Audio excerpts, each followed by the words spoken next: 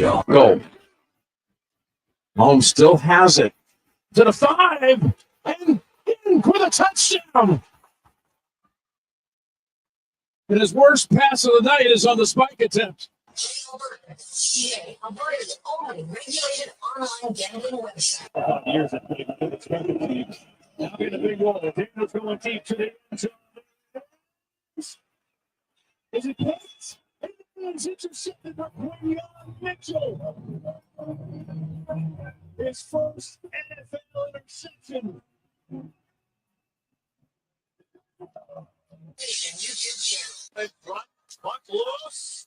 And Holtz able to feed to the white goal. Ross out of barbershop. On the wing, Eichel has a step. Driven in on the forehand, and he scores! Jack Eichel, his first shot of the game. Vegas back up by 2. Sends it. When you get the chance, you are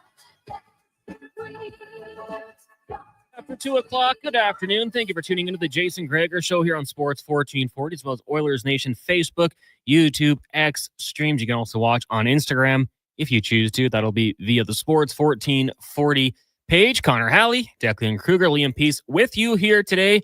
Monday edition of the show. Jason Gregor on vacation. He will be back next week. Until then, you got us, though. We'll get through the week. Lots to talk about on the show today. Of course, the Jason Gregor Show is brought to you by playalberta.ca. You can use promo code Gregor50, get a $50 free play with your deposit. Remember, it's at playalberta.ca. The Edmonton Oilers in action tonight, of course, taking on the Seattle Kraken. Big news, Connor McDavid returning to the lineup. This one gets going at 7:30. Should be a lot of fun. We will have pregame coverage for you from 6 till 7:30 here with Andrew Walker and Donovan Paulson.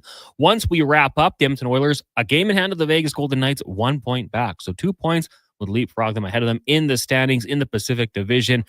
Put a little bit more space between them and the LA Kings as well. The text line is 1-833-401-1440 if you'd like to get in on the conversation. That is the Ewell inbox. Score your power play with your partners at Ewell. Get all the electrical needs at ewell.ca with 24/7 ordering and shipping in Edmonton and across Alberta. We've got a lot to get to on the program. We'll be joined by Matt Larkin from Daily Faceoff. We'll recap a busy weekend in the NHL. We saw something. Pietrangelo opting out of the Four Nation Faceoff. Is that a trend that's going to continue? Kind of makes you wonder, how serious are people going to be taking this event? We've already got people opting out. We've got Bill Bender from the Sporting News. He'll be by at 2:40. Talk a little NFL. Recap a tough weekend for the anti-Chiefs fans out there, myself included, but man, you can't knock the greatness. Tim Booth from Seattle will join us. We'll talk some Kraken. Of course, they're in town. Jordan Eberle back on the ice today. Don't think he's playing tonight, but the road to recovery has began. We got Cam Tate's 2-minute warning. I know he's fired up about this one. Corey Lavalette will join us, covers the Carolina Hurricanes. Of course, on Friday night, they had a massive trade. Mikko Rantanen and Taylor Hall in Carolina. Mikash goes the other way. The Chicago Blackhawks get a third, and that's it. Like, retaining money. Kind of weird. We'll talk about that. We've also got 5 questions with Declan Kruger and Speck and Kevin Woodley to get us through. Then we'll get to the Sherwood lineup later on as well. 1-833-401-1440. That is the text line. Also, if you want to reach us via email, Connor@sports1440.ca is the way you can do so. The Edmonton Oilers today, some very good news. Stuart Skinner and his wife expecting their second child, so he's not going to play. From what we've heard, he went to the hospital last night. First things first, congratulations to them. That is very cool news.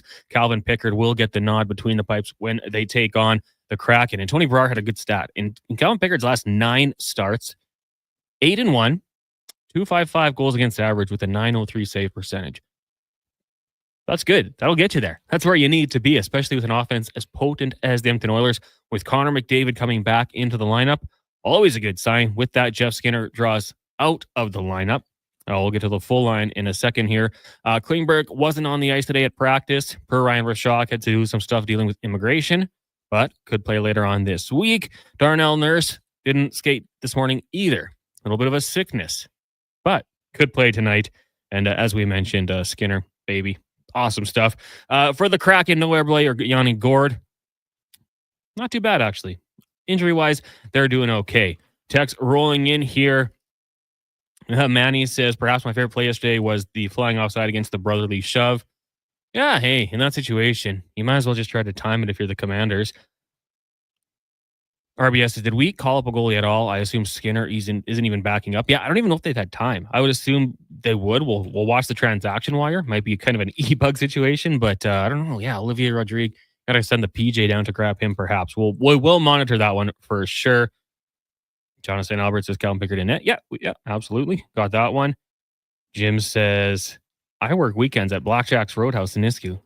The Saturday night band playing Dancing Queen. Too ironic. Jim. Yeah, well, we start off the show with a little Dancing Queen from ABBA. Get the people going. I'm sure if Struddy was listening somewhere, he was probably feeling it. We do have Wanye Gretz joining us as well. I say this, Low Tide asked, like, is this Wanye when Gregor's away trying to get in there, when Dad's gone, or is he helping you out? And I said, big brother, maybe a little of both. I'm not helpful, let's be honest. Well, but you tolerate me. Absolutely. That's a win for me. That's exactly it. You know what that Stu Skinner baby news means? It means the mustache works. The mustache works. Yeah, baby number 2 for them. I heard Lotai talking about it. You went through this 4 years ago? Yeah. I went through it 3 months ago, coming up on. He says, don't blame baby fatigue if he has an off night. I'm curious, different situations for you and I compared to a pro athlete. And Skinner's family lives in Edmonton, so maybe they can get a little help and he can get a full night's sleep. But man, it's tough. That first week, Ashley couldn't do a whole lot. So I was going nonstop. And there was one point I had to drive into St. Albert to get some formula or something. I don't even remember. I got so lost, like my brain just didn't work. So I wouldn't want to blame it on goalie fatigue, but if he had an off night or something, I'd say, I get it. A little more sympathy now than perhaps Connor Halley 5 years ago. And they have 2 kids now. This is their second, yes. And the rough math of kids is twice as many kids, 4 times as much work. It's 2 squared. Really? Right? Well, I would say easily. Parents can text in, but 2 kids is way more difficult, I'm told. Wanya Jr. for the moment is an only child. Yeah.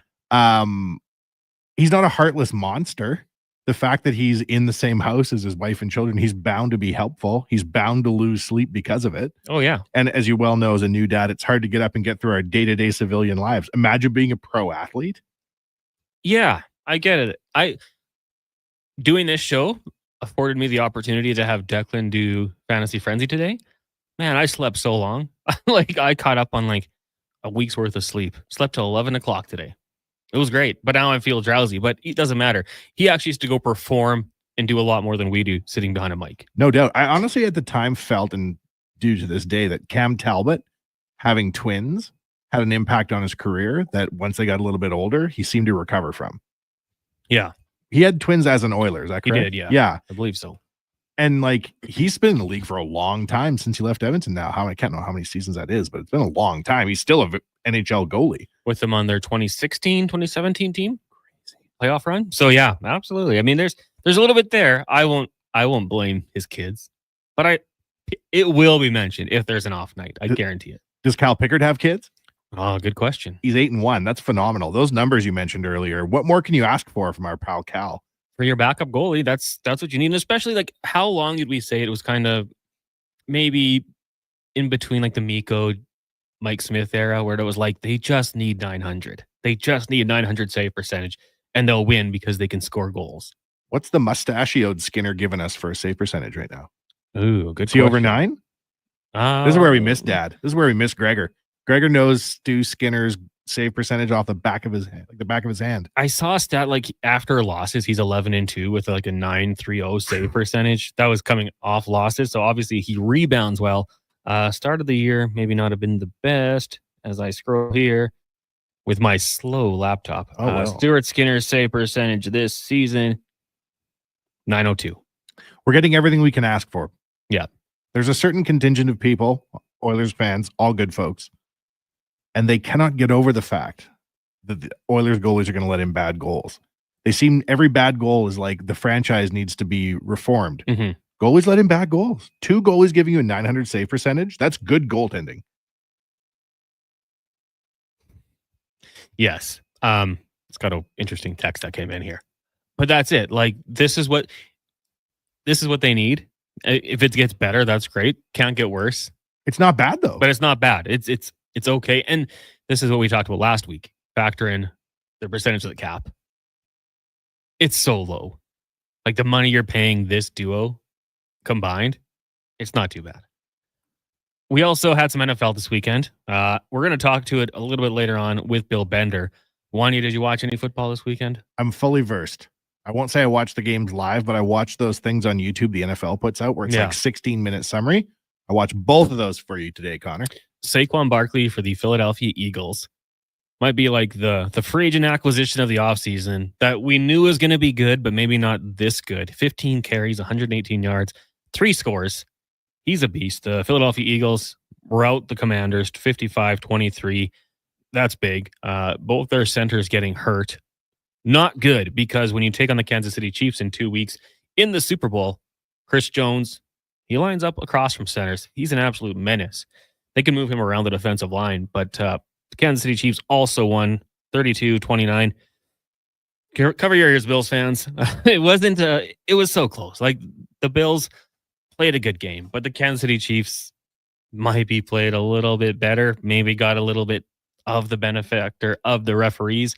I will say this, and I don't know if you saw these plays. Xavier Worthy had a really good play that I thought was caught by the Bills defensive back, and I also thought hit the ground.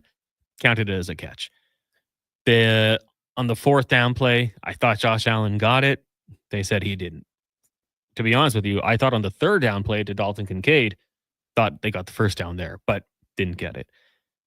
You gotta make it, you should leave no doubt, is what I'm saying. You got to get it by a yard. You can't let it be in the ref's discretion against the Chiefs because they seem to get those calls. But I will say this. Do you think it's more magnified on Kansas City? Because I'll go back to the Texans-Chargers game. Biased Chargers fan. And I would, challenge any NFL fan to a game they lost. Derwin James had an interception and the ball hit the turf. Very similar to the Xavier Worthy play. They didn't go their way. Dalton Schultz, Texans tight end, caught the ball, fumbled it. They just said incomplete. I thought it was a catch and fumble. CJ Stroud, I thought should have been a safety in the end zone. Didn't think he got out of the tackle box. That's just me as a biased Chargers fan.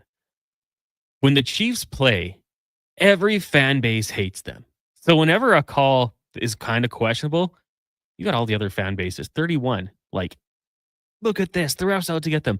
These plays happen in every game. And you know what? Chiefs fans always counter. Well, there was a holding the other way that wasn't called. Things of that nature. I kind of feel like the Chiefs, yes, they do get their fair share of calls, but it's just so overblown because it's always the biggest moment because they're always playing in the biggest game. I think before the Chiefs, wasn't it the Patriots? It was the storyline was they were always getting the reffing. Tom Brady always got the call. Right? Yeah. Always looked at the ref when he got hit. Palms up. There comes the flag. I'll tell you this, Connor. I'm not as big of a football fan as you are, obviously. First of all, I respect the fact that you're here in a Chargers hat and hoodie.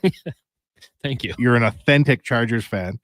The NFL schedule clearly has no bearing on how you dress. My allegiance. But I am a practical person. And I know that Taylor Swift books months, years in advance. And they've had her ready to go at the Super Bowl for months.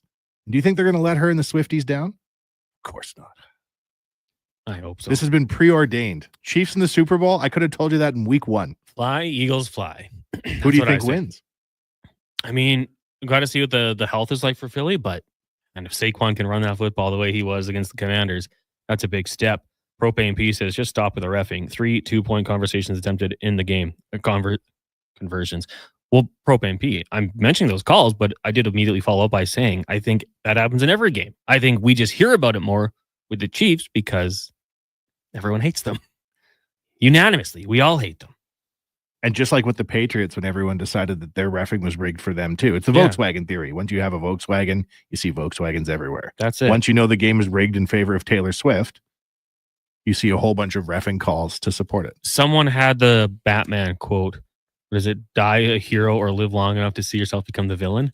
And it was like in 2017, everybody wanted the Chiefs to beat the Patriots. They took them over. And then the Ark. Now they're the most hated team. Same with the Philadelphia Eagles. They beat the Patriots. Now the Ark, they're hated. I don't actually hate Philly as much as the internet seemingly does, but that seems to be kind of the route.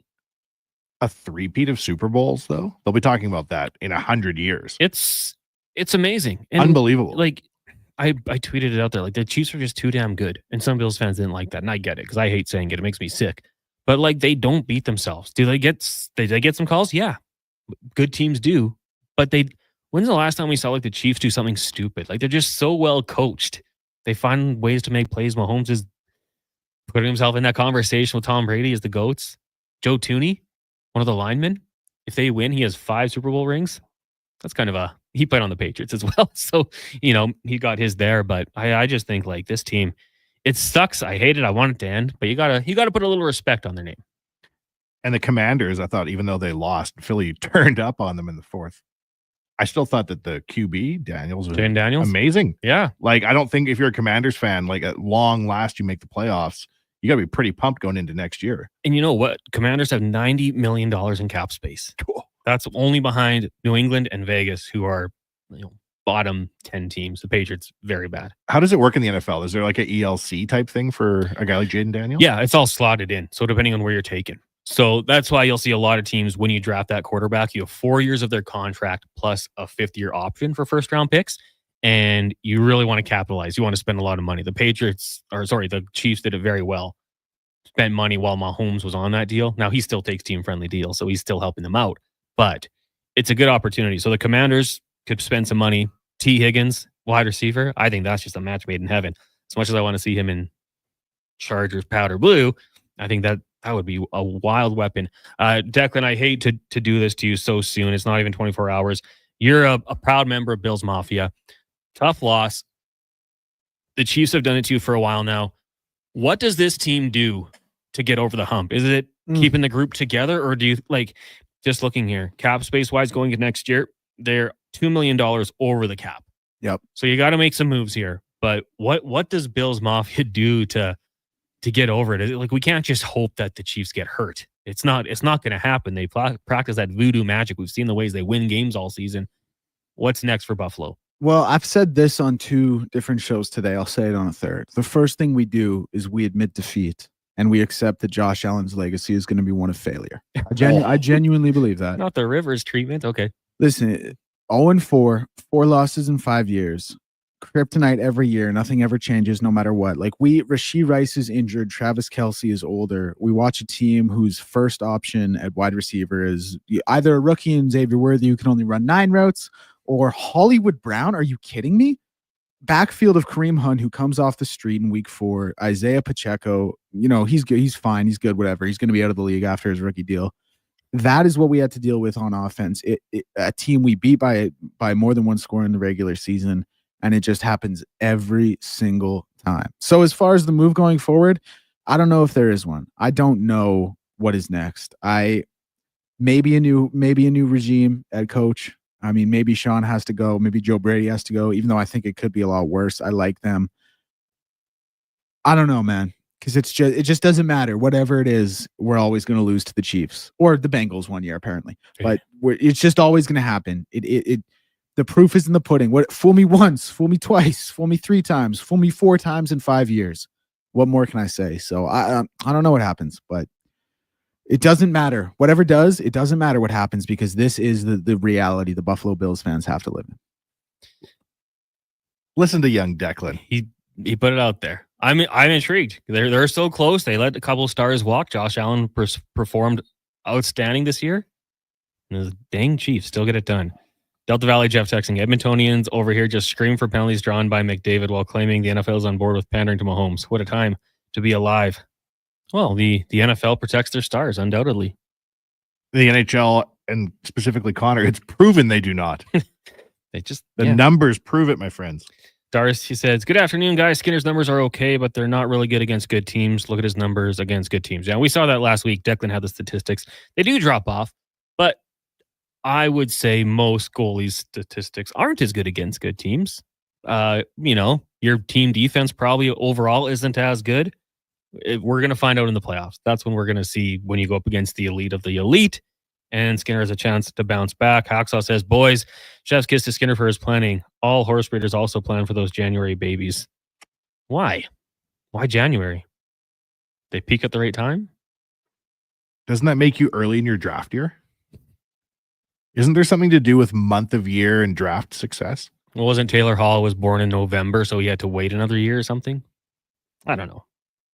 Klaus from Beaumont says, boys, oh my gosh. We had 2 sets of twins, boys 10 to 10 and a half months apart. They're all the same age for a month and a half before the older ones turn a year older. Don't drink the water in Beaumont. 2 sets of twins within a year? Yeah, year and a half. Oh, Or man. 10 and a half months. Irish babies? That's something Irish else. twins? Irish quadruplets. 2 Man. sets of twins. Horace birthdays are all January 1st. Interesting. Lance quickly says, are the Bills the Jets of the 80s? No matter how good they are, they can't be the dynasty of the Oilers. Maybe. I mean, you go back to those Patriots dynasties, like the Steelers broke through with Ben Roethlisberger. Colts got through with Peyton Manning, but it's tough. And last one here, Declan. I've never paid much attention to people complaining about the referees when it comes to KC, but yesterday they should have had a time count violation at the 2-minute mark before the half, and I truly believe that Josh Allen had a first down in the 4th. Starting to question things from RL, and I will say, yeah, the Josh Allen one and the Dalton Kincaid before that, I thought they both had first downs, but what can we say? That's what I'm saying, man. I didn't even talk about the down judge marking of the first down and Gene Steratore saying it was a first down and Xavier Worthy's catch vibrating off the turf. I didn't even talk about any of that because it just doesn't matter. You expect those things when you're playing the Chiefs. You play 11 on 18 every single game. You expect those things. It is what it is. Declan is so down bad, he is redrawing the Bills logo right now by hand to start a rebuild of the franchise. He's got a new color palette. He's spitballing new names. You're fine. Can't be considered a bad season for the Bills, Declan.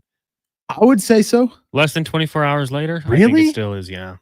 Listen, I'll say this. Kyer Elam, if you want to come to Edmonton, Canada, and we can work on a little press coverage instead of you giving those soft zones so they can just run curls and bubbles every single play and get 8 yards. I'm sure we got some guys here who can teach you. So Connor will fly you out. We'll make it happen. And DeMar Hamlin, you can come too and learn to tackle. It'll be awesome. We'll all figure it out together, guys, for the betterment of the team. Well, whatever it takes. I don't know who any of those players are, Declan, that you just mentioned, any of them for that matter. But I do know dark times, and that was the decade of darkness. To me, going to, what do they call it, championship round weekend? Conference championships. How can that be considered a bad season? Your top 4 teams. It's expectations, right? Wow. That's it. Falling through all those tables made of scrambled your eggs. Talk Declan Haslam. We'll take a break. When we come back, we're going to talk some NHL. Take a look at the big picture here with Matt Larkin from Daily Faceoff. It is the Jason Gregor Show. Connor Halley, Wanye Gratz, Declan Kruger, and Liam Peace with you here from the EWL Studios in West Edmonton Mall. You're watching on Oilers Nation YouTube, Facebook, and Twitter, and listening on Sports 1440. The Gregor Show brought to you by PlayAlberta.ca. Wow. Ready for a silly hockey fans. Your partner in power just skated onto the ice. EWEL.ca, the new e-commerce website for electrical wholesalers Edmonton, is ready for the power play 24/7, 365. UL skates to where the puck will be in 5 years. Now that's forward thinking. Killer selection, slamming products from the best brands, and legendary service. Don't sit on the bench. Get your account today at ewell.ca and win that project. Plug into your partner in power. Get an EWEL.ca account today. Excavators, loaders, lifts, compaction equipment, and more. Find the XCMG construction equipment you need. Available for rental or sale at Japa Machinery Group. Japa, helping build Alberta from the ground up for 50 years. Visit japamachinery.com. Sunday, February 9th. Touchdown! The biggest game of the year. It's on 30 TVs. Only at On the Rocks. Join host Ryan Jesperson at OTR's Rock and Bowl Super Party. Tickets only $30 and include Guaranteed seating, a team t-shirt, prepaid moosehead, and an all-you-can-eat tailgate buffet. plus prizes each quarter. And one person will take home $1,000 at the end of the game. Touchdown! Rock and Bowl Super Party, February 9th. Tickets at ontherocksyeg.com. Noodle, noodle, noodle, noodle, noodle, noodle, noodle, noodle, noodle, noodle. Noodle, noodle, noodle, noodle, noodle, noodle, noodle, noodle, noodle, noodle, noodle, noodle,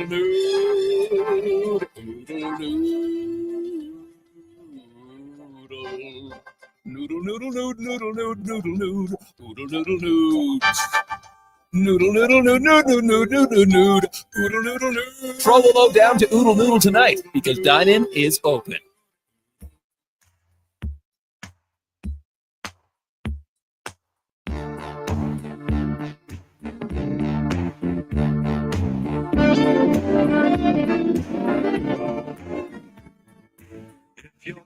Portions of this hour brought to you by Crystal Glass, your clear choice for residential windows, locally manufactured and installed. Crystal Glass provides a beautiful product and incredible customer services for all your residential needs. Call 310 Glass or visit crystalglass.ca for a quote. From puck drop to kickoff, it's the Jason Gregor Show on Sports 1440. Presented by PlayAlberta.ca, Alberta's only regulated online gambling website. Come, let's mix where Rockefellers walk with sticks around 226. Welcome back to the Jason Gregor Show here on Sports 1440. Also streaming on Oilers Nation YouTube, Facebook, and Twitter. I'm going to slide over here so we can see our fantastic sponsors over my shoulder on the YouTube stream. Hello to everyone tuning in on YouTube, Facebook. Make sure you hit that like button. Give us the thumbs up.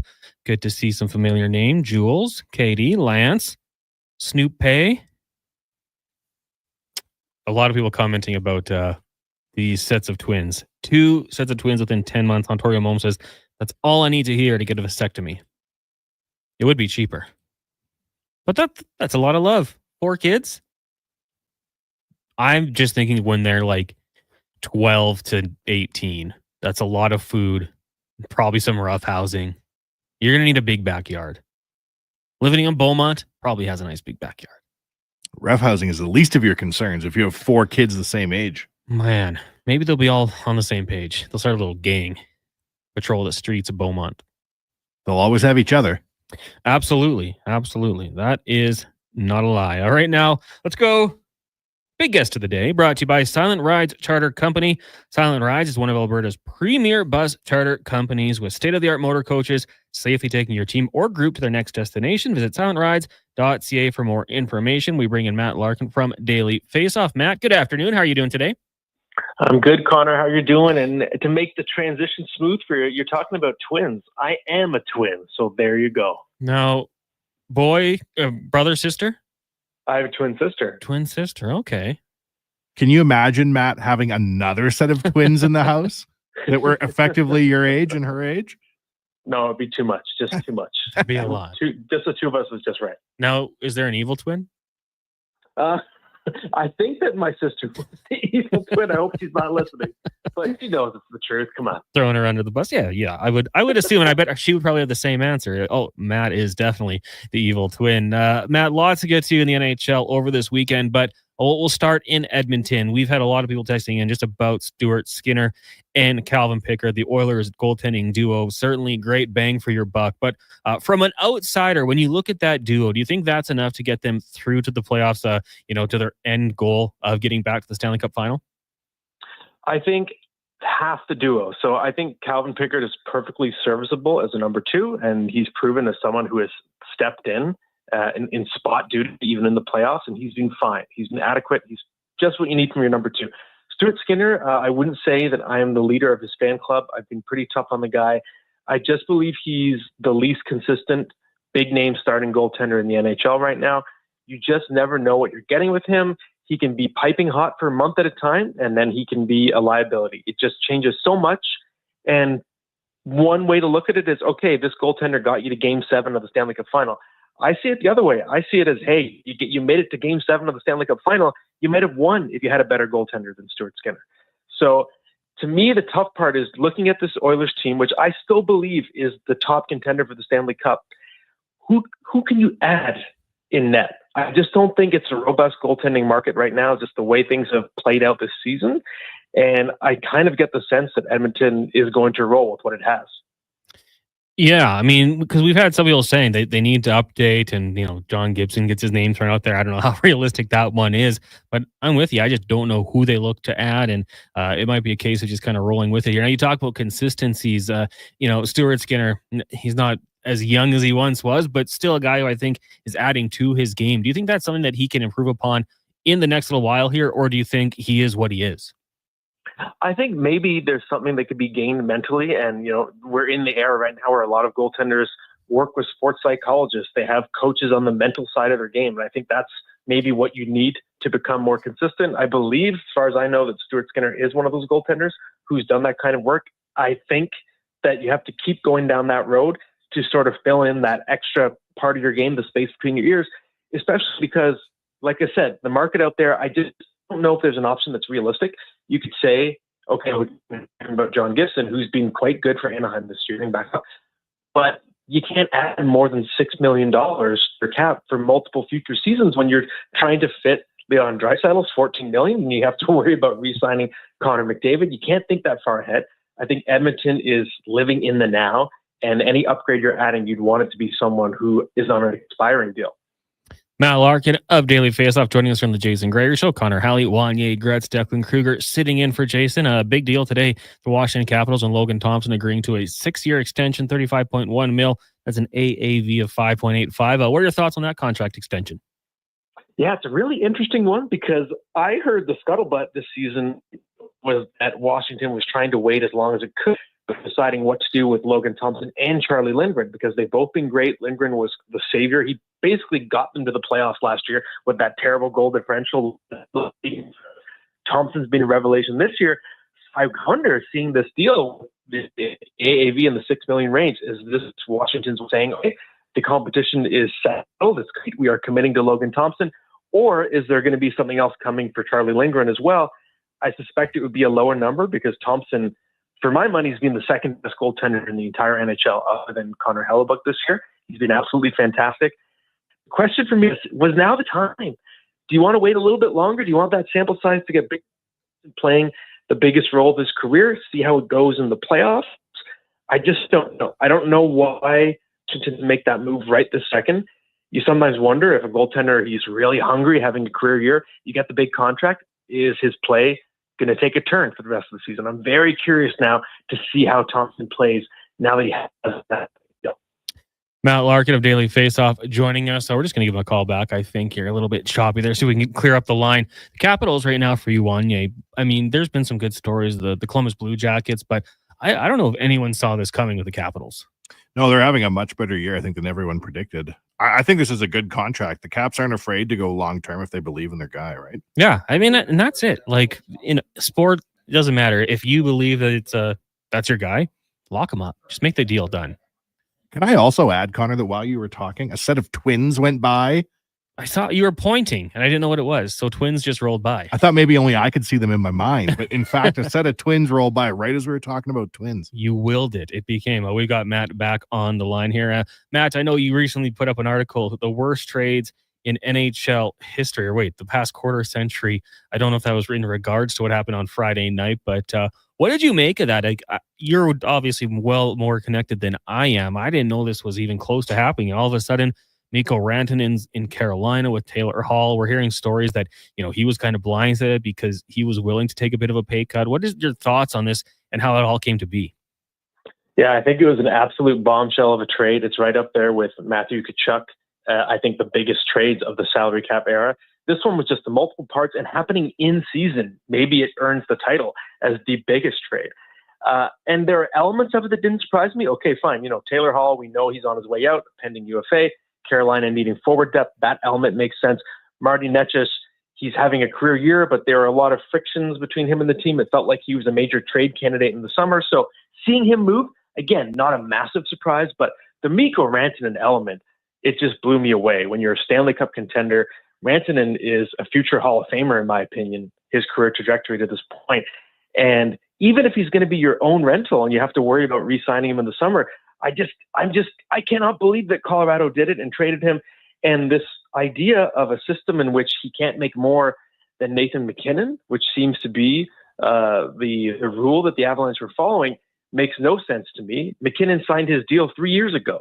There's inflation. There's a bigger salary cap. His next deal is going to be probably worth more than Rantanen's whenever he would sign his next deal. So the idea that there had to be this hierarchy, it's silly.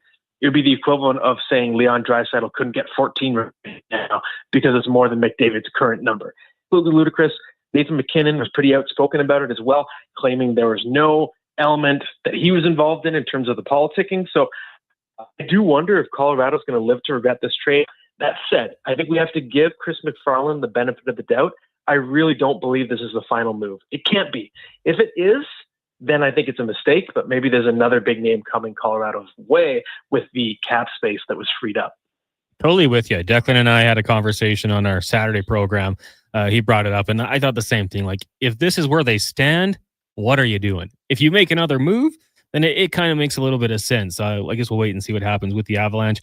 We are joined by Matt Larkin from Daily Faceoff here on the Jason Gregor Show. I want to ask you about the news today with Alex yesterday, pulling out of the Four Nation Faceoff for rest or whatever it might have been. Then we find out, he plays 20 plus minutes for the Golden Knights. I just want to get your thoughts on that decision, and who do you think could be a candidate to replace him? Ooh, Connor, you're doing free advertising for me. I have a story coming out tomorrow morning, 10 o'clock Eastern. That's 8 Mountain Time, going through all the replacement options for Pietrangelo, but I can tease it. I think if you're looking at top candidates, to me, Mackenzie Weegar is someone that checks every box. He's a right shot, but he can play the left. He's big, he's strong, plays all situations. There's some momentum for Drew Doughty. I'm a little curious about that one. I know he really wants to play. I think it would benefit him to get the reps in because he's coming back from that fractured ankle. But why take that risk if you're Canada when you have so many other options? I don't think there's going to be enough love for Evan Bouchard. I will continue to pound the table for him. I think he's still fantastic. I don't understand this narrative about him being not good enough defensively. It's just not true. He is fantastic on a pair with Ekholm. I don't care if Bouchard has bad highlight tape from time to time. It's ludicrous. I think the hot takes that are thrown at Bouchard for his play, he would be my pick, but it doesn't sound like it's going to be him. There are a few other options. I don't want to tease every one. Chris Tannen's out there, but you can find them on Daily Faceoff tomorrow through all 6 of my proposed options. Matt, you got me. I'm going to be looking at that 8:01 tomorrow morning for sure. Thanks so much for doing this today. We really appreciate it. It's my pleasure, always. There you go. That is Matt Larkin from Daily Faceoff. Our big guest of the day, brought to you by Silent Rides Charter Company. Check them out, silentrides.ca, for more information. Bouchard to represent his country? Wanye, very quickly here, we got to take a break and get to Bill Banner talk some NFL, but does this open up the line of questioning, do the players care about this? And if you're Hockey Canada, are you well, Mr. Pietrangelo, do we need you at the Olympics now? I think some players care. I think there's 2 types of players, right? For some, it's a great honor to play for your country, a Four Nations Cup or the Olympics or World Championships. Look at Sam Gagner recently in Davos. It obviously means a lot to him to wear the maple leaf. Absolutely. But some people know. Does it matter to Bouchard? I have no earthly idea. Can you speculate? I mean, I think it's a pretty big honor anytime you get the chance to go do it. I just wonder, for this made-up event with only 4 teams, if you have any kind of the Olympics, I'd be there. Mm-hmm. That means a lot. Top of the top, best on best, with all the best nations. For this one, Russia's not there. Czechia's not there. Whoever else you want to consider a powerhouse, not there. If I have a bit of a nagging injury and I'm I'll take this 2 weeks off and get ready for the stretch in the regular season. I don't blame NHL players for not wanting to go to this because it's just a made up kind of money making event. And it's unpaid, right? Well, that I don't know. I hope there's some sort of compensation. I haven't. 4 Nations isn't a lot. That guy's got 4 twins, for heaven's sakes. Yeah. Well, I don't know. We'll see. Let us know. 1-833-401-1440. Who do you think would be a good replacement for Pietrangelo? Saw TSN had an article throwing Drew Doughty out there. I respect the heck out of Drew Doughty. Will he want to go do it? I don't know if he's going to care, but we know he always wants to put on that maple leaf for sure. Let's take a break. When we come back, we'll talk some NFL. We got the Super Bowl set up, the matchup. Well, nobody wanted except for 2 fan bases, Chiefs and Eagles. Should be a good game, I'm sure. I'm sure we'll get a classic, but I don't know if people wanted it. Commanders, Bills would have been fun too. We'll talk to Bill Bender from the Sporting News next. It is the Jason Gregor Show here on Sports 1440, as well as Oilers Nation Facebook, YouTube, and X, brought to you by PlayAlberta.ca. Actions speak louder than words. Japa Machinery Group puts your construction plan into action with XCMG construction machinery you need. Available for rental or sale. Learn more at japamachinery.com.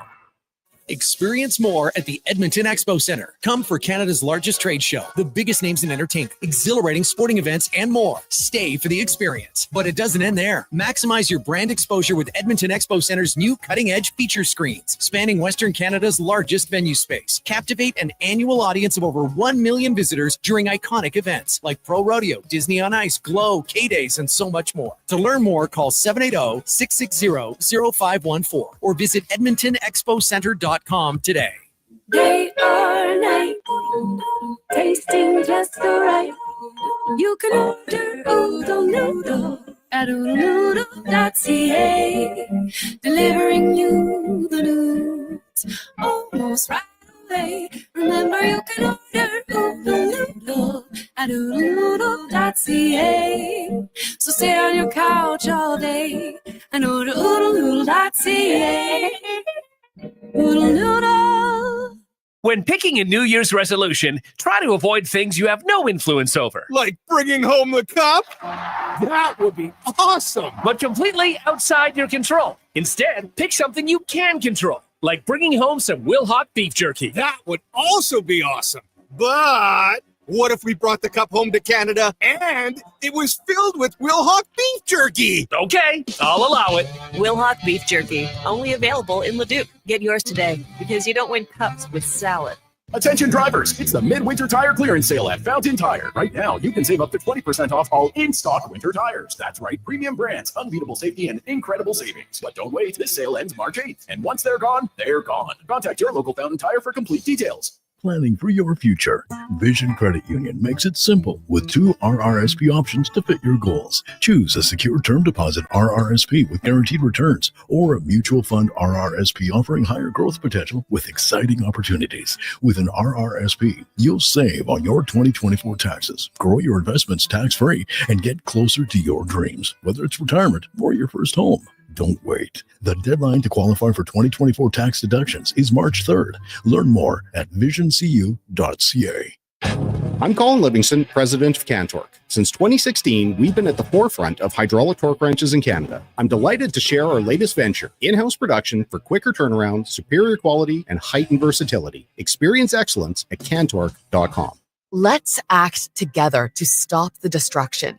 We can rebuild our healthcare by respecting frontline workers and by putting patients before profits and politics. Visit rebuildourhealthcare.ca to learn more. Familiar flavors meet a refreshing new twist at the Varsity. Nestled in White Mud Crossing, the Varsity boasts a delicious menu filled with your favorites, like endless forever fries with every burger, crafted with a unique new touch. Enjoy the welcoming atmosphere you know and love. Now with fresh, locally sourced ingredients and exciting new choices. And the best part is, your wallet will be happy too. Order online at varsityburgers.ca or visit the Varsity today and discover how something new can feel oh so wonderfully familiar. Go, go, go, go, go, shorty. It's your birthday. We gon' party like it's your birthday. Sip a card like it's your birthday. And you know you don't give up because that's your birthday. You're party in the club. Full of bub. Mama, I got what you need. You need to feel it. I'm gonna have sex. I'm gonna make it love. So come give me a hug. From puck drop to kickoff, it's the Jason Gregor Show on Sports 1440. Presented by PlayAlberta.ca, Alberta's only regulated online gambling website. You see the Benz on do. When I roll 20 deep, so it's drama in the club. Now that I roll with Dre, everybody show me love. When you feel like them Gregor Show here on Sports 1440. Also streaming on Oilers Nation, YouTube, Facebook, and X. Connor Halley, Wanye, Gratz, Stephen Kruger, Liam Peace with you. We're just an army keeping this show on the airways and on the internet. The text line 1-833-401-1440. I'd asked a little bit about the Four Nation face-off. Paul, first-time texter, says, this is not playing for your country. This is a money grab for the NHL. I don't care. And I can't lie, Paul. I had a similar thought to this. Like, will I turn it on? Sure. If Canada wins, will I be arrogant? No. If Canada doesn't win, will I be that upset? No. Olympics, totally different picture. But for this one, I'm a little bit unsure. Schwackhammer says, sad to say, yes, money event, no interest here, but I will watch. Rather, the season would keep going. Wrong time for this kind of setup. Best on best, you got to have the Russian, German, and Czech teams. Yeah, I mean, those players, I'm sure, will take the time off and rest up and be okay with it, but a little bit weird. I would have rather seen maybe a Team Europe and a Team Youngstar, similar to what we saw back in 2016 or whenever that was. But keep those texts rolling in here, 1-833-401-1440. Right now, we're going to talk some NFL as the Super Bowl is set. Kansas City Chiefs, Philadelphia Eagles. We've seen this before. The NFL Report brought to you by Legacy Heating and Cooling, where the rates never change. Need service late at night or on the weekend. You don't need overtime charges. That's how you build a legacy at legacyheating.ca. And Gregor can vouch for that. He said the furnace went out during that cold snap, hooked him up, fixed it up right quick. So it happens. I'm fortunate. I would be freaking out if that happened. I wouldn't know who to call, but then I'd remember quickly. Legacy Heating and Cooling. We bring in Bill Bender, covers the NFL with the sporting news. Bill, good afternoon. How are things going? I'm doing well. Thanks for having me on. Yeah, we really appreciate you giving us some of your time here, and we'll start off here, I guess, with the AFC Championship and the Kansas City Chiefs continuing their dominance. I want to ask you this question: if you're the Buffalo Bills, you haven't been able to get over that hump. You let Stephon Diggs and Gabe Davis leave last offseason. Heading into the offseason, you're $2 million over the salary cap for next year. What do you do if you're running the Buffalo Bills to try to get over the Kansas City Chiefs hump? I mean, just try to keep what you have intact and maybe a receiver. But I wrote about Patrick Mahomes today and did the whole Michael Jordan comparison. The Buffalo Bills in this story feel a lot like the New York Knicks when I was growing up, where they won a lot. They just couldn't get past the Bulls. And that's what it feels like. Patrick Mahomes' 17 playoff victories, only one quarterback's lost to him more than once, and it's Josh Allen and the Bills. And I thought this was the year they would do it. I picked the Bills last week. I felt good about it. I felt good about it in the fourth quarter. But these Chiefs, they just find a way to make that one play or two. And I guess that fourth down call we can talk about, but I thought Josh Allen was short on that play. Yeah, I mean, I thought it was close. I thought Dalton Kincaid was close on the third down play. And, you talk about he's at those 4 playoff starts against the Chiefs, 100-plus passer rating, 11 touchdowns, only 1 turnover, but you lose all of these games. Something about this Kansas City Chiefs team and their greatness, if you're within, 7 points or less with a minute and Mahomes has the ball, it just seems like you're done. I mean, Patrick Mahomes, he just has that clutch gene along with, that team that Andy Reid has built up. Yeah, and again, it feels like for me, I don't make the Jordan comparisons lightly. I'm a guy that thinks Michael Jordan's the greatest basketball player of all time and greatest winner. But there was something about when I was growing up and he was doing that and what Patrick Mahomes is doing now. I'm not a Chiefs fan, and I don't get too far deep into like the conspiracy theories of those kind of things. I just think the guy knows how to win, knows how to manage a game and manipulate it so he will win. And do they get a little bit of help from a call here and there? Yes. But so did Michael Jordan. So, that happened. I remember those days where Jordan got a lot of calls. So I think the Chiefs are a really good team. I know we're going to get into the Super Bowl. There's no reason why the Eagles shouldn't win that game, but it's hard to pick against the Chiefs. It really is. And we'll talk about the Philadelphia Eagles a little bit here as well, as they knocked off the Commanders 53-23. Saquon Barkley just continuing to look, I guess, the player we know he always has been since being drafted out of Penn State, 2nd overall by the Giants. The guy's an absolute stud. Did you expect him to be this good with Philadelphia? No, I thought he'd be a contributor, obviously, make this offense better, but 2,000 yards good, 247 rushing yards per game in the playoffs for the Eagles good. Not him. I mean, he's over 100, but they're dominant up front. They got 3 Pro Bowlers up front. Saquon's been amazing. He's running with a burst. He's running with an attitude. It reminds me, as you guys know, I cover college for us here at Sporting News. It reminds me of how dominant he was at Penn State. So, very happy for him and this Philadelphia team as they look to take the next step. And like I said, I mean, if you look at how they dominated Washington yesterday on both sides of the ball, I mean, how many offsides were we going to have before they were going to? I've never seen that in an NFL game before. Yeah. Kind of reminds me of the Steelers on field goals sometimes. When they just end of the game, they'll just jump it repeatedly, trying to time it perfectly. Bill Bender joining us here on the Jason Gregor Show. Connor Halley, Wanye Gretz sitting in. So looking ahead to the Super Bowl, I think one of the matchups that's going to be really interesting is the interior line for the Philadelphia Eagles up against Chris Jones, one of the best defensive tackles in football, best players in football, really. What do you think is going to be the challenge here, especially with the injuries for the Eagles at center? This Kansas City defense really good. Steve Spagnuolo mixes it up front. Blitz pressures, run blitzes. Chris Jones, as you mentioned, a dominant player. And, the secret to this Chiefs run, and I know this from rooting for Green Bay over the years, is we spent a lot of money on Patrick Mahomes, and he's making it work with the cast that he has on offense. Their defense is awesome. You know, the front seven are really good. Their secondary makes plays. They don't they force turnovers, but they make it hard for you. And that interior line, that'll be it. You know, whether Dickerson or Juergens, what their injury status is. I mean, at least they have 2 weeks to prepare for this game. But yeah, the Chiefs will definitely pose a challenge with their defensive front. Bill Bender joining us here on the Jason Gregor Show, covers the NFL and college football with the Sporting News. I want to ask you about the coaching hires this offseason. I think maybe the Dallas Cowboys surprised us a little bit with Schottenheimer. We saw Pete Carroll get back into the mix with the Raiders. Was there one that stood out to you as the top hire this offseason and one that has you scratching your head?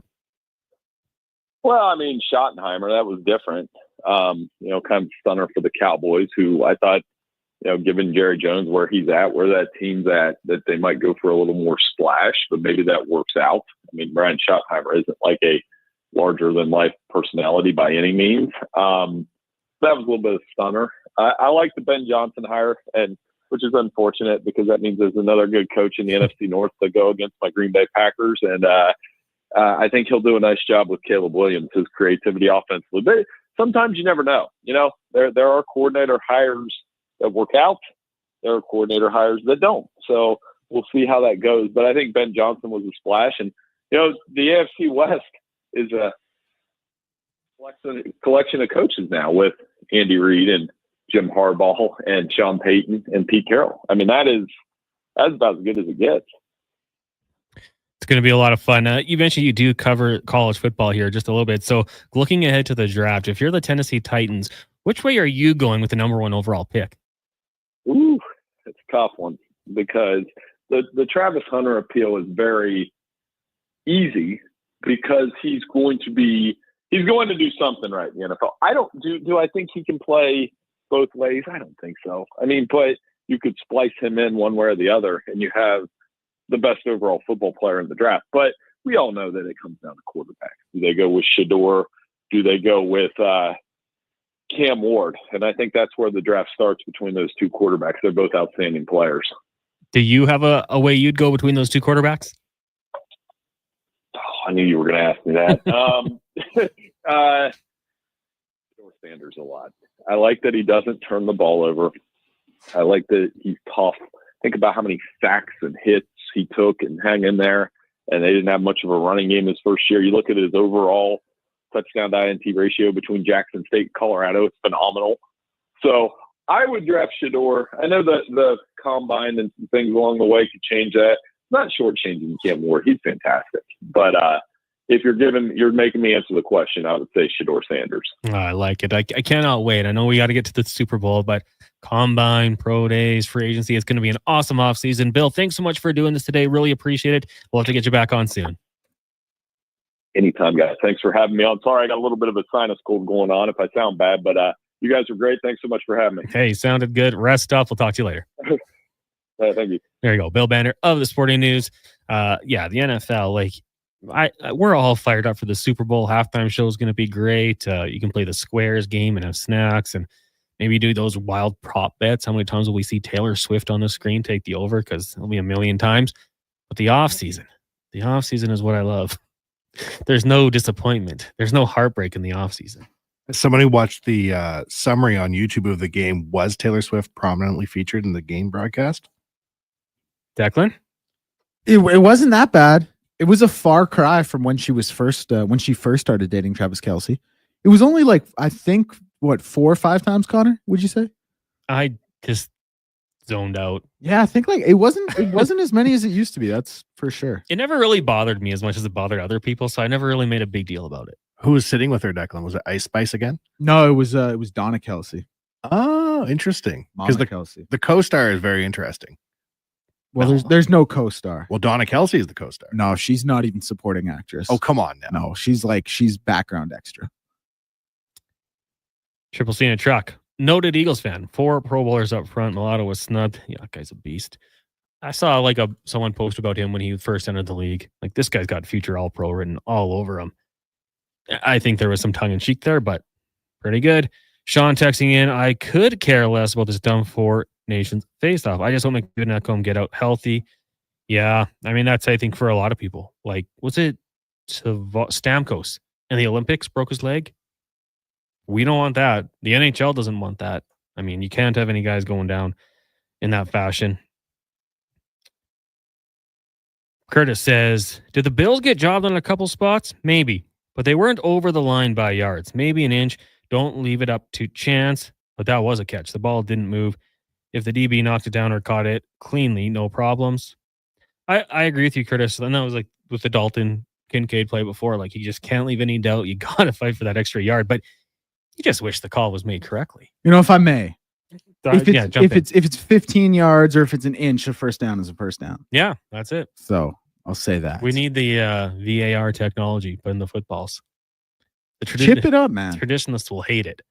Why wouldn't we chip it up? Yeah, I don't know. Why do we do it with the puck? Tennis does it. Soccer does it. Or football, depending on where you're watching the game from. But yeah, it would take away the controversy, I suppose. Lots to get to today on this show still. Sean Brown, former NHLer, overall good guy, is going to be dropping by the studio shortly. Not here yet, but I have great confidence that he'll roll in soon. We'll head out to Seattle, talk to Tim Booth, covers the Seattle Kraken for the Times. Cam Tate's 2-minute warning. We got Corey Lavalette. What's it like for the Carolina Hurricanes? With all due respect, they went and got Jake Gensel last year. I think this is a way better move. Yeah, are they going to pay him? We'll find out. 5 questions with Declan Kruger. We've got Speck, Kevin Woodley, Wanya's World. Lots more to get to here on the show. Before we do that, let's get to a Sports 1440 update brought to you by Legacy Heating and Cooling. They are hiring HVAC installers and plumbers. Starting bonus to the right candidate. Strong benefits. RRSP matching. Tuition reimbursement. Apply today at legacyheating.ca. Here is Declan Kruger.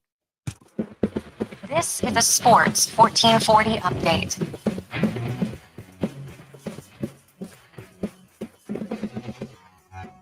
And for your Sports 1440 update, 5 games tonight in the NHL. 2 games kicking off the action at 5 o'clock. Los Angeles and Detroit, New Jersey and Philly. Edmonton Oilers, of course, in action, playing host to the Seattle Kraken, a 7:30 p.m. puck drop for this one. Calvin Pickard in the starters net, while Stuart Skinner will be with his new child.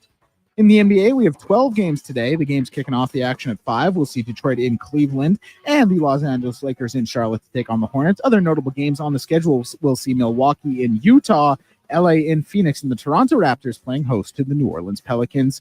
5:30 tip-off for that one. The Washington Capitals and goaltender Logan Thompson have agreed to an agreement on a 6-year, $35.1 million contract extension with a cap hit of $5.85 million. The Islanders acquired defenseman Scott Peronovich from the St. Louis Blues in exchange for a conditional 5th-round draft selection in the 2026 draft. And the Miami Heat are suspending Jimmy Butler indefinitely, according to sources. I'm Declan Kruger, and this has been a Sports 1440 update. It's Sports 1440, a Stingray radio station broadcasting on Treaty 6 territory. Download the free iHeartRadio app and listen to CKJR wherever you go. Every nickel that you don't pay in interest is a nickel back in your pocket. So make a 0% interest deal with your friends at St. Albert Dodge. Right now, you can drive away in Motor Trend's Truck of the Year, the 2025 Ram 1500, with 0% financing. There's a great selection, over 100 on the lot. Or if you'd like to get some cash back to pay off your credit cards and start the year fresh, they can help you with that too. Just head up the trail and see how easy it is to do business at St. Albert Dodge.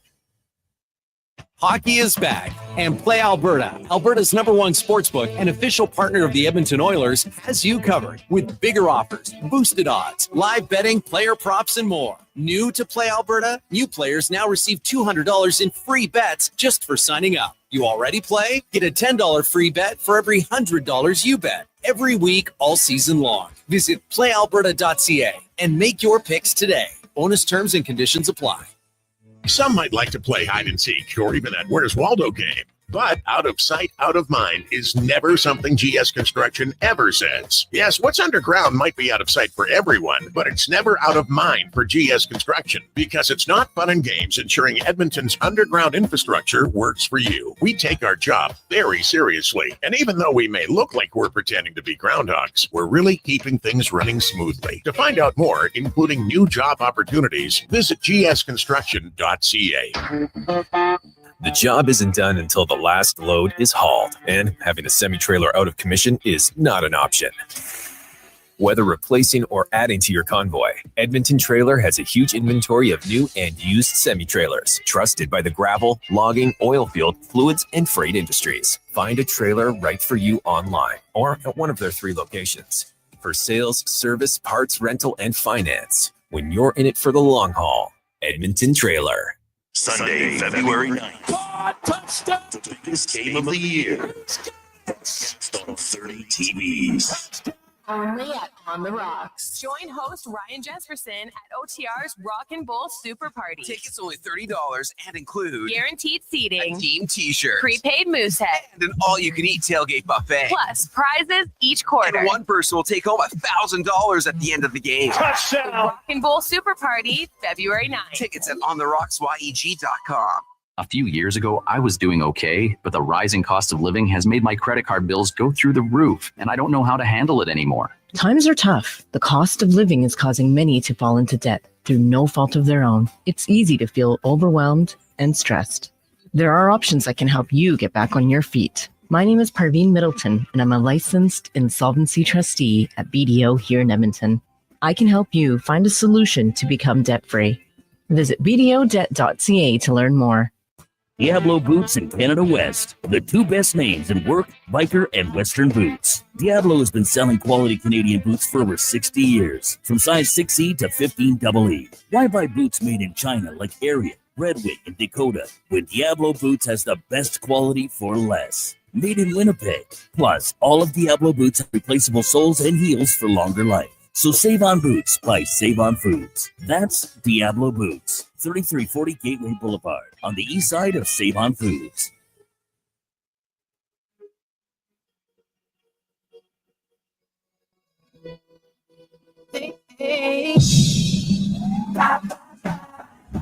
Portions of this hour brought to you by Japa Machinery. Japa is digging deep on their 50-year history of supporting Alberta's construction industry with their line of special edition blackout excavators. Visit japamachinery.com for all the details. From puck drop to kickoff, it's the Jason Gregor Show on Sports 1440. Presented by PlayAlberta.ca, Alberta's only regulated online gambling website. You want to check for me, so now it's time to leave and make it alone. I know that I can't take no more, it ain't no lie.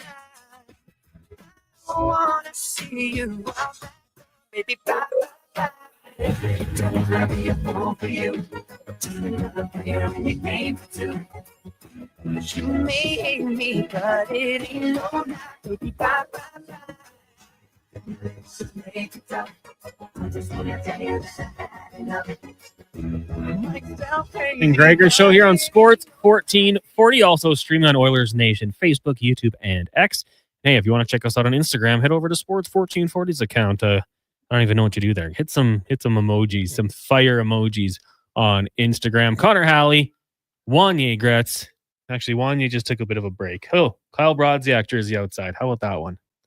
Oh, I don't see too many of those. We got to get Kyle. We got to get Kyle on the show. Well, yeah, absolutely. Sure, Park guy. I see him quite a bit, and he's his kids are involved in our minor hockey association. I always think I got to get this guy on here. So there's your reminder. Yeah. Sean Brown in studio, former NHLer, former member of the Edmonton Oilers, owner, operator, coach, GM. Kind of done it all in hockey circles now, haven't you?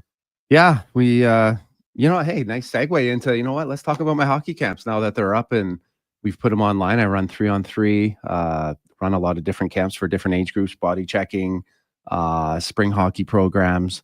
So thanks for that, Connor. Well, now, right into that. Let's say I have a 3-month-old son who I want to one day have hockey, make it a passion of his. Yeah. I got a camp for you. Your camp or Struddy's? Who's the better camp? Or both? Hey, at the end of the day, if you stay in this game, if you decide to get into this game, you'll probably wind up doing multiple camps. Yeah. But I don't think you can go wrong doing either one. But yeah, it's if you decide to do it, and I'm sure like every other dad out there, I mean, it is fun and it's good, but it is it gets intense, and it gets intense fast. I obviously went through it with my kid, and it was a great experience. I'm also involved in Strathcona minor hockey. But man, there is a ton of passion in minor hockey and families. And but it's good. I mean, you just in Canada, I just came back from Oshawa, where I grew up in Ontario. They had a Bruins Maple Leafs alumni game, and everyone's getting older, and all of us are no good anymore. But the place was sold out.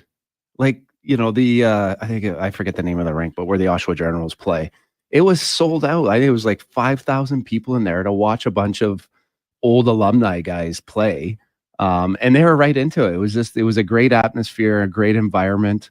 It was a lot of fun, but just the passion of hockey fans, and it's amazing in Canada.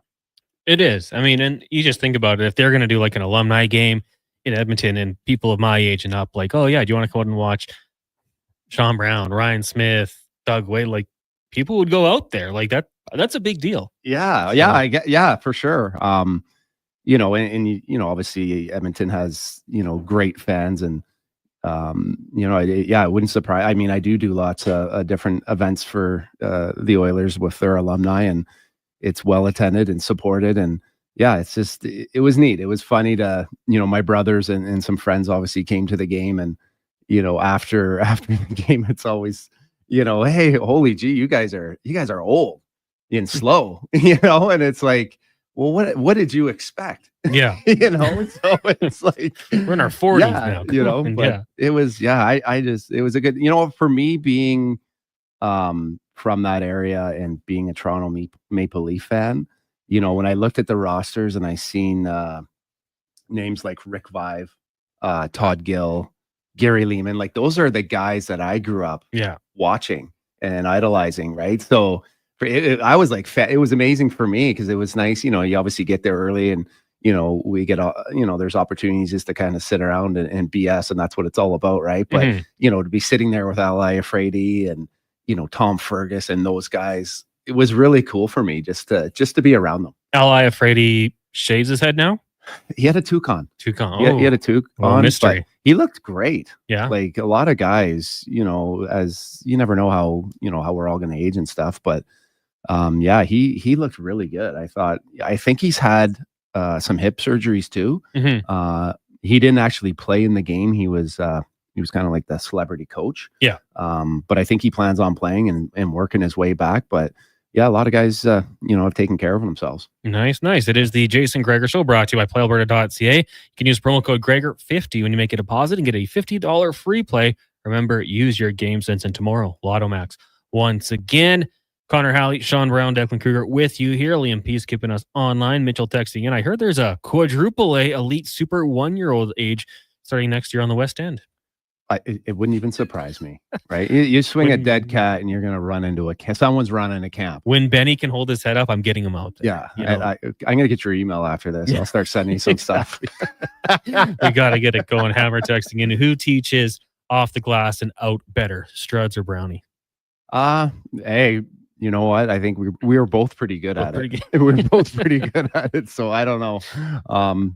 It's, what? I've enjoyed it. We've been doing it for 10 years. I started off with doing it with just, because my son was kind of getting involved in hockey, and it's quite rewarding. It's fun.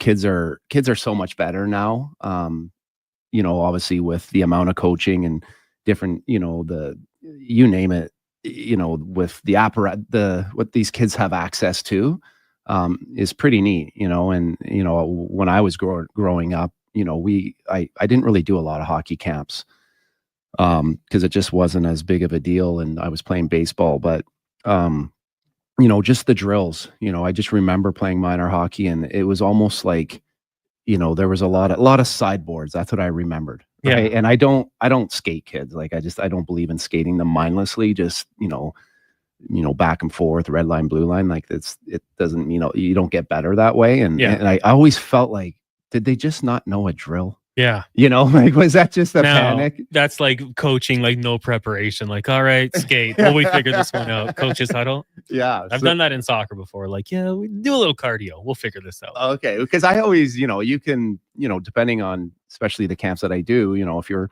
because, I don't believe in burnout. Like my son, when we started, or when he started playing hockey, I wasn't even a fan of spring hockey because I never did it. And then when my son was wanting, he started playing hockey, and then, we found out about spring and people asking us about spring hockey. And I was kind of like, no, play baseball and golf and let's get into some other sports. But, when he would leave the rink, he was basically coming home and playing on the driveway, playing in the basement. Like, he was just always playing. Yeah. Right. And so, when he found out his friends were doing it, he was, upset that I wasn't letting him. And so my wife was like, well, what's the difference? Like, you don't stop him from playing in the driveway. You're playing with him, or you're playing in the basement. Like, what's the big deal? And so I was like, yeah, you know what? There could be worse things he's doing.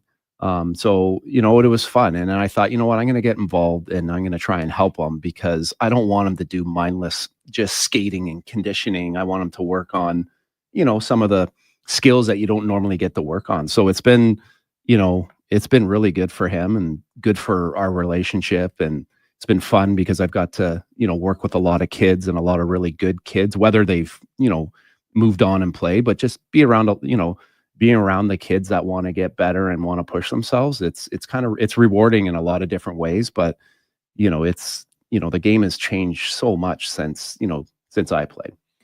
Yeah. And I mean, I feel like we hear that a lot, like in the last, 15, 20 years, you're seeing academies pop up and camps year round, spring hockey. Whereas back in the day, like you said, go play baseball, play soccer, play another sport. Now it's all hockey, which I guess depending on how you look at it, could be good, could be bad. Hopefully there's not burnout from the kids. Well, even burnout, like if you're not pushing them and if you're working on soft skills, then they find that fun. It's like arts and crafts. Yeah. You know what I mean? It's not about pace. It's about, if you're working on deception or sauce pat, like kids like to work on that stuff, right? So you're not burning them out, play a little bit of a fun game with a theme at the end. But, I remember when I was playing, because I wanted to continue, as an athlete, you're always trying to get better and add different areas to your game.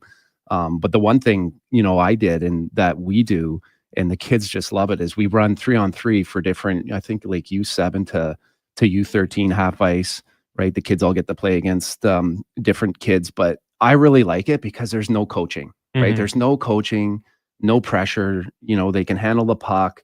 And I remember when I was playing, that's how I got better, right? I would go out to Pickering. There was a men's shinny hockey out there. And I would just go out there and play and just skate with the puck, handle the puck with no pressure, overhandle it, and that's really how my skills got better, is just by being in a situation where I could handle the puck a ton with not a ton of pressure. I don't know if this was paid, but Chris said, appreciate Sean and Wendy so much. Brakewood Hockey's been an amazing support for my boys' hockey development journey. So there's your... okay, who's that? From Chris. Oh, from Chris. Oh, okay, awesome. I know. Much appreciated. Very quickly here. Well, we got a few minutes left in this segment. Yeah. Low Tide was talking about Stuart Skinner, and he and his wife are having their second child, which is awesome. Yeah. Fantastic news. And he kind of brought up the point, and it kind of got me thinking, because it always happens. Yeah. Player has a kid. Player has bad game. Fan base says, oh, kids, he's tired.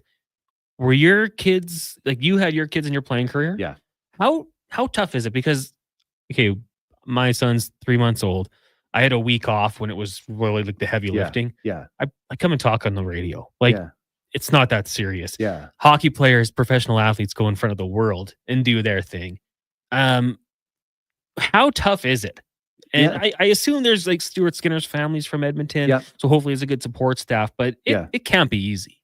No, but I mean, that's, if I'm going to give my wife a plug here now. But it just really comes down to your wife. I have a great wife, great mother. And she just did an amazing job that, which allows you to, focus on your sport. And, that I think that's, like you said, to have a good support staff is key. And I know that Stuart Skinner, being from here, he's got lots of family here. I actually know a friend of mine's actually dating his sister, and I know he spends a lot of time with Stuart and helping them out in different ways. Mm-hmm. And that's important, right? Because there is a lot of pressure and rest and is important. But yeah, I think it really comes down to that.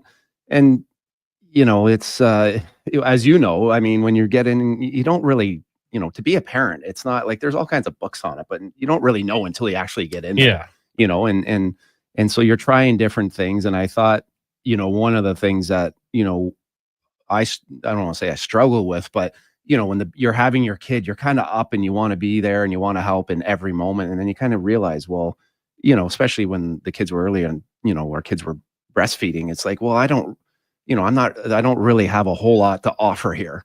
I'm just kind of getting up and now we're both tired. So you kind of get on a program. Yeah. Right. But I think obviously the bulk of the lifting is a mom. Yeah. Right. And I was lucky, and, all athletes are lucky enough to have, wives that stay home. Mm-hmm. Hey, I'm going to shout out Ashley. She's crushing it right now, staying at home with Benny. Yeah. It allows me to come here, get a little bit of a break, get home and do some work. But yeah, the moms, they're the real heroes. Here's a question for you. So Skinner's not going to be there tonight. You have Calvin Pickard. Yeah. What's the goaltending situation? Who's the backup? I've reached out trying to do some work here. Stuart Skinner's not going to be there? No. Oh, I didn't know that. So is it the E-bug? You get the E-goalie or? That's what I'm thinking. But I'm just wondering if Skinner's going to show up. We don't really know. It kind of depends on when baby arrives. But yeah, right now Skinner didn't skate today. Yeah. So maybe he shows up in a come hang out role, or I mean, because getting Olivier Rodrigue up here would be nice for him, but I don't know if the time permits it. Yeah. I mean, I'm sure there's multiple flights that are getting out, and this is, I'm sure, a date and something that was probably talked about, or it wouldn't come necessarily at a surprise. So yeah, I would expect that they would find a way to get, Rodriguez, or I mean, I would expect those guys to be able to they're probably not going to, it's probably not an ideal situation where you're able to get in the night before and kind of acclimatize yourself to maybe the situation. I'm sure it'll be coming in hot. And I think we've seen some of those videos of other guys that have been called up running down a highway. I wouldn't be surprised if, I'm actually going to the game today if he's running down the road with his equipment. Stulo says, I think it's the U of A goalie who did E-Bug last time. The Berlin Wall. Matt Berlin. I reached out. I'm assuming I'm not going to get an answer before the team actually releases it. So as soon as it happens, we'll report. But I was actually, when I go to the games, I like to go up in the press box because it's nice. It's high and you can kind of see the whole game. And I usually sit by the E-Bug. Oh, really? Goalie. And I was kind of chatting with him. Well, it's kind of, what a cool little gig for them, right? Yeah. I mean, stay in shape, get to feel a part of something. I guess if the stars align, you get an opportunity to live out a dream, but that's kind of cool. In what other sport is it like an amateur where you're just could you imagine you're a third string quarterback, like you play semi-pro and two quarterbacks go down and hey, you're starting. Like you couldn't do it. Like it's such a cool, we get some really awesome stories. Especially as a goalie, how hard the guys shoot. Like that. The goalie's that's got to be one of the toughest things because just for the simple fact that guys, you watch them shoot now, you can't even pick it up. And it doesn't matter, what level of men's hockey league, they're playing. There's quite a difference, So it was funny. We had in the alumni games, that's what they have. It was, we had the E-Bug goalie, I think, for the Leafs. Yeah. And thank God. Right. Because there's very little defense. And the poor guy, we would get hemmed in our zone I'm talking like minutes. And, it was like, I know his legs were burning, right? And that's the key to any men's league or any charity event. You've got to have a young, good goalie. I mean, David Ayers was like the big one, went in for the Hurricanes, beat the Leafs. Was Szymborski for the Flyers or Chicago. Matt Berlin, timeout to get him into the game. It is pretty cool when these things happen. And I think the whole hockey world kind of embraces it. I think it was Ayers went into the Hurricanes room after and just got doused with water. Didn't he have a book, or there was, I think they did something like I remember seeing him on TV shows, and he got a lot of publicity out of it and stuff. So it was pretty cool moment for him. For sure. We'll take a break here. Well, lots to get to still on the Jason Gregor Show. Connor Halley, Sean Brown, Declan Kruger. We've got Liam Peace. We've got Juan Gretz wandering the mall as well. We'll head out to Seattle next, talk some Kraken with Tim Booth. It is the Jason Gregor Show here on Sports 1440, Oilers Nation, Facebook, YouTube, and X, brought to you by PlayAlberta.ca. For years now, we've been warning Edmontonians on the hazards of our stormwater facilities. While they may appear to look like still ponds, there is moving water beneath the surface, which makes the ice dangerously...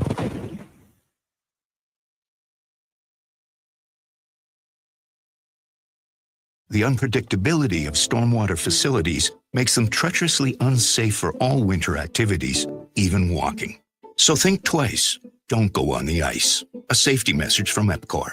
In 1973, deep in the basement of an Edmonton family home, an elite team of specialized forces came together to form Action Electrical. Action Electrical Division, assemble. Projects team reporting. Service team reporting. Testing team reporting. Energy team reporting. Supercharged with skills in their electrical fields and grounded by strong family values. Facing an electrical menace? Call on the men and women of Action. Operating throughout Alberta at actionelectrical.net. You don't know what awaits you on the road to come, but with the 2025 XC90 from Volvo of Edmonton, you'll have the versatility to take on whatever life throws at you. The new XC90, a luxurious SUV with seating for up to 7, boasts newly upgraded body and wheel design. It's the perfect choice to drive into the coming year. And right now, you'll save $4,500 and lease from 1.49% on all in-stock 2025 XC90s. Volvo Cars Edmonton. VolvoCarsEdmonton.com, 1205 101 Street Southwest. Some things just work together. Sticks and pucks, cleats and AstroTurf. Your love for the game and Papa John's passion for better ingredients. Better pizza. Nothing pairs with the game like Papa John's. Crafted with signature sauce, toppings, and original fresh dough. They're the champion of pizza. And now you're the champion of winning deals. Just order at papajohns.ca. Use promo code SPORTS20 and score 20% off any regular menu price order. Better ingredients, better pizza. Papa John's. That's SPORTS20. Attention drivers, it's the midwinter tire clearance sale at Fountain Tire. Right now, you can save up to 20% off all in-stock winter tires. That's right, premium brands, unbeatable safety, and incredible savings. But don't wait, this sale ends March 8th. And once they're gone, they're gone. Contact your local Fountain Tire for complete details.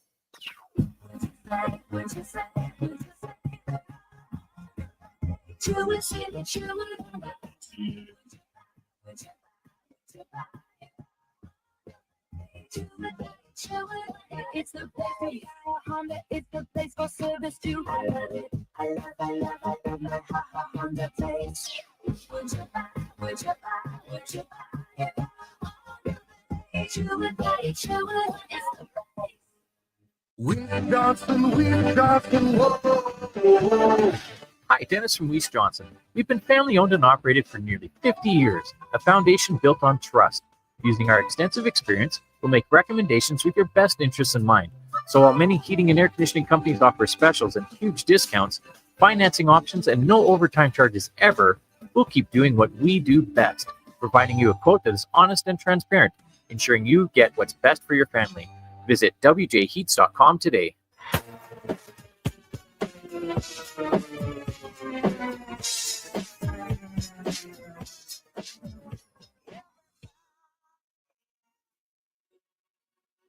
Rock your body, yeah.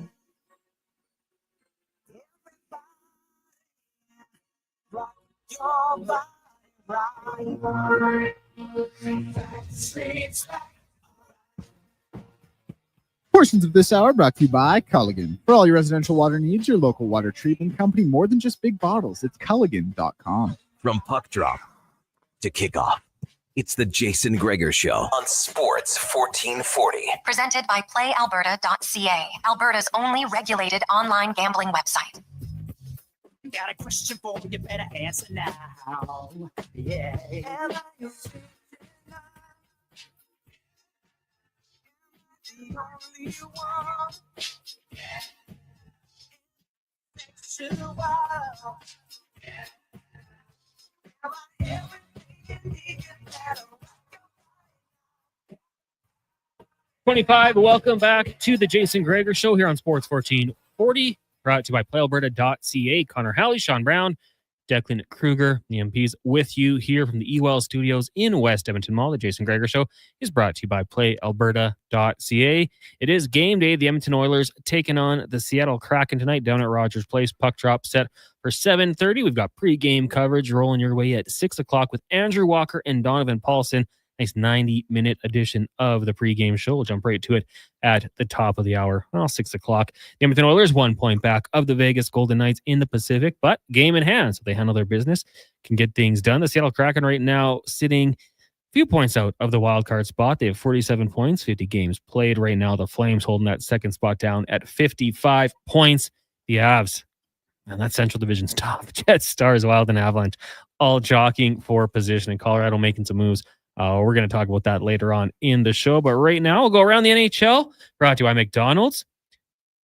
McDonald's presents the Hockey Showdown for the Ages. McDavid versus Matthews. Find out who's the best and try some top-line menu items like the Smoky Quarter Poppy or the Big Mac David. We had those dropped off. Very delicious. You can check out the Showdown menu available at McDonald's. We now are going to head out to Seattle, talk some Kraken with Tim Booth, covers the team for the Seattle Times. Tim, good afternoon. How are things going? Good. How are you guys doing? Doing pretty good. We appreciate you coming on here with the Kraken rolling into Edmonton. First, got to ask you this because a lot of Oiler fans still following Jordan Eberle. Saw he was back on the ice. Is there any timetable for a return for the Kraken's captain? Yeah, it's looking like it's going to be after the Four Nations break. It's not entirely sure if it's going to be right away or if the Kraken open after the break with a 3-game road swing, and then they come home for a stretch. So I don't know if it's going to be on that road trip that he's making his way back, but all indications are that it'll be, late February, probably in that window between, when they start back up after the break and the trade deadline that he'll finally be able to get back on the ice in a playing capacity. Now the Kraken right now, winners of 3 of their last 4, just coming off a big win over the Penguins 4-1. Now, what have you made of the team's play as of late? Better. It's better than it was, a month ago or a month and a half ago.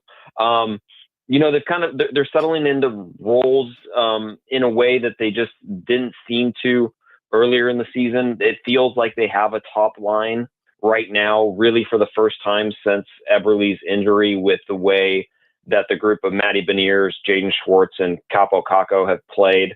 Really over about the last 2 to 3 weeks, they've started to kind of gel and maybe actually become a top line for them. So I think that's helped kind of settle things further down in the lineup. They have a clear top 6 right now, and kind of the way things have shaken out beyond that has, I think, settled down and made for just some better continuity throughout the lineup. Defensively, they still have. Their pairings have kind of remained the same for most of the season. They've kind of shaken things up a little bit lately with pairing Brandon Montour and Riker Evans together to get a pair that maybe skates a little bit better, skates a little bit quicker on the ice. And then they've gotten really exceptional play from Joey Decord, who's kept them in a lot of games to make up for some of the deficiencies that they have, either with defensive breakdowns or just not being as talented as the team that they're facing. So it's been a better product for the last few weeks. The results are still kind of middling, but it's been a more entertaining group to watch over the last maybe 2 to 3 weeks. I don't know if how much it can continue, but it's definitely better than it was back in December when they were really kind of going through some rough stretches there. Tim, when you listen to Dan Bylsma's post-game media responses, he talks, about the fact they've been on a little bit of a run. They're feeling better. And some of the details in their game is getting a little better. What do you see in the details as a team that's kind of making a difference? Well, I think it's guys being more, as I was mentioning, with kind of some continuity. I think it's guys being more comfortable with their roles. After Eberle went out, it really affected things maybe more than anybody expected. And this is a team that has to get scoring throughout its lineup to have any sort of success. They obviously don't have, the guns that like Edmonton does with Draisaitl and Connor on that top line, but obviously it goes beyond just those two. Seattle has to get contributions from its third line. It has to get contributions from its fourth line every now and then in order to be successful. And so when Eberle went down, there was a bigger trickle down than I think anybody expected at first. Jared McCann kind of went into a shell and has not been himself really ever since Eberle's injury, although we kind of think he's playing through something right now. So it just has taken time for them to start to settle into who they are and what their roles are and how they can best figure out ways to contribute. And I think probably a good example of that was what happened against Pittsburgh on Saturday. You had a situation where Shane Wright realized that he didn't have a play to make, and so he dumped the puck into the corner. But the way he dumped it into the corner allowed Jared McCann to go get the puck, and because Jared McCann was the guy who went and got the puck, he was able then to see that Eeli Tolvanen was left wide open in front of the net, and he made a great pass, and Tolvanen one-timed it for a goal to give them a 3-1 lead in that game.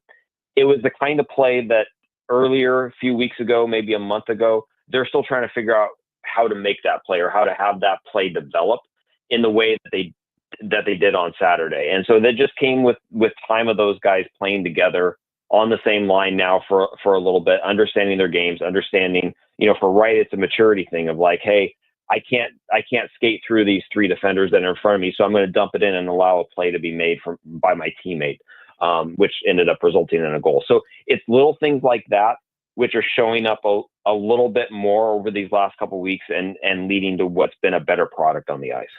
So I like how Seattle hired within, and they hired Dan Belsma, who had, a lot of success in the American Hockey League with Coachella. You mentioned Shane Wright. Has any other player, young player, benefited from having, and maybe an easier transition on having an American League coach that has transitioned to their head coach in the NHL?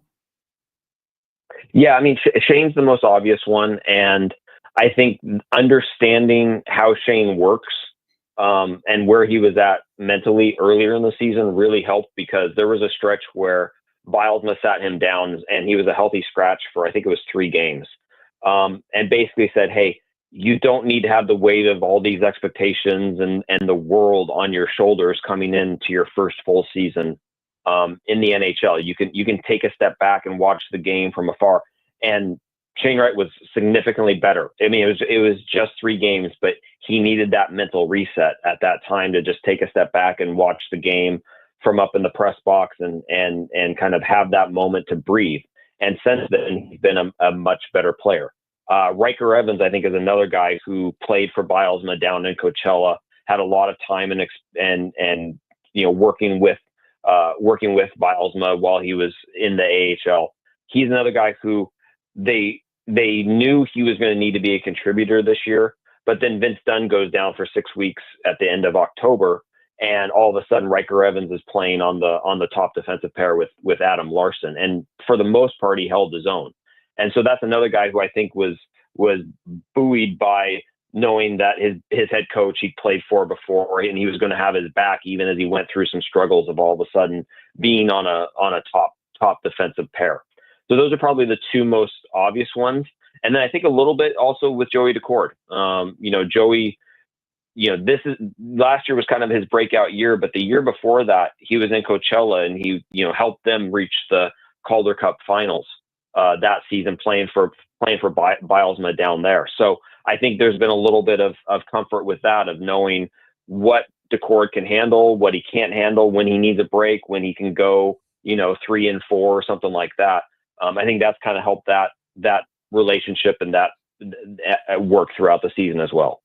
Tim Booth joining us here on the Jason Gregor Show, covers the Seattle Kraken with the Seattle Times. Now, the Edmonton Oilers this morning at practice had Leon Draisaitl, Zach Hyman, and Connor McDavid all put together. They're going nuclear. So who do you think it's the assignment of trying to slow those guys down? Whoever the 5 guys on the ice are, and if they can put some more defensemen out there, I think they'd probably like to do that as well. It's a good question, because the last few games, I would probably say it'd be the Montour Evans pairing, just because they skate so well. But being that Vince Dunn and Adam Larson have so much experience, I'm going to guess they draw most of the matchups against them from a defensive pairing standpoint. And then forward lines, you're probably going to have to roll with Beniers, Kakko, and Schwartz, just because they're the best probably 2-way line that Seattle has right now, that has the most experience. Your second line, Chandler Stevenson is a good 2-way player. Andre Burakovsky is a major defensive liability.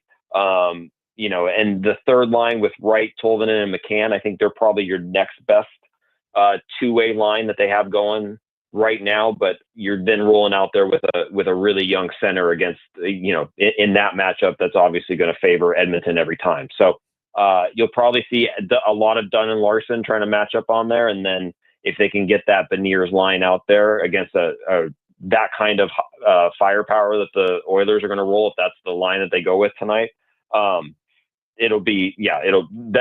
be as much as they can, getting those 5 guys on the ice for the Kraken, I think. So where do you see Seattle at the trade deadline? Do you see them as a team that maybe, looks to acquire a guy while they're kind of in it, or do you see them as maybe getting rid of a piece? What are your thoughts on that? Well, they've got 2 obvious pieces on expiring contracts in Yanni Gourde and Brandon Tanev. They're both 4th line guys, but they have a lot of experience. Their contracts aren't that big that a team can't take them on, or that Seattle couldn't retain a little bit of salary.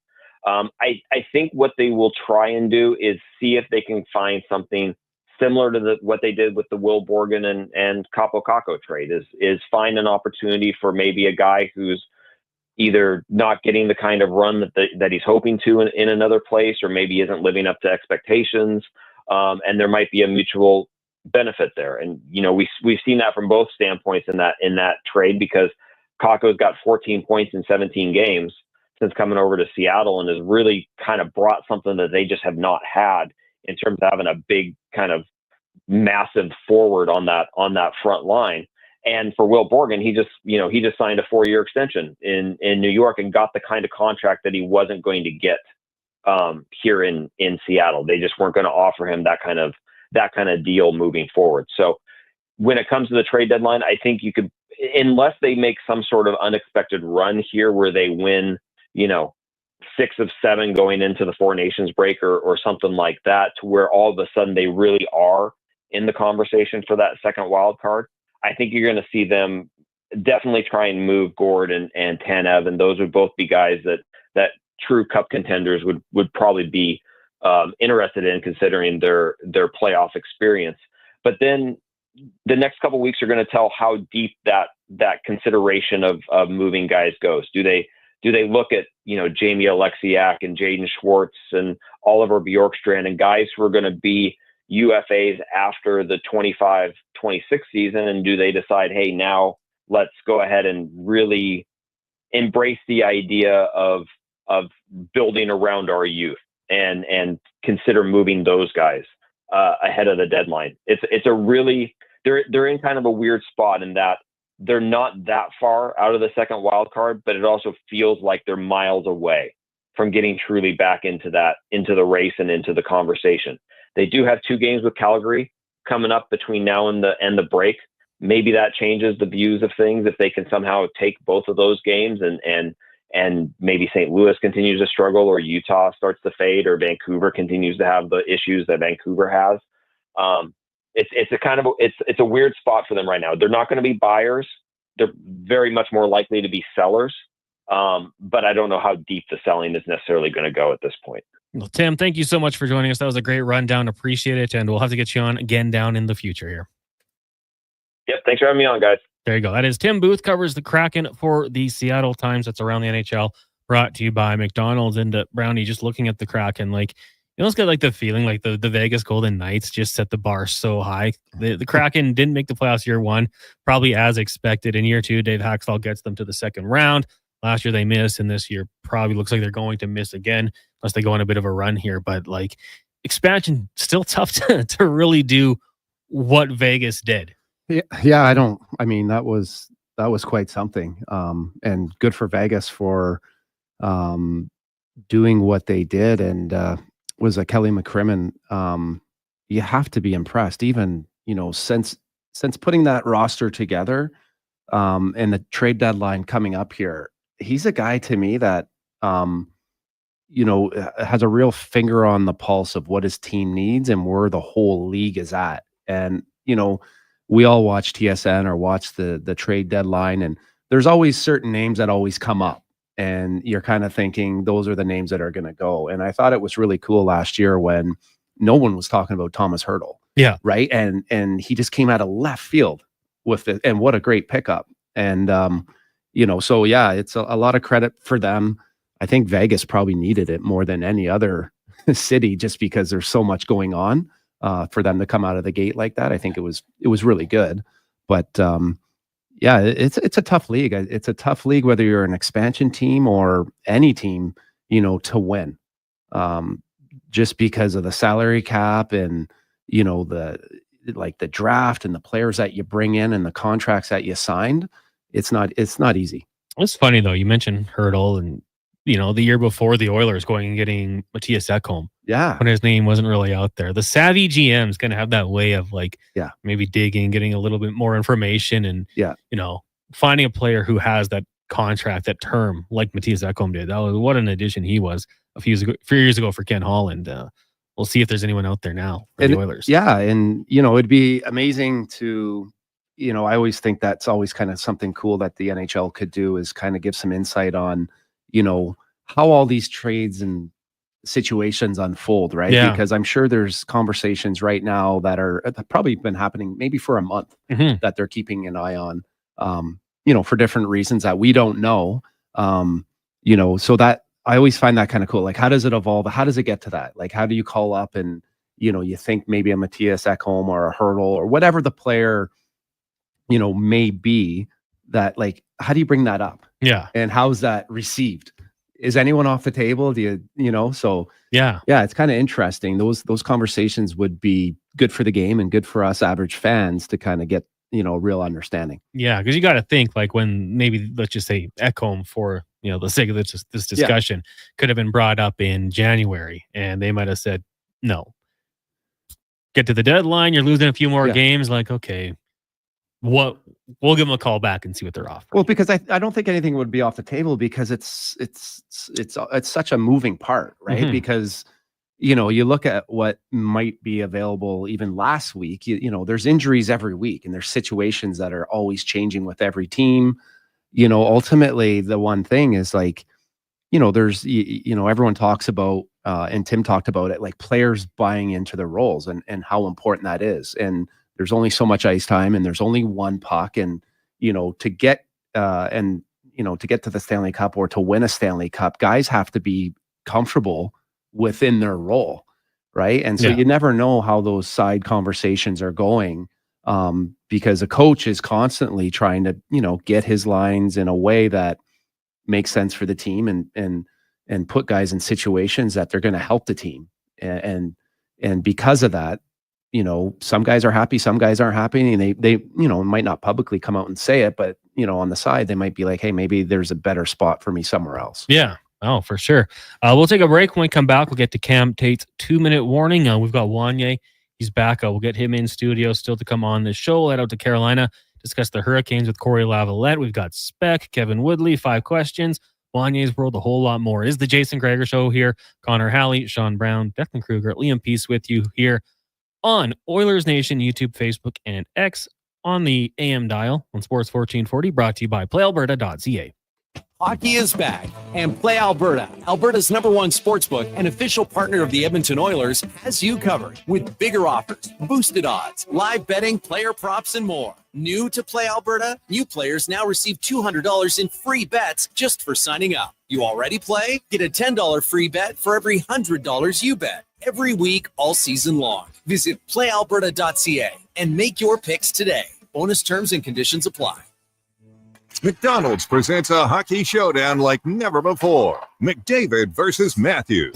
There can only be one winner, competing for all the glory and all the prize. The new menu features top shelf plays like the Smoky Quarter Poppy and the Big Mac David, so everybody scores, with even more delicious options like the Spicy Junior Chirpy.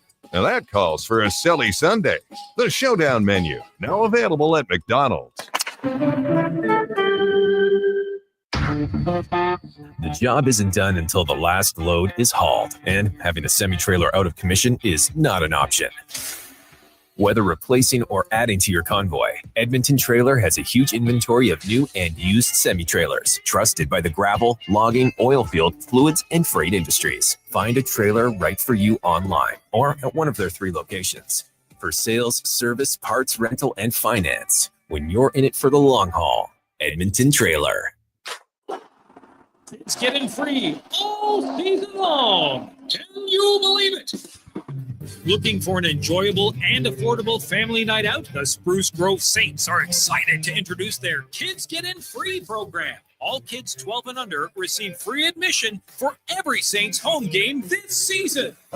Bring the entire family for action-packed junior hockey at a fraction of the cost. For more information, check out sgsaints.ca. Some things just work together. Sticks and pucks, cleats and AstroTurf. Your love for the game and Papa John's passion for better ingredients. Better pizza. Nothing pairs with the game like Papa John's. Crafted with signature sauce, toppings, and original fresh dough. They're the champion of pizza. And now you're the champion of winning deals. Just order at papajohns.ca. Use promo code SPORTS20 and score 20% off any regular menu price order. Better ingredients. Better pizza. Papa John's. That's SPORTS20. A Bedtime Story by Zachary Martin Hyman. The hockey game's over. The Zamboni sleeps soon. I lay down in comfort. Legacy heating my room. Good night to you, furnace, with your hot blower running. Good night to you, air vents, keeping the warm air coming. Good night to my payments that I won't see for 1 year. Good night to my legacy. Bedtime is near. Warm winter nights. That's how you soothe your legacy. Legacy Heating and Cooling. We believe that great projects start from the ground up. Well, to be accurate, great projects start from the underground up. We're GS Construction, and from pipes to drainage systems, we're always laying the groundwork for a better future for Edmonton. While the month of January may be slow for some, GS Construction is gearing up for a busy year ahead, preparing to build, repair, and replace tons of infrastructure to keep your systems running smoothly. To find out more, including new job opportunities, visit gsconstruction.ca. Stressed over holiday bills? Breathe easy, because with Cross Mitsubishi, you're secure and stress-free for up to 6 months. That's right, you'll make no payments for up to 6 months. Plus, Mitsubishi's 10-year, 160,000-kilometer limited warranty is the best in the industry. So when you're sitting behind the wheel, Cross Mitsubishi is standing behind you. Cross Mitsubishi. Drive your ambition. See Cross Mitsubishi in store for details. 9605 34th Ave and at crossmitsubishi.ca. You know, the Ridge Social Eatery St. Albert is a great place to unwind with your friends. But when it comes to Valentine's Day, let's just say you get a little frantic with the romantic.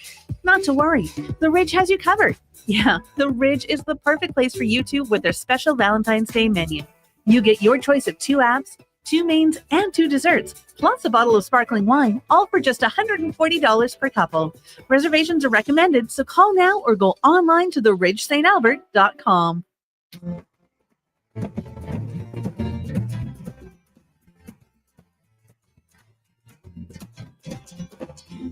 Portions of this hour brought to you by Papa John's. Get the Slapshot Special. Add a 2-liter Pepsi product to a large 1-topping pizza and garlic Parmesan breadsticks and bundle it for only $25.99. Use promo code HOCKEY24 at papajohns.ca. Sports Radio is back. The Jason Gregor Show on Sports 1440. Presented by PlayAlberta.ca, Alberta's only regulated online gambling website.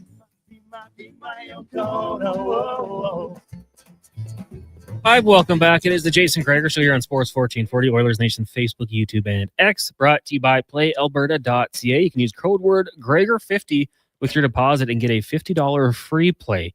Maybe you're looking at Connor McDavid anytime goal, getting back into the lineup when the Oilers take on the Kraken. It's a 7:30 puck drop.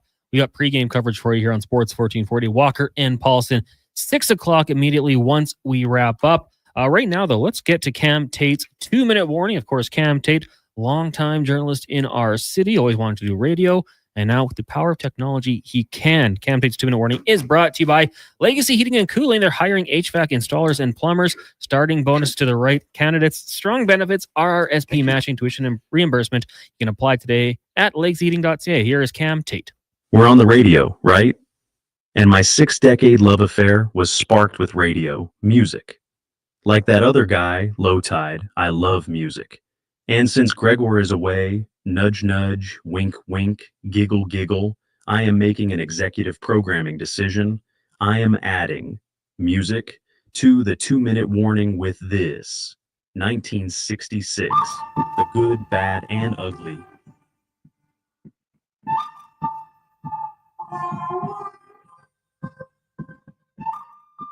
Great song. And I think it fits tighter than Calvin Pickard's glove, and more importantly, describes where the Edmonton Oilers are right now. Talk to me now, right now, in their season. Right now, Grandpa, dig in, listen. The good Saturday afternoon. The Oilers found grit, will, let's get it done with, oh my goodness, Connor and Declan, first place on the line, with those, what should we call them? How about pesky, absolutely pesky Las Vegas Golden Knights? The Oilers delivered, which dovetails into the ugly. A friend recently made an interesting point. Game sheets with the final score never include pictures. The Oilers' 3-2 win Saturday, not textbook, not pretty. It did work, but it was kind of ugly, I thought, but got the job done.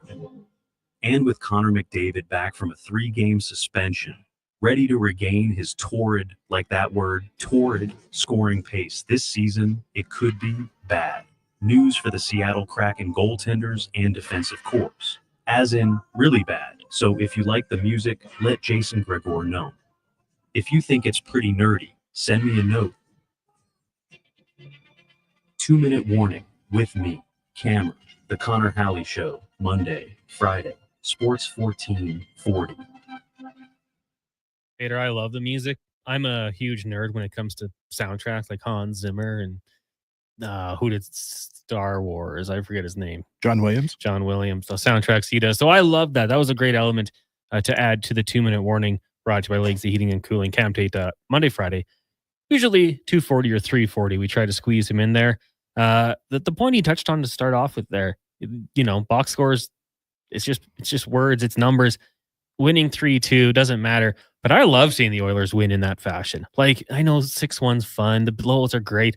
But proving you can win the tight ones, Brownie, like that's what matters in the playoffs. Yeah, absolutely. I think as you come down the stretch here, we all know that the checking and the details and every team's the way they play the game is going to be important here. So if you got to start to as a team feel comfortable in those tight situations and those tight games, because that's what it's going to be. And this is all just a buildup of what's to come. Yeah, and that was one of the things I thought was fantastic down the stretch last year. Like even in that 16-game win streak, it was like they could win in a bunch of different ways. If they had to break it down and play fire wagon hockey, some call it, you can do that. If you got to play tight, they can do that. You want to get nasty, they'll play physical, or they'll play any other way. And I think they have that ability to do that this season as well. And what you look for, I mean, at least when I watch the good teams when they come in, or the games that they're playing against competitive teams, is how they play, for the 60 minutes, whether they're up a goal or they're down a goal, right? And the good teams just don't seem to get away from their identity because they have belief that, if they play a certain style and system, right, that, more than likely that's what's going to keep them in the game and eventually going to win. So, that's one thing, you got to give the Oilers credit. And, it's such a grind of a season. And, there's been, I think Chris Knobloch has done an amazing job of kind of putting guys in situations, taking guys out, and seems to be able to push the right buttons. And, there's games that, they've been able to build off, and you can see them just taking steps and getting comfortable, individually and tactically, and that's a good sign. You don't have to be great in September, October, but this is a team that's clearly building and is building some momentum and should be feeling good about their game. Wanya, do you think this is like that next step in maturation where you realize that, we can lose games in October, November, but by the time we get to, let's say, February, March, this is when we wrap it up? Well, I think last season they showed that you can be living on the ocean floor of the league and all you need 16 straight games. You're back in this, right? Yeah. Simply done. Yeah. Do you think that the Oilers are a better team this year or last year?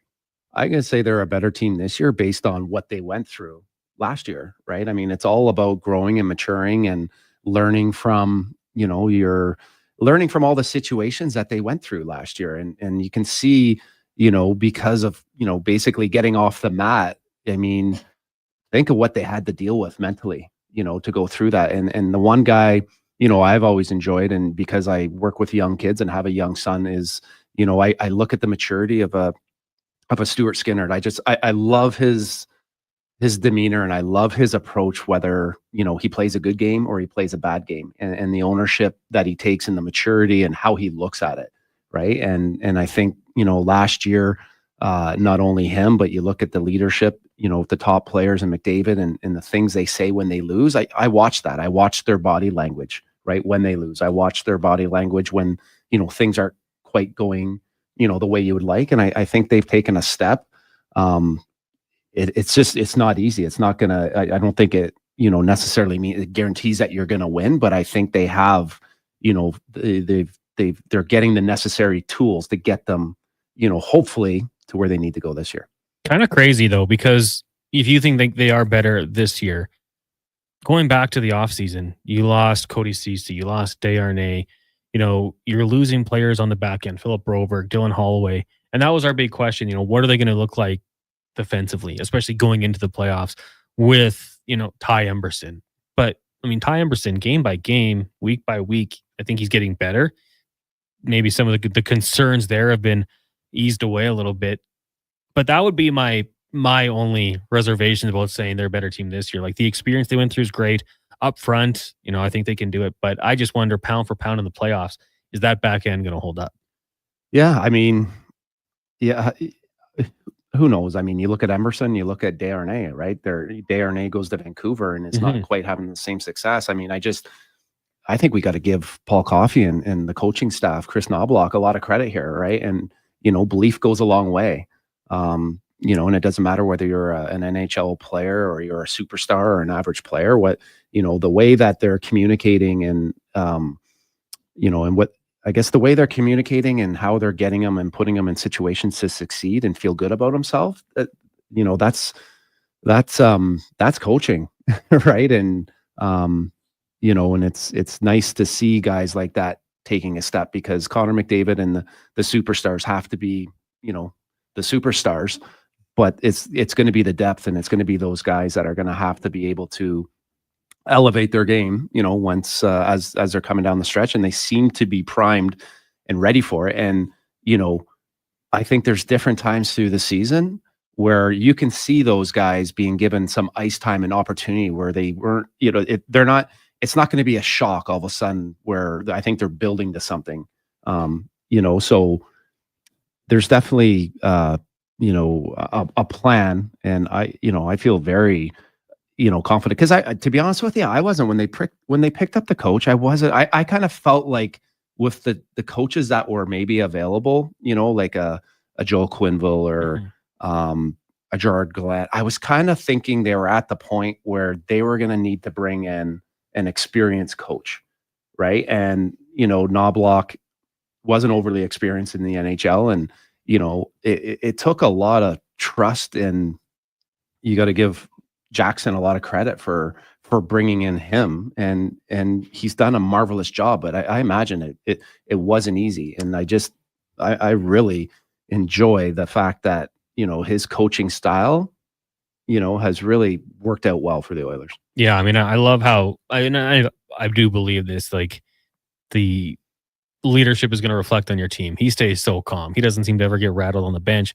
But I remember Brandon Douglas and I, that Sunday afternoon, interrupted my football.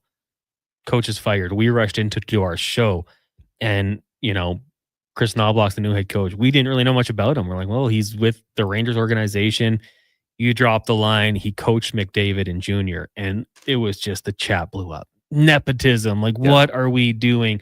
Who's next? His old, gym teacher's going to be our next trainer. Like, the examples were going crazy, and they knocked it out of the park with the coaching hire. Like, it's rewarding to see for sure, to take that shot and have it pay off. So I'd be curious to see throughout the league now, because you look at Spencer Carberry in Washington, right? He's a young coach, being given the opportunity and taking advantage of it. Now, Knobloch, there's always, everyone kind of complains, I think, at different times, like, oh, it's the same coaches. They just kind of get recycled through. So the fact that these guys are kind of opening the door, I think, for other GMs and other coaches, to be, it's like, hey, you know what, maybe these guys should be given a shot. So it'll be interesting to see if that's a trend that maybe, starts to develop. my concern going into the season, Connor, was that the Oilers are going to be hard enough to play against with Desharnais gone and then Kane being out most of the season. Do you think that there's enough pushback in the lineup to have as much effectiveness in the playoffs? I mean, I would rather hear Brownie's response because, Sure. you know, when I look at it, like there's been plays, goalie gets run over, nothing really happens. And, you know, I wouldn't mind seeing some pushback in that fashion, but I don't know if I've seen a game yet where it's like, wow, they were bullied out there on the ice. Like, I feel like Corey Perry can hold his own. McDavid and Draisaitl are pretty tough out there as well, although they're not, you know, fighting or anything, but you've got Darnell Nurse. I don't know, like, it's not a concern yet for me. There's been instances where I would have loved to see a response. I think Jack Eichel on Matthias Ekholm, the cross-check from behind, Zadorov running into Skinner. But probably every team you could cherry pick examples. As a whole, I'm not too concerned about it. I mean, I like that style. I like that team. I would like to see it. I find them very entertaining. I'd like to go watch because you're watching two of the best players in the world. But if they added that physical element to their game, I mean, it'd be off the charts fun to watch. Like, you'd be tuning in. They're not, you know, there's a lot of situations, whether, I don't know how many times Stuart Skinner has been hit, but it seems like an awful lot. Right. And, you know, you watch the reaction and I'd say it's a concern. It's a concern when, you know, Ryan Reeves runs Darnell Nurse and puts him in the next year. And, you know, I get it. They don't have someone quite that level, but, you know, I think as a player, you know, I can think of a lot of altercations I got into that I really, if I was thinking right, I would not want to get in those. I just did because it was the right thing to do. Right. And so, you know, I got to give Corey Perry a lot of credit for, you know, the way he's played and, you know, how he's kind of changed his game since he's come in the league, and, you know, the gamesmanship in that, like, that's hard to find now. That's where, you know, I think if you look at like a Noah Philp, you know, coming in young guy, right? I mean, watch this guy and watch, you know, the fact that, you know, he's still hanging on to an NHL career because he's just added, you know, different, you know, the toughness part of his game. Like, that's, you know, and this, you know, Philp could play a long time if he could add a little bit more sandpaper to his game. Right. I think, you know, obviously you can't teach size, and he's got some ability, but, you know, that's where I would look to see. I mean, I would like to see their third, fourth line, you know, fourth line for sure, a little heavier, a little harder to play against. That's where, you know, at a deadline, not that they would ever get rid of him, but like Oliver, who's a tough guy in Columbus there. Oh yeah. Olivier. Like, could you imagine if you had a guy like that, you know, like, he's legit. That guy's going to make you think about how you're going to play the game. You know, I think Kane will help with that. But, you know, when you really look at the Edmonton Oilers, you're not, there isn't a lot of guys that are going to make you, you know, fearful of doing something, you know. And you watch McDavid, I mean, not only is he doing it skill wise, but watch how many times now he's starting to take a run at a guy. Yeah. Right. Like, that's, you know, all the credit to him, like, that he's recognizing, hey, we might need a little bit more than, you know, my toe drags or what I'm skill wise capable of doing. The fact that he's doing that is incredible. Like, he is, you know, a lot tougher than I ever thought. And the fact that I just don't know if you want him to be the guy necessarily, you know, running and trying to add that to his game. I feel like when he got suspended, Oilers fans, a certain segment were pumped. They're like, yeah, good on you, Connor. Stand up for yourself. Absolutely. Right? Yeah. I mean, I always liked it. It seemed like Nugent Hopkins or Sam Gagner would get in a fight like once a season. Right. And it was, you know, you never expected it. And so when they did, it was like, holy gee, like, this is, you know, that they just love each other and they're willing to do anything and get out of their comfort zone to do something, you know. And I'm still kind of waiting for some of those guys just at different times to be like, you know what, like, that means a lot to me. That means a lot to a team, at least when you were playing. When guys did something out of character, I mean, you can do all the team bonding you want, but when guys do that, that galvanizes a group. We'll keep this conversation going when we get back. We'll get to the Oil Report, maybe hear comments from head coach Chris Knobloch. Got to take a break, though. Before that, Sports 1440 update brought to you by Fountain Tire. Get where you need to go this winter with a midwinter tire clearance sale at Fountain Tire. Save for the 20% off all in-stock winter tires, premium brands, unbeatable safety, and incredible saving. Complete details at fountaintire.com. Here is Declan Kruger. This is the Sports 1440 update.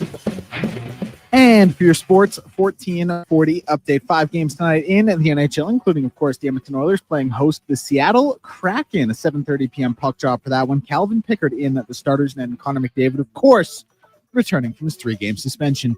The games kicking off the action in the NHL today. We'll see Los Angeles and Detroit at 5, as well as New Jersey and Philadelphia at the same time. In the NBA, 12 games today. 2 games kicking off the action at 5. The Lakers and Hornets, and the Pistons and Cavs. Toronto Raptors will play host to the New Orleans Pelicans. 5:30 tip-off for that one. In the other late nationally televised game, we'll see the LA Clippers in Phoenix to take on the Suns. News out of the hockey world is Tampa Bay Lightning defenseman Emil Lilleberg was given a 2-game suspension for interference. The Department of Player Safety announced today, and the Miami Heat are suspending Jimmy Butler indefinitely, according to sources. I'm Declan Kruger. This has been a Sports 1440 update. Sports 1440. Stingray Radio Station. CKJR broadcasts from West Edmonton Mall and Wetaskiwin. Download the free Stingray music app and listen wherever you go. Some things just work together. Sticks and pucks, cleats and AstroTurf. Your love for the game and Papa John's passion for better ingredients. Better pizza. Nothing pairs with the game like Papa John's. Crafted with signature sauce, toppings, and original fresh dough. They're the champion of pizza. And now you're the champion of winning deals. Just order at papajohns.ca. Use promo code SPORTS20 and score 20% off any regular menu price order. Better ingredients, better pizza. Papa John's. That's Sports 20. Mr. Rooter makes a prank phone call. It's ringing. Hello? Hello there. Is your faucet running? Yeah, actually it is. I have this really annoying drip. Oh, you'll want to check for mineral buildup or corrosion. Otherwise, it's likely a defective gasket or O-ring. I got him good. Mr. Rooter, you're the worst at this. For lousy punchlines and immaculate water lines, trust one plumber, Mr. Rooter. It's a new year, and the Brick is clearing out their old inventory. They're blowing out furniture for up to 60% off the original price, with in-stock items ready to go and additional unadvertised discounts. Check out your nearest Brick location to save up to $1,300 off sofas, up to 25% off bedroom and dining, and up to 40% off mattresses. Plus, more deals in every department. It's a new year, and the Brick is clearing out their old inventory. Exclusions apply. The Brick, saving you more.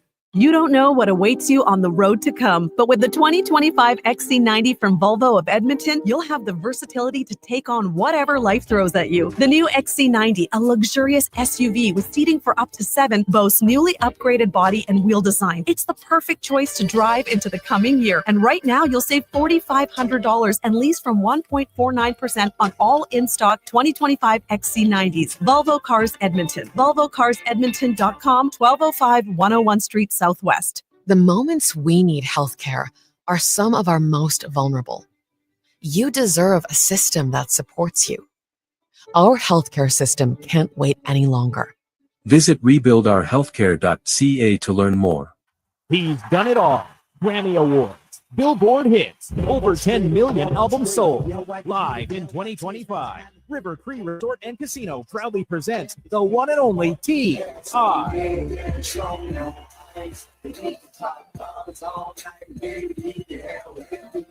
March 8th in the venue. T.I. Live. Tickets on sale now at rivercreeresort.com. River Cree Resort and Casino. Excitement. Bet on it. Much of our challenges in healthcare can be solved by spending public dollars on a public system. Our healthcare system can't wait any longer. Visit rebuildourhealthcare.ca to learn more. Dougie told me he been on some positive. Lately, I just want to show up and body some. Yeah. Always been a little mad petition. Lately, this cash I get here got me losing count of these bags. I've been moving too fast. Hard times don't last. Remember when Portions of this hour brought to you by Leading Edge Physio. The team in Old Strathcona have special training dedicated to reducing the impact of cancer care before, during, and after your diagnosis. From lymphedema to the management of fatigue and side effects of chemo and radiation, they can help, and you can learn more at leadingedgephysio.com. He's not just another pair of glasses. It's the Jason Gregor Show. Thanks for checking out Edmonton Sports 1440. Presented by PlayAlberta.ca, Alberta's only regulated online gambling website. Keep me down. I decided I had to finish, but the media called me a menace. I just said with the men politicians, I'm trying to change the image. You can't blame my past no more. Sports 1440, Connor Halley, Sean Brown, Wanye Gretz, Declan Kruger, Liam Peace with you here on Oilers Nation Facebook, YouTube, and X. Also on Sports 1440 on the AM dial. The show brought to you by PlayAlberta.ca. Use promo code Gregor50 with a deposit and get a $50 free play. Also, tomorrow you got the Lotto Max. It'd be nice. It would be nice. 1-833-401-1440 is the eWell inbox. Score your power play partners, or score with your power play partners at eWell. Get all your electrical needs at ewel.ca with 24/7 ordering and shipping in Edmonton and across Alberta. Right now, Oilers Nation's very own Tyler Yaremchuk tweeting, and I quote, "Not sure if it's out there, but the Oilers are going to use Golden Bears goaltender Tyler Palmer as their backup tonight with Stuart Skinner unavailable. He will wear number 40, which gets us right into our oil report brought to you by Volvo Cars Edmonton. Save up to $12,000 on remaining 2024 Volvo demo models only at the 13-time Excellence Award winner in sales and service, VolvoCarsEdmonton.com. So just a little backup here on Tyler Palmer. 6 feet, 191 from Fernie, BC. He's 21 years old, playing for the U of A Golden Bears. In 15 games this season, he's got a record of 11-4. That is a save percentage of .912 and a 2.21 goals against average prior to playing with the Bears. Spent a few seasons in the Dub with the Silvertips and Royals, and before that, the Spruce Grove Saints. So there you go. Is that considered an e-bug? Brownie? I would say no, because an e-bug is like glorified like men's league. Yeah, like this guy is still playing, right? Like, but Matt Berlin last year, right? He was a U of A goaltender, but he's in the arena in case something bad happens. That's an e-bug, right? Yeah, Where this is a call up. This must be some sort of. Yeah, but was Matt Berlin like? I don't think he would go to the game tonight and actually wait and see, right? Where the e-bug goalie, there's always one in the house. Yeah, that's what Berlin was. Yeah. He was the e-bug situation. Oh, was he? Yeah. So this one goalie is where, okay, per your Yaremchuk, Tyler Palmer will be the backup goaltender. So there must be some sort of contract he signed. I mean, we'll wait for the Oilers to put it out there, but yeah, like a one-day Yeah. contract. Yeah. Hey, that's awesome. You know, Oh, I like. so Could you good. imagine like getting that phone call? You know, and I'm sure you know what this is the second, or at least the second time it's happened, right? So I'm sure there's probably a conversation with the Golden Bears that potentially this could happen, which would be, that'd be kind of nice knowing that you're playing for the Bears, that call could possibly come. if you're a goalie being recruited, like, hey, there's a chance you play for the Oilers. Maybe sign with the U of A Golden Bears over the UBC Thunderbirds. Yeah. Sven Butenschau, can he make that promise? I don't know. Oh, Bootsy. Yeah. We had him on the show, right? You played with him? Yeah. Bootsy, great guy. Yeah. I don't, does he have that hookup with the Canucks? I don't know, but yeah, that's interesting. So Calvin Pickard going to get the nod tonight. I got to think not much changes for the Oilers the way he's played this year defensively. You've got full confidence in this guy. Yeah, I mean, he's done nothing but deliver on the way he should actually, on how a backup should play, right? He seems to be, a great guy, and comes in and gets his start and plays well and gives his team a chance. And more often than not, it seems like they're winning with him in the back, and you don't see this team, playing any different. It seems like he's a guy that they all seem to want to play for too. He seems to be the good guy in the room that I'm sure when he gets in there, there's probably a little bit more, it's a building, it's something to build on. It seems like they look at it that way. Did you ever have a backup goalie that when he went out there, the team was like, not saying it, but okay, here we go. This could like be Joaquin Gage? Is that the one you're going to throw under the bus? I'm only doing that because no, I just had to do that. You guys believed in Gage. Absolutely. Yeah, no, I don't think there was any. Yeah, no, there was no. I never had any thought of, hey, I got to play a little bit different, or, boy, we could possibly in one. I think, to be honest with you, I think everybody, dials themselves in as an athlete. Like I'm not worried about anyone's game other than trying to make sure that my game needs to be where it's at. And I would think that would be the approach of, everybody is don't worry about someone else's game. Just make sure your game is where it's going to be, and it's going to help us all anyway. Yeah. You're all professionals, right? Yeah. Yeah. Text from Peter. Do we know why Skinner's not available? Read an article about maybe trading a goalie for a goalie. Conspiracy theory. Peter, I can tell you it's because his wife is expected to give birth. So I love a good conspiracy theory, but that's why he's not going to be available. I don't know about this trade, but he should be back soon at some point. I want to ask you both. We got the lines from Stauffer today down at practice. You had Draisaitl, McDavid, Hyman, Podkolzin, Enrique Arvidsson, Janmark, Nuge, Brown, Perry, Phil, Kapanen. I kind of thought when McDavid returned, we'd get that Nuge, Hyman, McDavid line right back to it, but they're going to load up the top line.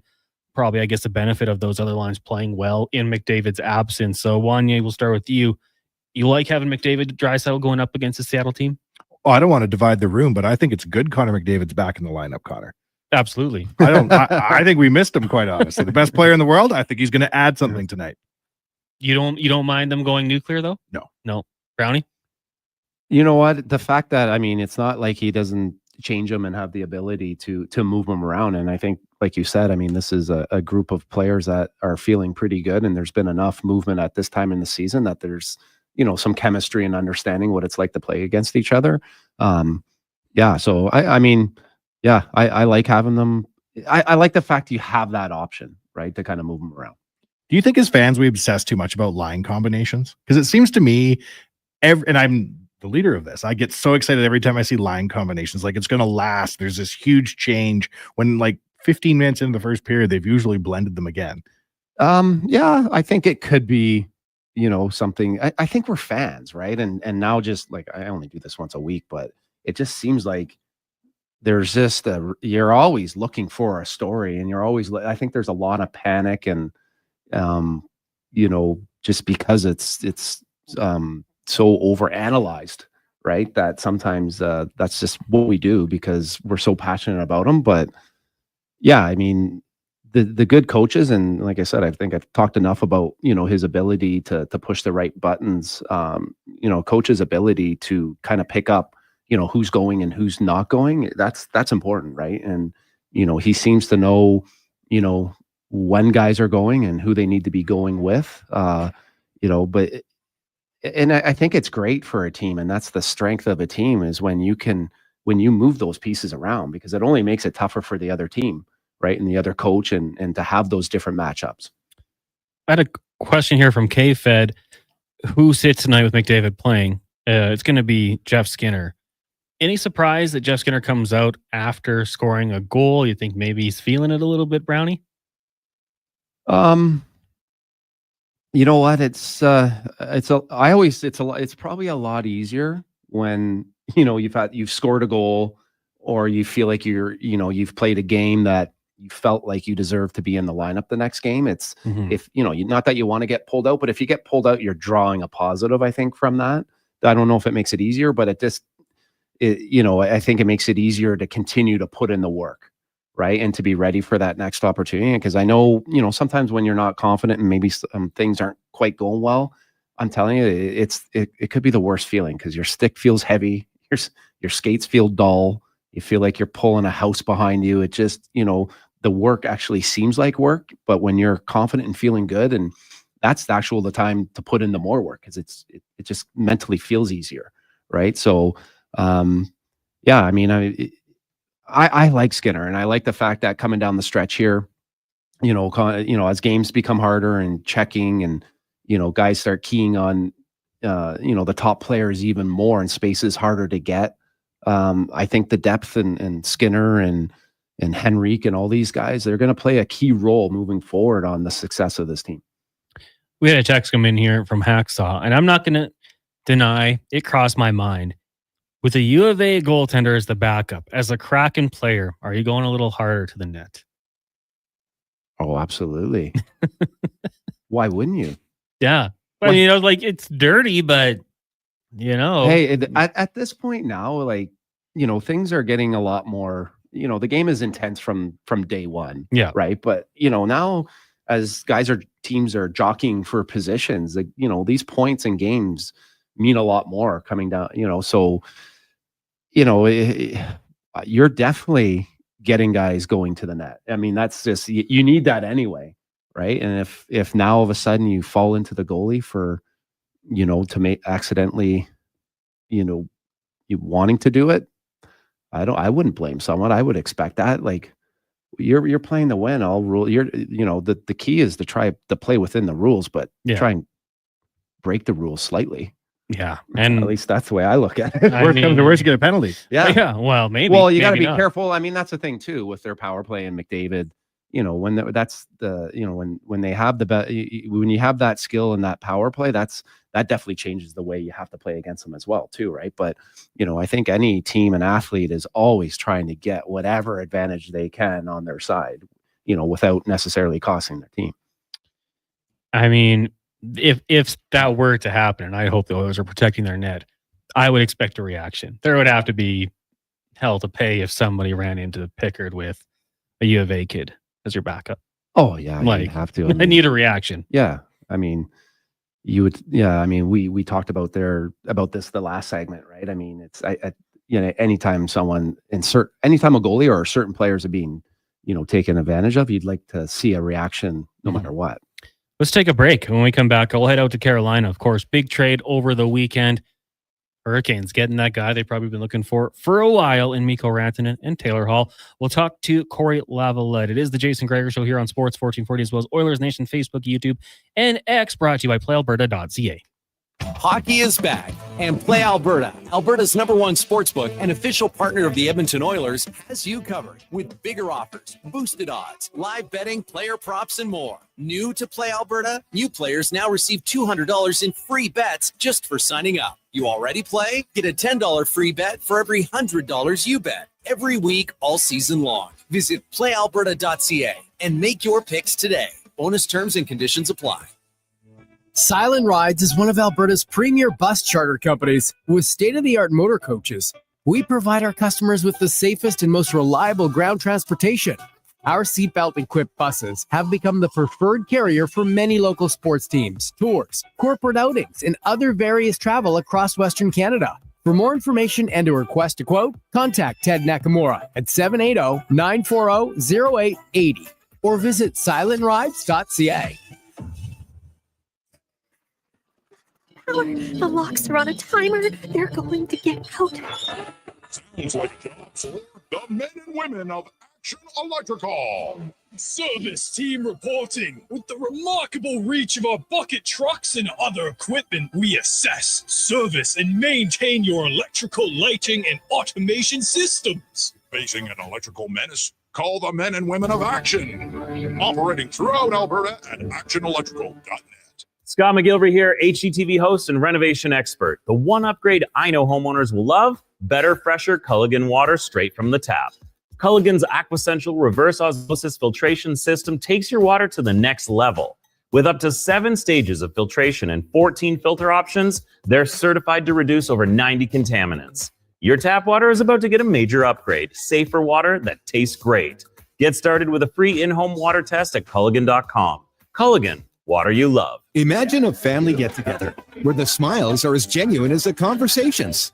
That's the feeling you get at Nisku Ford, a family-owned dealership where finding a new Ford feels just like catching up with old friends. Swing by during the 2024 model clear-out and take advantage of January rebates of up to $9,000 or access finance rates as low as 0%. The coffee's on, so drive into Nisku Ford or visit niskuford.ca today. Above expectations. Looking at the Alberta weather forecast, wild, unpredictable, brutally tough. When the weather turns tough, Titan Supply doesn't back down.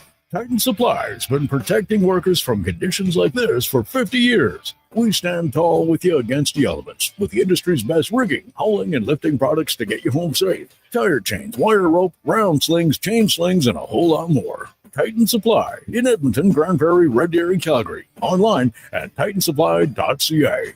Lift, dig, haul. Black dress with the tights underneath. I got the breath of a last cigarette on my teeth. Portions of this hour brought to you by Papa John's. Use the promo code Gregor and get 20% off your order all day, every day. Use promo code Gregor before entering your order at papajohns.ca. He's not just another pair of glasses. It's the Jason Gregor Show. Thanks for checking out Edmonton Sports 1440. Presented by PlayAlberta.ca, Alberta's only regulated online gambling website.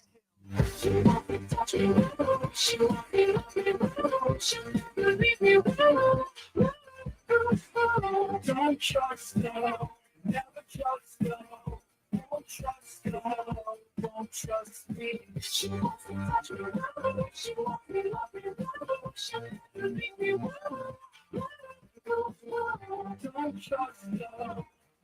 Gregor Show here on Sports 1440, as well as Oilers Nation Facebook, YouTube, and X. If you're watching online, make sure you give us a like. We appreciate that. Shout out to everyone tuning in right now. Connor Halley, we got Sean Brown, Wanye Gratz, Declan Kruger, Liam Peace. A lot of people in the studio right now as we are getting you ready for the Oilers and Kraken tonight. And we're going to head down to Carolina as well and discuss the Hurricanes as Corey Lavalette joins us, covers the team with the North State Journal. This is In the Room, brought to you by Action Electrical. They're the most diversified electrical contractor in Alberta with 4 divisions in projects, service, tag, and solar for commercial or residential. You can contact them today at actionelectrical.net. Corey, good afternoon. How are you doing today? Hey, guys. Doing well. How are you?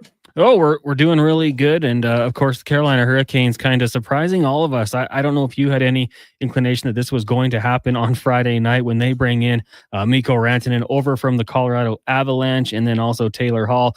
I know a lot of people always love the Carolina Hurricanes teams, but think they just maybe need that superstar talent. And on Friday night, they went out and got it done. Did you see this move coming? Not this move. I mean, I think, I was as shocked as just about anybody in the hockey world was. Just a blockbuster trade that you don't see happen. I mean, I don't know that there's been anything like this since maybe the Joe Thornton trade. So no, I didn't see it happen. They kept it all very, very quiet. Obviously there were other things they were considering with Vancouver and things like that.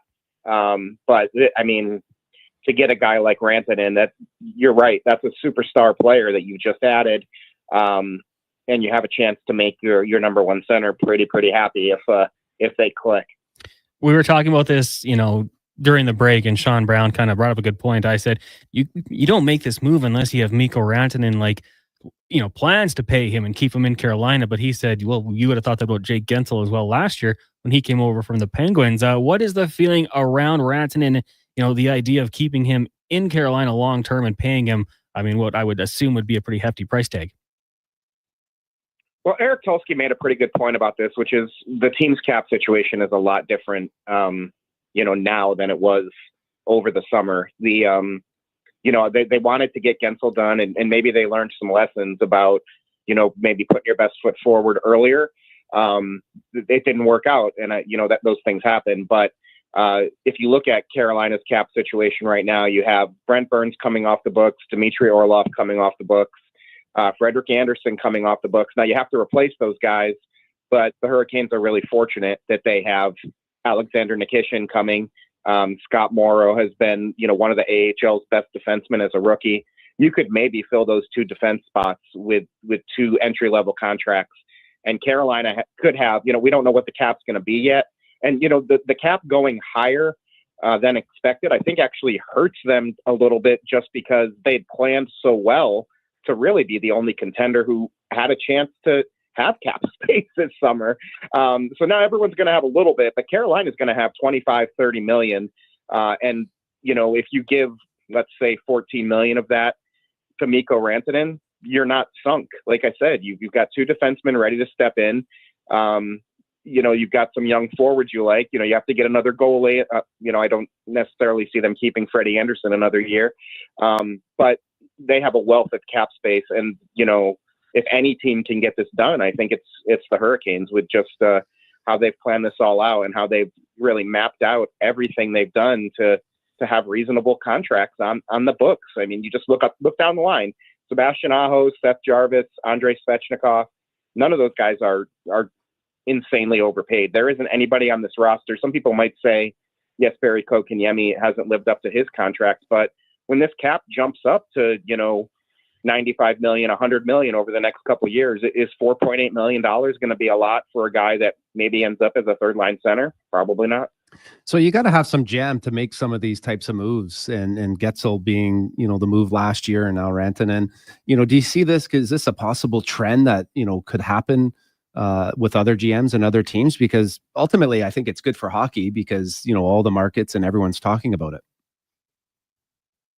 I mean, it's obviously something the Hurricanes are interested in doing. The key to it is you can't deplete yourself of assets. You can't not have draft picks. You can't not have prospects. You can't not have cap space.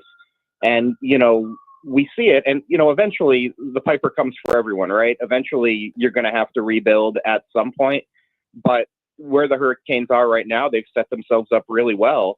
And it's tough for other teams. Like you look at the Rangers, even if the cap goes up, $10 million, it's not like they're in a position where they have an insane amount of prospects that are going to step right in and be impact players. You might hit on a middle round pick here and there. And that's really where things go well for teams, right? If you can get surplus picks and things like that, then all of a sudden, you've gotten an asset that's worth more than what the face value was when you started with it. And then that leads to having more opportunities to do other things. So that's going to be the most important thing. And we all know Eric Tulsky's a smart guy. You can, I'm sure his wall is full of diplomas and patents. And GMs have to be smart with what they do. And he has a commitment from his owner to be like, hey, go do what you need to do. A lot of GMs work with the premise of, well, if I make a deal now that's bad for 3 years down the road, I probably won't have the job anymore. So, if it goes bad, so who cares? And, that's got to be freeing for a GM. So there was the former Oiler Taylor Hall that was also traded where, there's so much revolved around him when he was in Edmonton, not as much talk about him. How do you see, how much runway, where do you see Taylor Hall and falling in or working out with us? Yeah, so he started out the other night on Long Island on the fourth line, but by the third period, they had bumped him up and they put him opposite of Svechnikov with Kotkaniemi in the middle. And they actually had a really good third period together. I got to talk to Taylor a bit today after practice. They practiced out on Long Island ahead of tomorrow's game against the Rangers. I got to talk to him a bit. And, you can tell that time in Chicago really weighed on him. It was tough. It was not something he really signed up for. It's not like he signed in Chicago and it was like, I'm going to be part of a rebuilding effort and be a mentor. And he said he tried to do that while he was there, but it was tough. And he said, now I come into a situation where every game matters again. Do the games in Chicago matter? You could argue they want to lose more than they want to win right now. I don't think the players put that into their mindset, but it's just based on the roster that's out there. So all of a sudden you've got a guy who hasn't been with a contender for a while. He played well when he was with Boston other than getting hurt. So I think we're going to see maybe a guy who is a little juiced to get back into contention, get back into the playoffs. And he's got an opportunity right now. It looks like, lines today at practice, he was again alongside Kotkaniemi and Svechnikov. He's got a chance to play with a couple really good players. And, those two new guys will just have to figure out how the systems work. And obviously a ton of talent there. Corey Lavalette of the North State Journal and The Athletic joining us here on the Jason Gregor Show, talking Carolina Hurricanes, of course, big move. And I mean, I've said this many times on our station. I absolutely love when these teams that are, really good go out there and get better and do what it takes to improve their team. The Hurricanes, second place in the Eastern Conference, just 7 points back of the Washington Capitals. What message does this send to the team and the fan base that they are willing to be aggressive and do whatever it takes here? Yeah, I talked to a couple guys about that today. I talked to Seth Jarvis about it. And, there's that initial shock of, Martin Necas has been in Raleigh a long time. Jack Drury's been in Raleigh for a few years and played with some of the guys in the AHL too. So, there's that first shock, right? You have to get over the fact that you're losing somebody, two guys that you're tight with, that fit well in the room.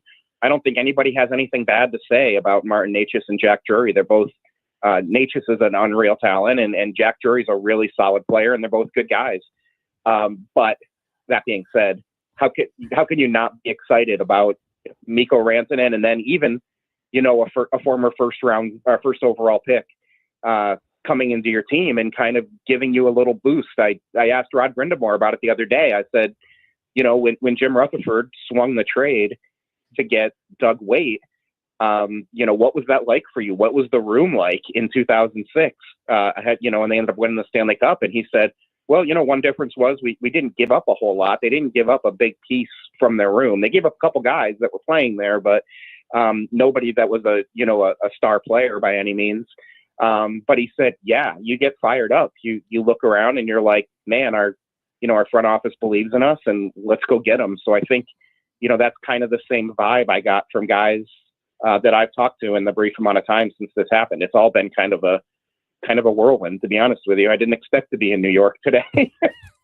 It is crazy. I mean, I'm just kind of scrolling through the lineup here on Daily Faceoff. You go to that first unit power play, Jarvis, Aho, Rantanen, Gostisbehere, Svechnikov. Like that's great. We got a pretty good power play here in Edmonton, and that's another good lineup right there. Do you think they can check down the Capitals here and take over first place in the division? I mean, I think they certainly have a shot at it. I mean, the thing that's been maybe most impressive about their season is they really had a goaltending problem. They had Frederik Andersen get hurt early on. That's not all that, different from past seasons, but it still hurts you, right? And then Pyotr Kochetkov had a little injury and then a little bit of inconsistency. Well, now you've got your two guys back. Neither of them are going to have to carry a full workload. You're going to have to decide who's, quote, the man come the playoffs. But at least you have now two guys that you can believe in. And, Spencer Martin came in, looked okay to start, got his first career shutout, but then really fell off, which led to the acquisition or the signing of Dustin Tokarski, who played really, really well. But let's be honest, there's a Dustin Tokarski level and there's a Frederik Andersen level. And for all the, criticism that Freddie gets, he's still a really, really good goalie. He won his 300th game recently, and he's the second fastest ever to get there, and he would have been the first fastest if he hadn't been hurt so much. Andrei Vasilevsky beat him by just a little bit. So yeah, I mean, I think they have a shot to do that. Obviously, I think Washington is playing above everyone's expectations. Logan Thompson's been, amazing, and obviously got rewarded for that. So it should be interesting to see. We know it's going to be a battle with those, as the playoffs shape up, whoever they end up playing, whether it's a wild card team as the division winner, or, it looks like, those three teams are pretty much locked in to have the three Metro spots. So there's the Devils there too. And that's a team with a lot of talent also. So there's going to be a lot of drama with it, but adding Mikko Rantanen and even Taylor Hall really, that's got to give you a boost, right? I would think so. Corey, thanks so much for doing this today. Really appreciate it, and enjoy covering this team. Should be a lot of fun. Sure thing, guys. I'll have a slice for you. There you go. That is Corey Lavalette. Covers the Carolina Hurricanes for the North State Journal and The Athletic. That was in the room, brought to you by Action Electrical. Brownie, question for you. Came in from Delta Valley Jeff. He's trying to settle an argument over post-work beers. For Brownie, you don't have a choice. You have to fight one. Who do you take? The Boogeyman or George Laraque? Ooh, yeah. If I had to pick one, I wouldn't pick one. But if I guess I had to, maybe there's a comfort level with Laraque because I know him that sometimes when you play with someone and you know them, you kind of forget how tough they actually are. Yeah. Gee, that's a tough one, eh? Laraque was just so dominant and big, and he kind of clubbed you. Do you want to be clubbed or punched straight in the face? Neither. Yeah, maybe. Yeah, I don't know. I'll go. I guess I don't know. Laraque. You'd rather fight Laraque. I'll get clubbed to death. When you would train with Laraque, was he just insanely strong? Did you see him doing things where you're like, man, that's not. He just strikes his shoulders are so broad. Just the fact that some guys are just his natural build. He was just a big man, right? And for a guy that I never had to worry about my weight when I was playing. I could eat anything, and I had to actually eat a lot just to maintain my weight. Where Laraque, he could be the biggest vegan you've ever seen. Mm-hmm. He's huge. And if that guy looked at a salad, he probably put on 2 or 3 pounds. Like it wasn't easy for him to stay, you know, I don't even know how much he weighed, because we had a weigh scale that it only went up to like 250. Right. And there was times that he would get on there and it wouldn't read. Yeah. And it's not that he was fat. Like there was, Just you know, big. he's just a big man. Like Yeah. him and Mike Greer were just two guys that, you know, they had to be careful of what they ate and what they did. Probably even like working out. If they probably lifted too much weight, I'm assuming they would probably even bulk up even more. So I was just naturally impressed with, you know, that natural build. Like his legs were like the size of both of mine, you know, just this big ass butt. That blows me away that there's so much information available for athletes and the scale stops at 250. They're like, we don't need to measure past 250. Yeah. What about our science calculations? Yeah. You know what? It was cool because LaRocque and I both came into the league, you know, together through the minors. And, you know, so I got to watch him kind of evolve and, you know, grow into, you know, his role and get comfortable in his role. And I really think, you know, the Oilers, you know, I think they did a really good job at that time of surrounding us with, you know, some pretty good veterans and some pretty tough veterans too, where it wasn't, you know, I don't think it was quite as overwhelming as when we would play other teams and, you know, they would have one young tough guy, right? And the minors at that time, I mean, you know, you would play teams that had multiple tough guys and they were all just like licking their lips to get at you. Like in warm up, it was just, you know, they're just frothing at the mouth to, you know, get a piece of somebody, you know. And that was at a time too where, you know, they had those I used to call them the donkey ears. Those they had the leather straps, right? Because that's just a dead giveaway. If someone had leather straps, it was like, that guy's the real deal. It probably added an extra 4 or 5 fights to your season, right? Just for wearing them, you know. So you had to be pretty legit. But yeah, just watching him come in, because it's a mental grind. It's a real mental grind. And I remember our first training camp, and there were some guys. Who was it? I can't think of the name. I can't think of the name off the top of my head, but I remember. I don't know if it was Sasha Lakovic, but there was a guy that later on in LaRocque's career, you know, mopped them up and did. You know, it wasn't even close. But at the beginning, you know, it was tough for LaRocque. It was tough for all of us just to get over the mental side of being like, hey, we're fighting men, we're fighting guys that have been doing this for a living for a long time. And I think he would agree. It took a little bit. And some guys just can't even get over that, you know? And so, it wasn't easy for him. And he made a working environment very comfortable for a lot of guys. Delta Valley Jeff says, with Brownie picking George, it just cost me 2 pints. Thumbs down, Sean. But G also texting in says, George for sure, he would let up. Boogaard would get mad and throw as hard as he could.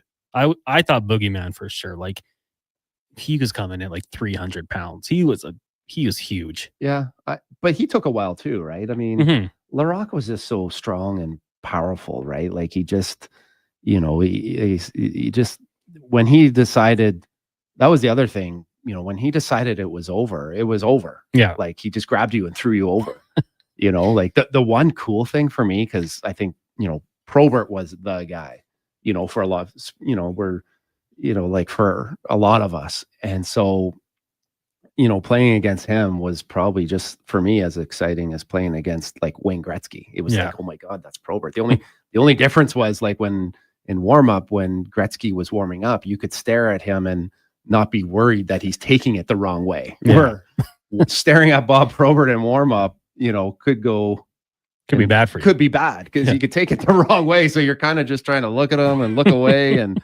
But when LaRocque fought him in Chicago, because Probert was, you know, a second half fighter, right? And I remember when he fought him in Chicago, I was on the ice, so I'm like, man, I'm getting close to this. And I'm watching, and LaRocque's doing a real number on him. And I was like, wow, that is impressive. And you could tell, though, Probert was just buying his time, weathering the storm. And he was hanging on, and he was, you know, and it looked good what LaRocque was doing, but he actually wasn't really hitting him. So Probert was just, you know, hanging in there. And I could tell LaRocque was getting tired. And I'm telling you, his eyes, Probert's eyes went like saucers. He knew it. And then all of a sudden he popped up and Larocque was like, okay, you got to go down. But Probert was a big man and he had a tough time. Like usually he could throw guys down. He was doing everything he could to try and get Probert down. And Probert was doing everything he could because he knew that was his moment. Larocque eventually got him down. Well, now we got to bring that fight up and watch it.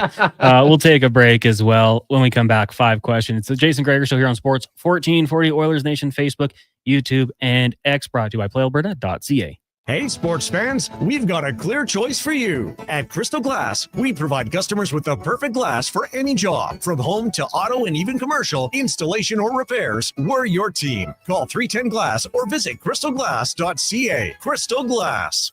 McDonald's presents a hockey showdown like never before. McDavid versus Matthews. There can only be one winner, competing for all the glory and all the prize. The new menu features top shelf plays like the Smoky Quarter Poppy and the Big Mac David, so everybody scores. With even more delicious options like the Spicy Junior Chirpy. Now that calls for a silly Sunday. The Showdown menu, now available at McDonald's. Johnson, whoa. Hi, Dennis from Weiss Johnson again. Did you know that all mechanical equipment has a typical life expectancy? A furnace and air conditioner generally lasts 15 to 25 years, and your hot water tank is more in the 6 to 12 year range. With that in mind, your mechanical equipment will last longer with regular maintenance and service from the pros at Weiss Johnson.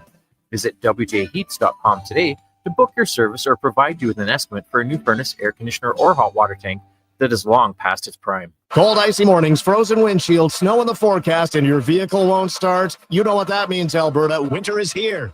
Don't get left out of the cold. Head to Napa Auto Parts today to gear up for the frosty months ahead. Winter won't wait, and neither should you. From premium batteries, starters, and alternators to high-quality wiper blades, antifreeze, and snow brushes, Napa Auto Parts has everything you need to get your vehicle winter ready and running. With over 85 locations in Alberta, stop into your local Napa store or visit NapaCanada.com for all your trusted parts, tools, equipment, and automotive needs. That's Napa know-how.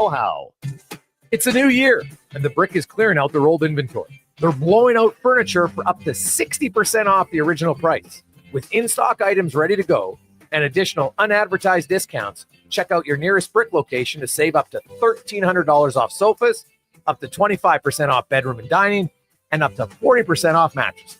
Plus, more deals in every department. Some exclusions apply. The Brick, saving you more.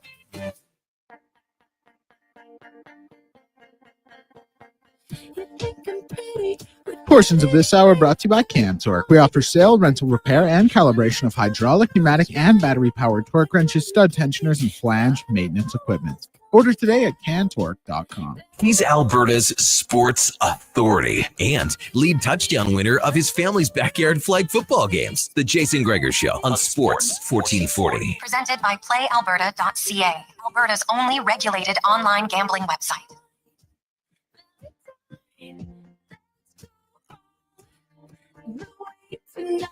No regrets.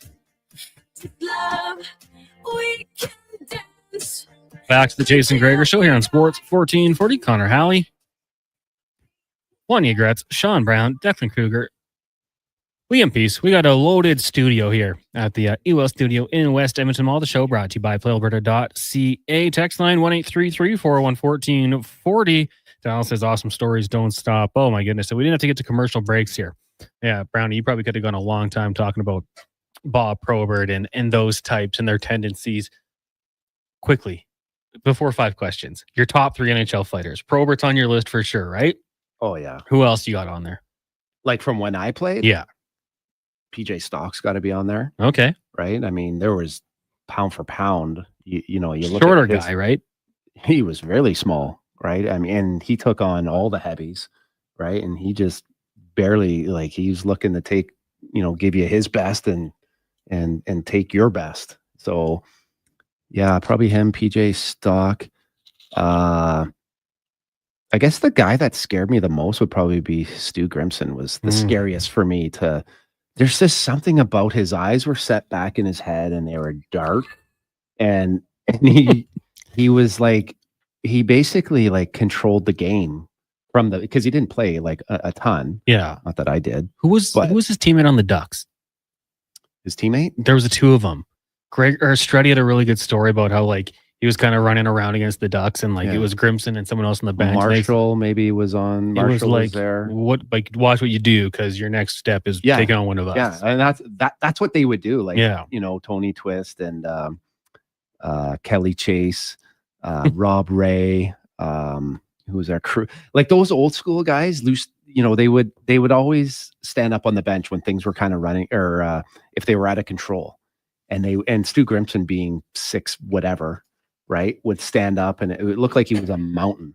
And he would like point at you and talk to you and yell at you, and exactly what Struddy was saying. He'd be like, run around one more time and it's not going to end well with you. Right. Yeah. And you'd just be like, okay. Chill used to be so much cooler. Yeah. Right now, let's get a 5 question with Declan Kruger, brought to you by The Brick. From now until the 29th, you can get up to 60% off clearance items, plus incredible deals on overstock, scratch, and dent products. Save up to $1,300 off sofas and get up to 25% off bedroom and dining furniture until the 29th. It's time for 5 questions on the Jason Gregor Show. All right, you lock. Question number 1. Rantanen, Cash, Hall, all traded this past weekend. Obviously, a 3-team trade involves much more, but I ask, which team won the trade, which player will thrive the most, and who will be the best team in 5 years? Well, I mean, I know who didn't win, the Chicago Blackhawks. I don't know what they were doing. I feel like they could have probably got a little bit more for what they were doing. I'm going to probably just go. I didn't think a third for 4 months of salary retained was that crazy, Well, personally. Maybe that was just me. You probably could have got a pick for someone taking on Taylor Hall, and then another pick for the retention. But hey, I'm not a Your GM. own pick, too. I don't know. Yeah. I'm going to go with probably the Carolina Hurricanes and Mikko Rantanen all around. Like, Rantanen goes to the team. He's going to be the guy. I'm assuming that he's going to re-sign there. I could be way out to lunch, but I think they re-sign him, and down the road, the Carolina Hurricanes just building up that culture. They get an elite superstar, and players want to play with him. So I'm going to go with the Carolina Hurricanes. I can't disagree with you. I was kind of caught up in listening to or looking at my phone. Andrew Walker texted me Tony Twist, so he's definitely not wrong there. But I see Carolina. They got the best player, and he's got some miles left on him. As long as they could sign him is the key. Carolina won the trade, but I think in 5 years, Chicago's going to be further enough along in their rebuild that I think this is like an addition by omission. Must be what they're thinking when they make this deal. Because you'd have thought they could have squeezed a little bit more out of them. Yeah, I thought so.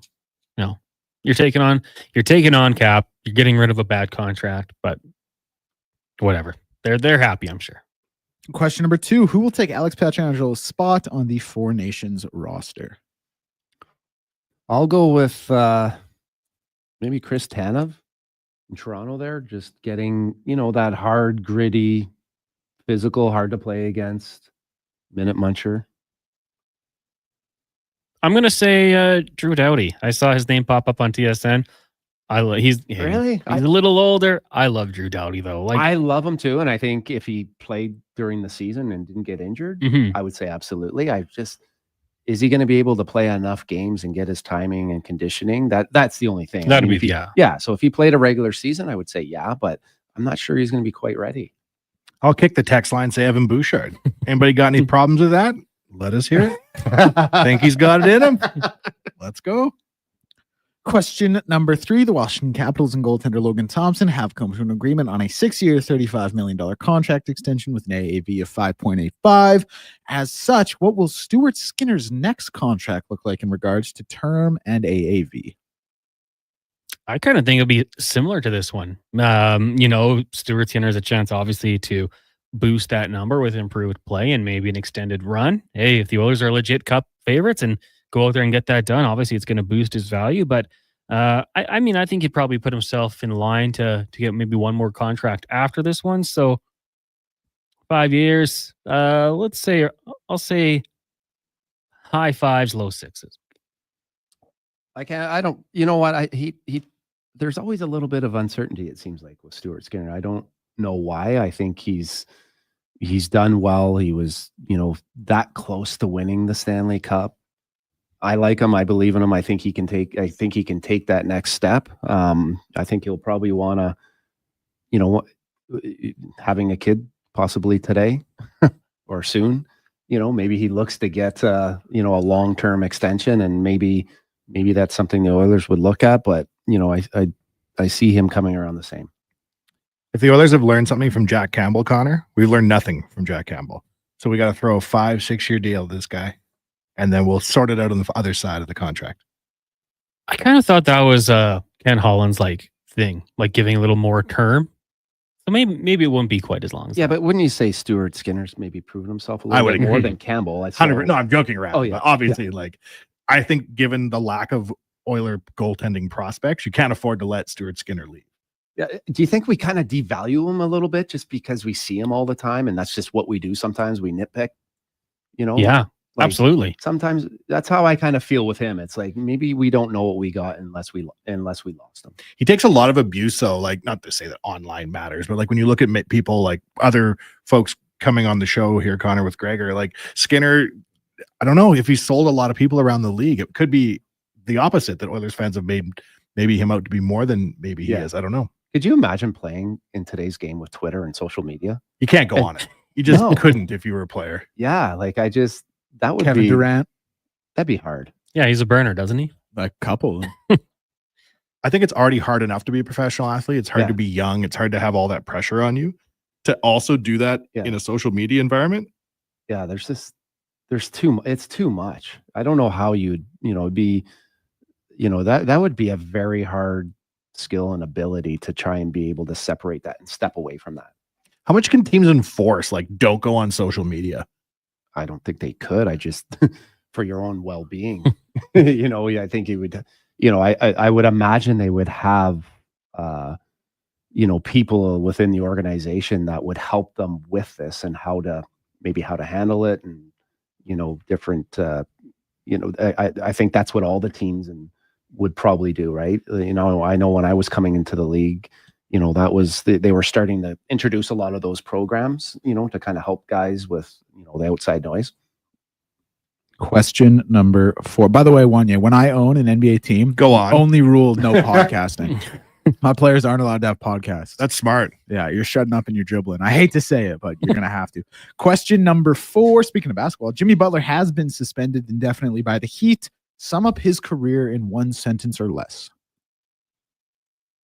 I guess, I don't know, a disappointment. I think that I like that guy. I was, what's the documentary there at the Starting Five? Yeah, on Netflix. Yeah. So he's got quite a personality, and he's obviously a gifted player.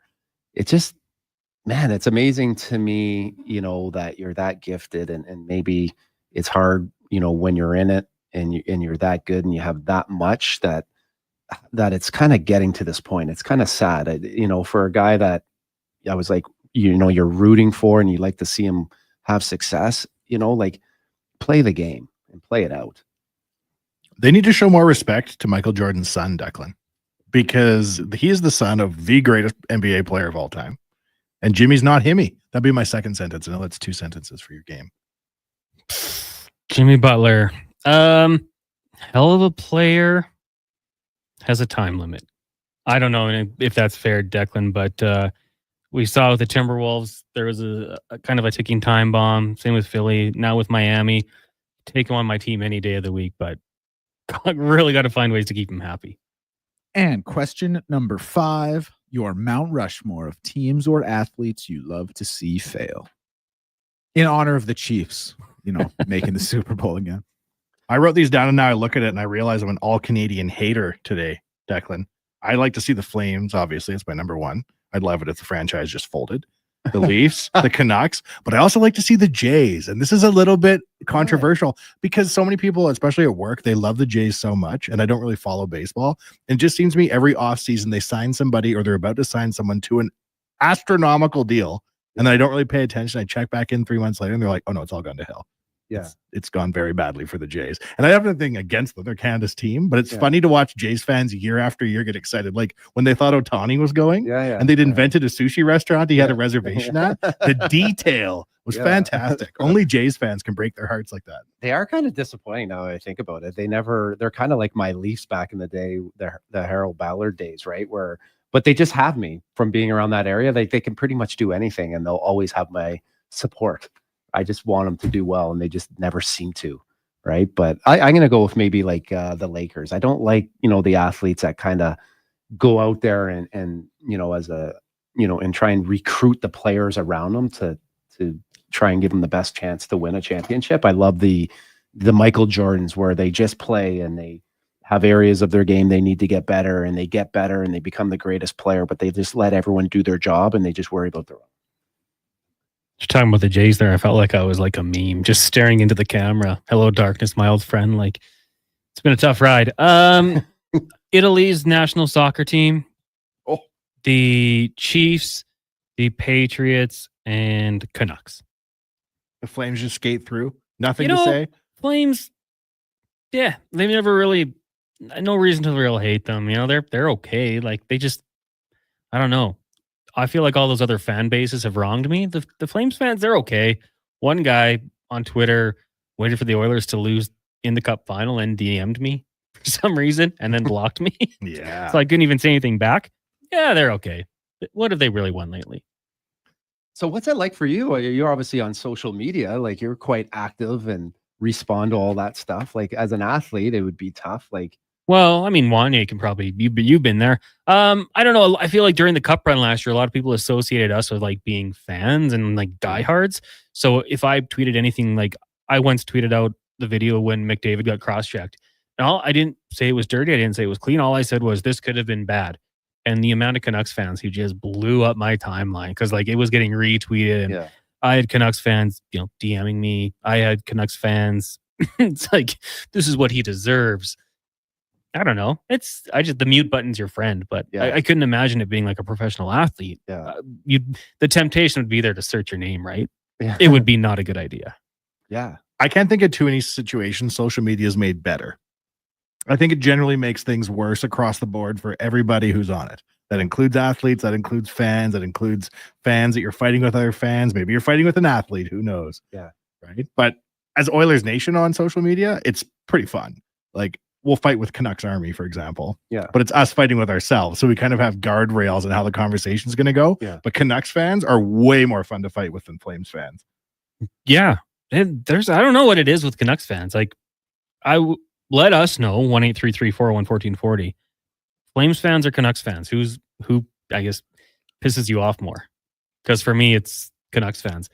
And there's just like a smarmy attitude about it. And then they start making fun of Edmonton. And I don't know why. That makes me frustrated. When they lost and the Oilers beat them, my tweet was, well, at least you guys have a beautiful city to go enjoy. And that got a few of them mad at me too. So it's a hell of a tweet. I don't know. Yeah, it was some good back and forth. That's a Canadian insult. What a beautiful city you have. We're not going to take that. Yeah, exactly. They're like, oh no, you don't. Go enjoy it. Just officially coming down. Oilers putting it out there. Amateur tryout for Tyler Palmer. He will dress as the backup tonight. What does that mean? No money? I don't know. Probably a little money. You know what? You probably would. Yeah, I'm sure. What, $1,000 to get a contract? I mean, would you do it? Absolutely. Of course. You're a legend. You get the jersey? That's like, sick. Yeah. It was actually when I was playing in the alumni game this weekend, like Joe Mullen and Ray Bork. Like there's some really, really good names there and stuff. And because, I was such a collector when I played, it was, I was always getting stuff. And I always find it interesting to see what other guys, if they were into it. And I was actually surprised at how many guys, weren't into it. But then they're like, man, I wish I did collect a few things.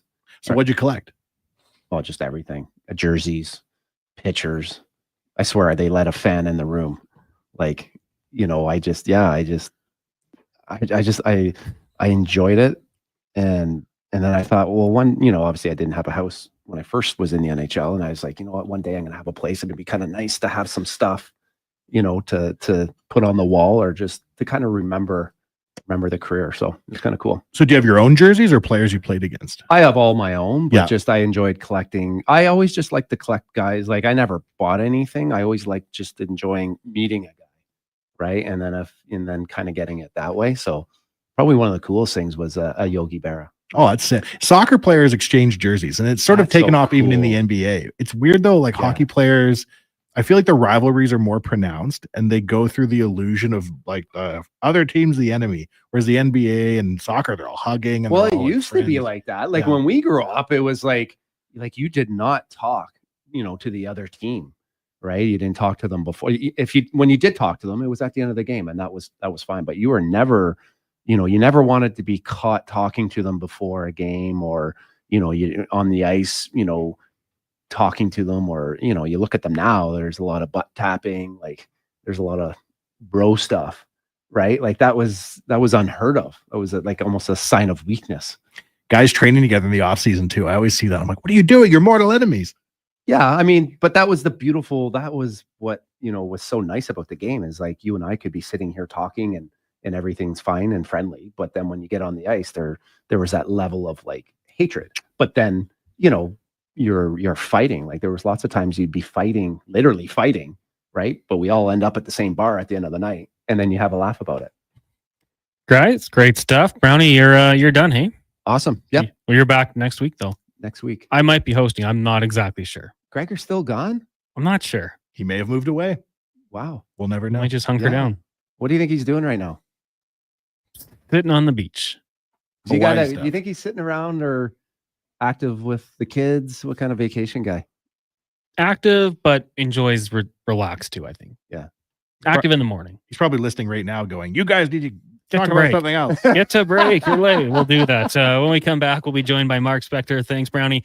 Also, we will be joined by Kevin Willieve in Goal Magazine here on the Jason Gregor Show, brought to you by PlayAlberta.ca. But right now, we'll get to a Sports 1440 update with Declan Kruger, brought to you by Booster Juice. Shake those wintertime blues with Booster Juice and enjoy one of our many warm and savory grilled fresh food options made in-house daily with the finest ingredients. Visit Booster Juice today or download the Booster Rewards app. This is the Sports 1440 update. And for your Sports 1440 update, 5 games tonight in the NHL, including, of course, the Edmonton Oilers, as they will play host to the Seattle Kraken, 7:30 p.m. puck drop for that one. Connor McDavid returning to the lineup, and the Oilers have signed goaltender Tyler Palmer to an amateur tryout, and the Golden Bears hockey netminder will back up Calvin Pickard tonight against Seattle. 12 games today in the NBA. It all gets going with 2 games at 5 o'clock, the Lakers and Hornets, and the Pistons and Cavs. At 7:30, the LA Clippers in Phoenix to take on the Suns. News in the hockey world, as the Tampa Bay Lightning defenseman Emil Lilleberg was given a 2-game suspension for interference, the Department of Player Safety announced, and the Capitals and goaltender Logan Thompson come to an agreement on a 6-year, $35.1 million contract extension. I'm Declan Kruger, and this has been a Sports 1440 update. Sports 1440 in West Edmonton Mall and Wetaskiwin. CKJR is a Stingray radio station. Download the free radio player app and listen wherever you go. Silent Ice Sports and Entertainment is an innovative market leader across Western Canada, with sports and entertainment properties including the Spruce Grove Saints, the Junior Prospects Hockey League, Silent Rides Charter Company, the Hockey Super League, and the newly launched Female Super League. Silent Ice also owns the Western Hockey League Seattle Thunderbirds and operates the Morinville AAA Arena. The Silent Ice Center, a new state-of-the-art entertainment facility, is open in Nisku, which features 2 sheets of ice, including a 1,600-seat arena and a restaurant with a viewing area. Adventure just doesn't stumble into your life. It roars to life with Riverside Motorsports. Tearing up trails or cruising the open road. Yamaha ATVs, side-by-sides, motorcycles, and dirt bikes deliver the performance you crave. Built for thrills, ready for your next adventure. Yamaha's legendary performance and reliability take you there. Make Mother Nature your playground on a Yamaha from Riverside Motorsports. Located on St. Albert Trail. RideRiverside.com. Riverside Motorsports. What you do for fun is our business. Hockey is back, and Play Alberta, Alberta's #1 sportsbook and official partner of the Edmonton Oilers, has you covered with bigger offers, boosted odds, live betting, player props, and more. New to Play Alberta? New players now receive $200 in free bets just for signing up. You already play? Get a $10 free bet for every $100 you bet. Every week, all season long. Visit playalberta.ca and make your picks today. Bonus terms and conditions apply. Do it, do it, do it. Your vehicle is a big investment. Protect it at Hughes Car Wash. We use only clean, fresh water and the highest quality car wash soap. Hughes Car Wash, the car wash pros. Do it, do it, do it at Hughes Car Wash. Find us at hughescarwash.com. Hey, Jane. How are you? Honestly, I'm barely treading water. The bills don't stop. My debt is creeping up. My home is an emotional battlefield. Am I a good parent? Am I a good partner? Do I even have value? I work, I eat, I sleep, and nothing changes. Every day is a struggle, and I feel like I'm in trouble. I'm fine. Everything's fine. You are not alone. Help is always available. The Canadian Mental Health Association can help. Learn more at cmha.ca.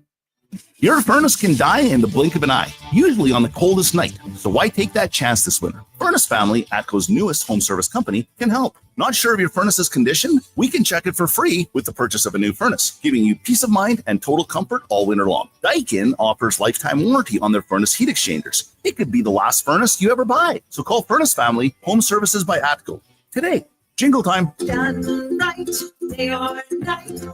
FurnaceFamily.com.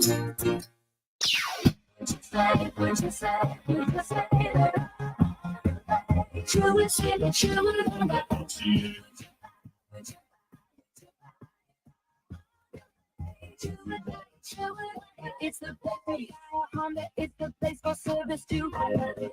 I love my Honda place. Would you buy? Would you buy? Would you buy? It's the place.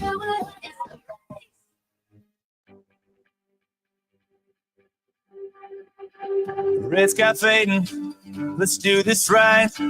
What you drinking? Portions of this hour brought to you by the PWHL Takeover Tour, featuring a matchup between the Toronto Scepters and the Ottawa Charge on Sunday, February 16th at Rogers Place. Premium seating now available. Check out the available suites, theater boxes, and loge tables. Head down to rogersplace.com/PWHL. From puck drop to kickoff, it's the Jason Gregor Show on Sports 1440. Presented by PlayAlberta.ca, Alberta's only regulated online gambling website. Gregor Show here on Sports 1440, brought to you by PlayAlberta.ca. Use promo code Gregor50. Get a free $50 bet with a deposit. PlayAlberta.ca. Connor Halley, Wanye Gretz, Declan Kruger, and Liam Peace with you here. Big thank you to Sean Brown. Sean Brown was getting into the stories and lots of questions. We went a little long. Well, we're trying to get back on track here. We got Spec coming up in the Spec Report, brought to you by GS Construction. They specialize in underground infrastructure. They make your life more enjoyable with running water and indoor plumbing. They're the grinders of construction.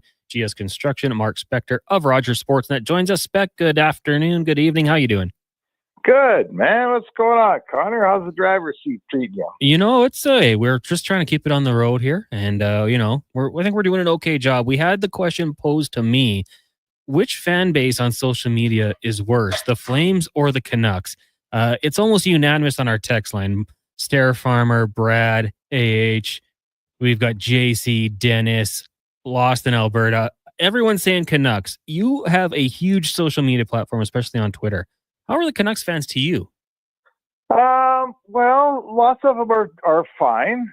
I would say that, like, if you had to ask me who do you have more blocked, Canucks fans or Flames fans, for sure it's Canucks fans. But the Canucks have also been a far more relevant team of late, I'd say. Yeah.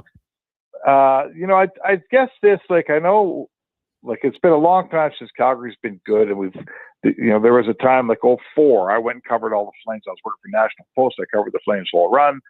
And the Flames fans, some of them would say, you're having a guy get lost. But most of them were pretty accepting.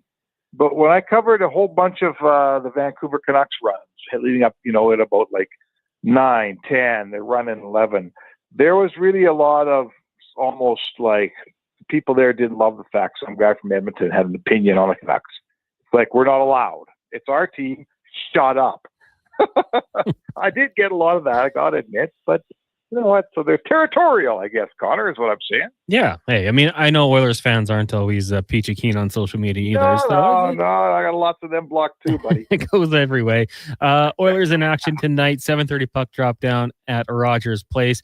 Kind of a cool story here for Tyler Palmer, Golden Bears goaltender. He's going to be signed to an amateur tryout with Stuart Skinner around his wife, who I don't know if they've given birth yet to their second child, but it's on the way. Calvin Pickard's going to get the start, but how cool is that for Tyler Palmer?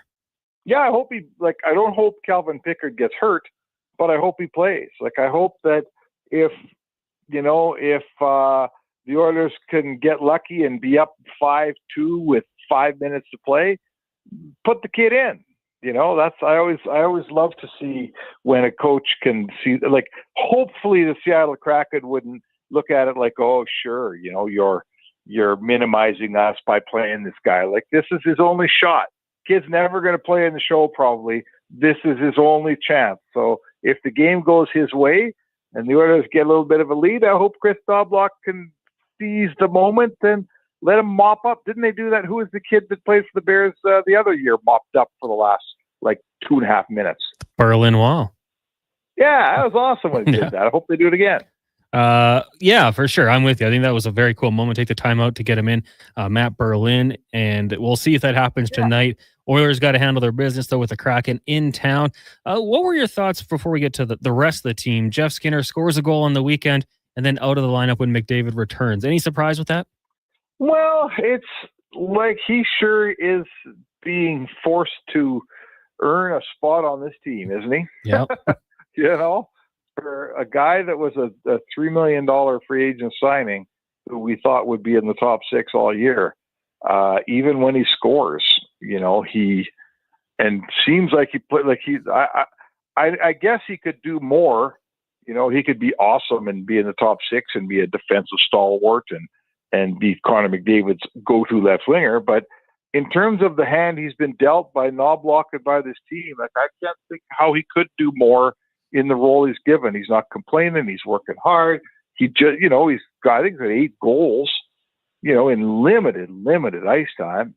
I kind of feel a little bit for him. He's got to be wondering, like, what am I supposed to do playing 10 minutes a night, right? What do you think? No, I mean, that's kind of what I thought. And, scoring the goal in the nature that he did, it was a big goal for the Oilers. You don't want to fall too far out of the game. He answers quick. I thought he was okay in that game, stood out on a few occasions. So I will say this, I don't know who the other option might be the way things are going, but I was a little bit surprised to see Jeff Skinner, looking like the outside, or the man on the outside looking in on this one.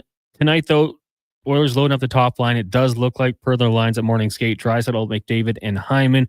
Nuge will stay on the line with Brown and Janmark. What do you think of loading up that top line in McDavid's return tonight?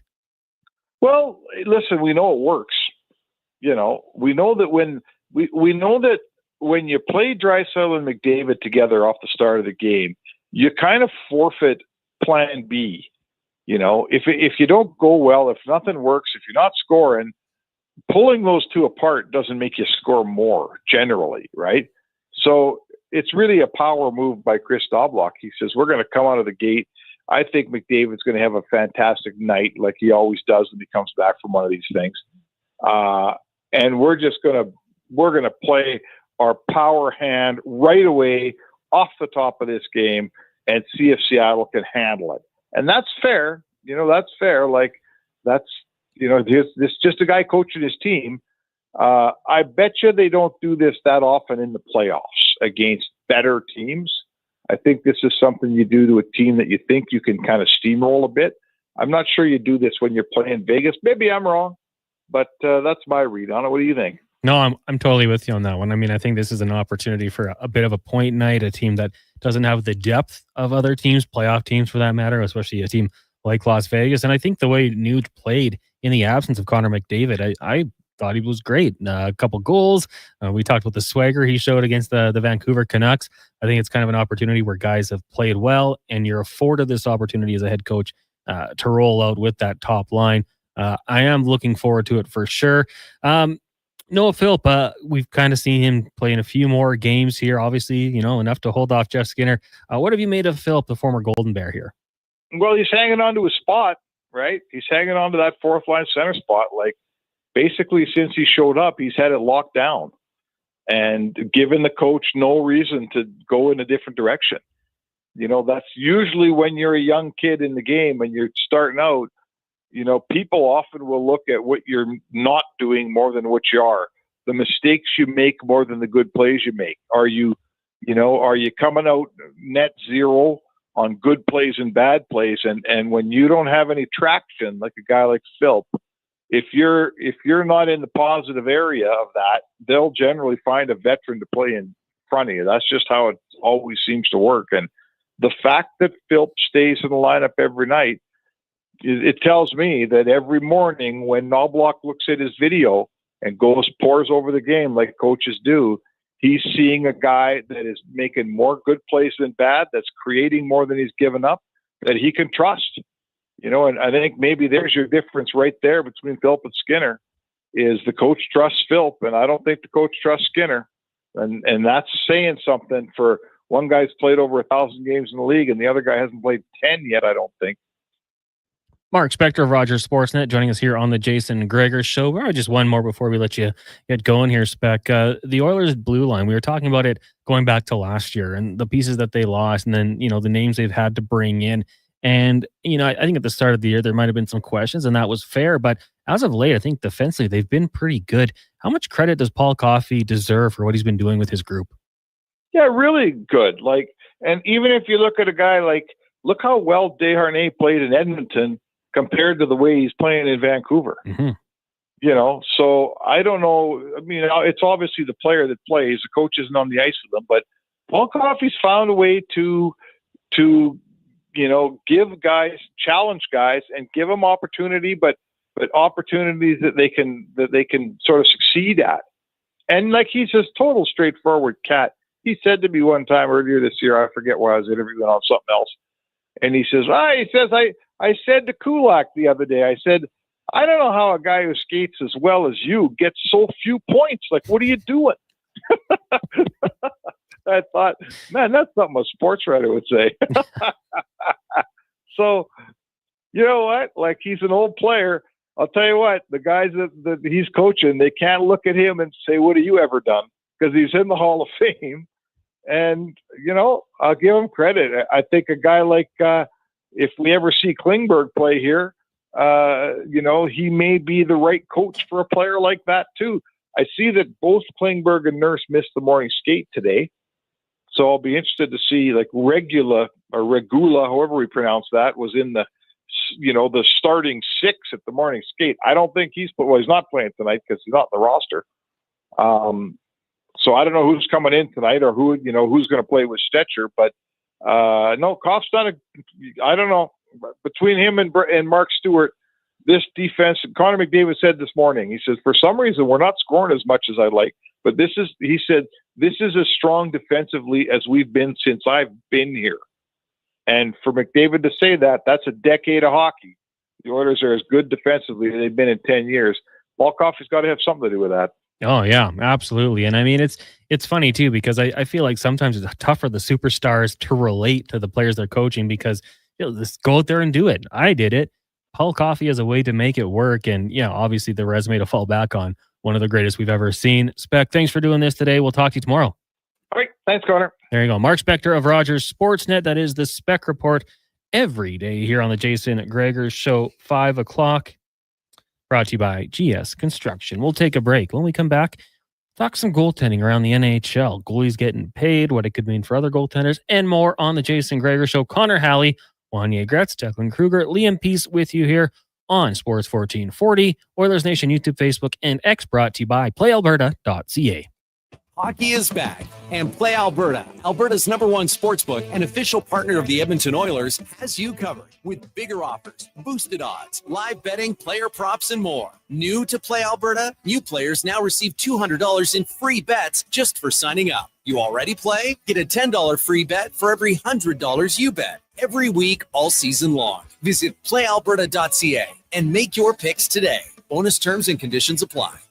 Is it Riverside Motorsports? No. It's Riverside Motorsports. Over 55 years in business, and people still get it wrong. Guess it's time to get it right. Riverside Motorsports. What you do for fun is our business. Just when the weather is freezing your nosy, someone's got a new menu that's tasty and cozy.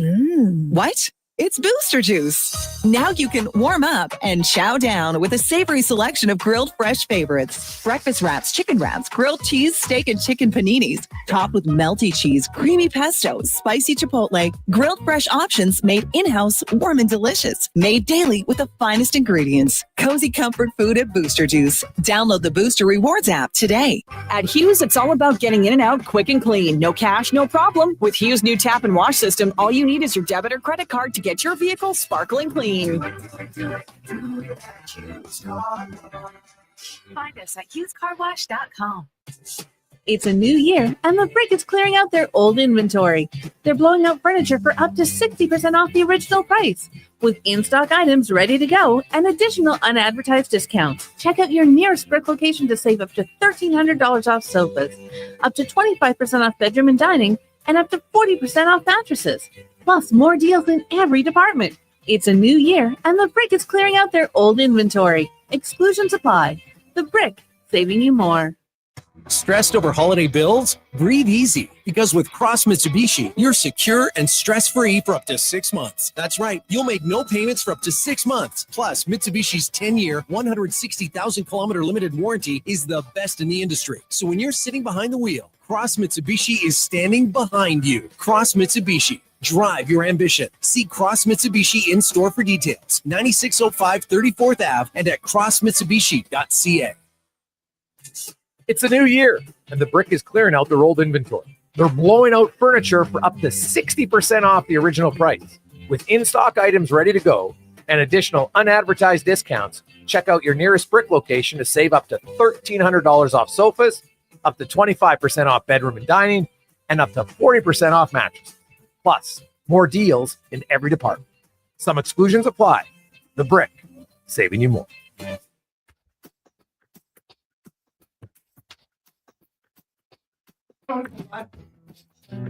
Portions of this hour brought to you by Epcor. Stormwater ponds in Edmonton are designed to move water and runoff from streets and sidewalk, making them unsafe for winter activities. Instead, head to a community league or city rink that is safe for you, your family, and your friends. Think twice and stay off the ice. Learn more at epcor.com/winter safety. Sports Radio is back. The Jason Gregor Show on Sports 1440. Presented by PlayAlberta.ca, Alberta's only regulated online gambling website.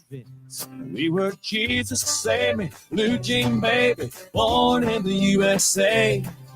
Trailer park truck stop, faded little map dots, New York to LA. We were teenage dreaming, front seat leaning, baby, come give me a kiss. Put me on the cover of the Rolling Stone, uptown, down on American Kid. Jason Gregor Show, Connor Halley, Wanye Gretz, Declan Kruger, Liam Peace with you here at the eWell Studios in West Edmonton Mall. The Jason Gregor Show is brought to you by PlayAlberta.ca. Use promo code Gregor50. Get a $50 free play with a deposit. Make sure to use your game sense. PlayAlberta.ca. We're sitting here, Wanye, and young Donovan runs in. He's got the pregame show coming up at 6 o'clock. And apparently, someone on the Henday hit a moose.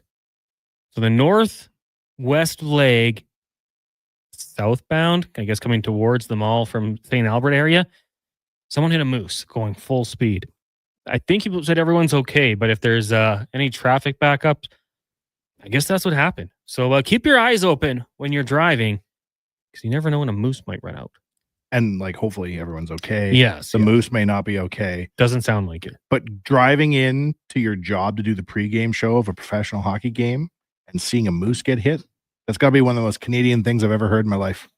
Heard some stories from young Donovan being late for work, weather conditions. The moose didn't slow him down. That is very Canadian. Very Canadian. Yeah. Well, let's keep it going here. Talking some hockey, we will bring in Kevin Woodley of In Goal Magazine. Kevin, good afternoon. How are you doing? I'm good. I'll take things I don't have to worry about in Vancouver for 100, Connor. Yeah. I will say, like, all jokes aside, I was born in Whitehorse in the Yukon, and my parents, I've heard some stories from my parents in the past. Like, I hope everyone is okay, because that tends not to just end poorly for the moose. Being such a top-heavy animal, that can be a really bad accident for the vehicle and the people inside it. So hopefully everyone's all right. I don't mean to make light of it.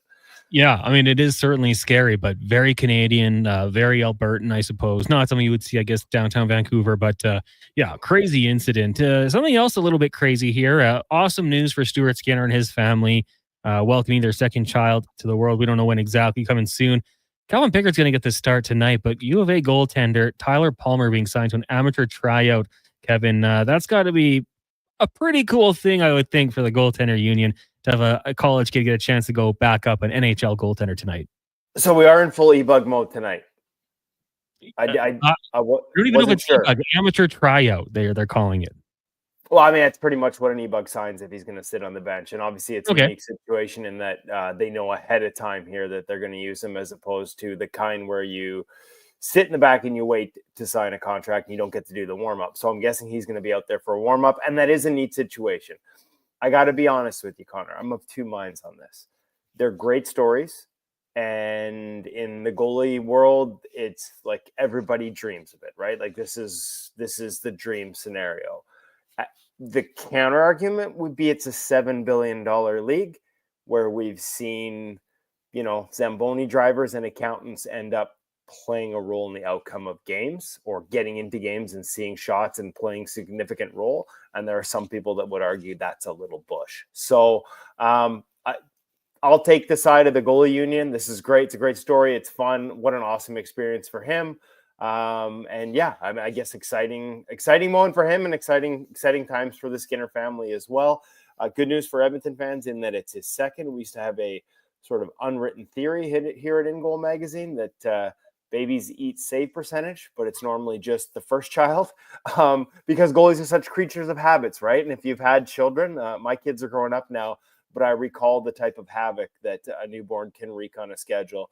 And goalie schedules and goalie routines are such an important thing. We see a lot of guys after their first take a notable dip. So Stu's been around. He's done this already once, so it won't be a problem the second time. And congratulations to them on whether it's happened or pending another child. Kevin, I'm a capitalist. How does the remuneration work on a tryout contract like this with a not e-bug but not NHLPA goalie? Good question. I believe the amateur status tells you there can't be a contract financially because it's an amateur tryout. I think as soon as you sign someone to a professional tryout, there's a league minimum in the NHL, right? So anecdotally, my understanding is that it is a pass the hat evening for the rest of the guys in the room. And we've had a few of those here in Vancouver. I think Jordan White was one that I remember with UBC Thunderbirds getting in. And I think he let it slip. He didn't give us a number, but let's just say that it was with the San Jose Sharks at the time, and Joe Thornton was a part of that team. And I think the hat was passed in quite a generous and overflowing fashion, so he did pretty well by it. But I don't think the team itself is allowed to. I think the jersey is about all you end up getting out of it from a team perspective. Just think, like, knowing what we know about Joe Thornton, I'm thinking that was probably a nice little payday for him with that instance. We'll stick with Stuart Skinner, and just your thoughts of his play as of late. Obviously not going to be dressed tonight, but what have you seen from him lately? Yeah, I mean, a couple of things. Like there's the anecdotal, and then there's the numbers, right? And the numbers are they continue to trend up in a really nice direction, sort of. I guess let's call it since mid-November, right? There just seems to be the line where. It's a couple seasons in a row. Last year it was a coaching change. This year we'll just give him a month to sort of settle in. And since then, plus 1.3% on the adjusted save percentage.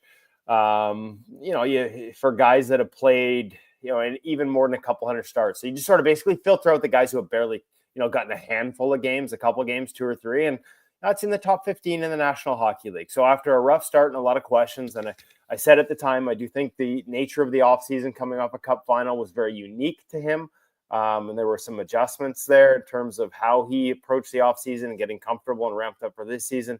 He's been right where you'd expect him to be. Like I said, sort of the top echelon of NHL starters. And listen, the Oilers are a really good defensive team. And that plays a role in this. And yet, don't forget, these numbers are adjusted for that shot quality. So his performance relative to it is still in the top 15 of the league. It's it's the right direction. Anecdotally, in terms of what I'm seeing and some of the discussion I had with him when they were in Vancouver recently, and it actually quite enjoyed that discussion about his game and how he continues to evolve it. He's a guy that I love the growth mindset he always takes, and he's still looking for new ways and new ideas and new things to sort of find improvements. Depth management. I talked about it with Jason in the past. That to me, to my eye test, it looks like he's a little more neutral, a little more passive with his reads in terms of rush chances. And passive, people might think of that as a bad word, but I mean in terms of just not being over aggressive. Like if there's a pass option, give yourself a chance to get there. Don't sell so out on the shooter that you can't get across on the passer. And he agreed that there's a more conservative approach to that depth. Again, depending on the read, but he's giving himself a chance more often to use that big frame, keep it in the net, be more effective with it. And we've seen a number of highlight reel saves instead of near misses because I think he's just shortened the path from side to side when those passes do get across on the odd man. Kevin will leave in Goal Magazine joining us here on the Jason Gregor Show. Connor Halley, Wanye Gretz sitting in earlier today. We saw a bit of a nice payday in the NHL. Logan Thompson getting the 6-year, $35.1 million extension with the Capitals. What do you make of that contract? Did you see it coming? And what does this mean for Charlie Lindgren as well? I didn't see it coming. Wasn't sure where they were at. To be honest, wasn't looking for it. Obviously, the Capitals were in a unique situation. All three of their guys, top three on the depth chart, including Hunter Shepard in the American Hockey League, where I think he's won back-to-back championships, were headed for UFA this summer. Charlie Lindgren and now Logan Thompson taking up the market. So I wasn't sure what this would look like. I know a lot of people are going to look for a guy who's on a league minimum deal right now and only has 3 years in the show and say, wow, that's a really big jump. That's a really big commitment, close to $6 million a year for 6 years. If the Capitals are confident that he can be the guy he's been this season moving forward, this is going to go down as a bargain, like a very serious bargain. Because, and I say that because the numbers are so incredible this year, Connor. Like, not just top of the league. And they are like when you adjust for the shot quality that he faces with the Washington Capitals, his goals saved above expected is 25.19, leads the entire National Hockey League. He is 7 clear of Connor Hellebuyck of the Winnipeg Jets, who is most people's Vezina Trophy favorite at the halfway point of the year. His adjusted save percentage is plus 3.7%. The last time a guy went full season, and there's been a rotation for large parts of the year where it's him and then Lindgren and back and forth, so he hasn't played as much. But with Lindgren missing some time with a concussion recently, he went on a roll where it was just him, and he continued to produce at these numbers and actually was even better during that stretch, arguably a little bit. The plus 3.7%, like the last time we saw a goalie do this from start to finish in a season, and I know we're only halfway there, that was Igor Shesterkin's Vezina Trophy, and most people saying he should have been in the Hart Trophy discussion. So that's the level he's playing at. This isn't just best in the league right now. This is one of the best seasons we've seen in the last 4 or 5 years. So if he continues that, and it's a big ask because it's obviously an exceptional level, this ends up looking like a bargain. He was consistently an above expected goaltender for the Vegas Golden Knights. Injuries at times, coaches' decisions at others prevented him from getting on this type of a role and getting these types of consistent minutes. I think when he went to Washington after asking for a trade out of Vegas, it was the best place for him. The goaltending coach there, Scotty Murray, is a guy he knows dating back to his first full season of pro. Let's not forget, out of Brock University, Canadian U Sports graduate. First full season of pro was in the ECHL, and Scotty was one of the goalie coaches involved when he was the AHL and development goaltending coach with the Washington Capitals. He's really coached they know the person. They know the personality, and they've coached to that. Technically, the changes he's made, he told me this weekend that he credits Sean Burke of the Vegas Golden Knights. And the irony is he's playing deeper. He credits Burke with it, but it never really happened when he was in Vegas until right at the very end because he kind of resisted it. And so he told me, I'm not even sure I've ever had a chance to say that to Sean Burke himself. So I think this is a perfect marriage, a place he went where he was very comfortable with the people around him. They worked with him as a person, not just as an athlete. And so you're seeing the best out of Logan Thompson. And obviously they're betting that they can see more of that. Now, what does this mean for Lindgren, who's been the best bargain in the NHL for the last 3 years at $1.3 million? I think he probably has the decision to make, but it's my understanding that it is fully their intention to keep him on board. Alexander Ovechkin said to us this morning, because they practiced here in Vancouver after the contract was announced, that he hopes they can also keep Charlie Lindgren, because he thinks the chemistry of that tandem and within the room is that important to the Washington Capitals. My impression is they are going to try.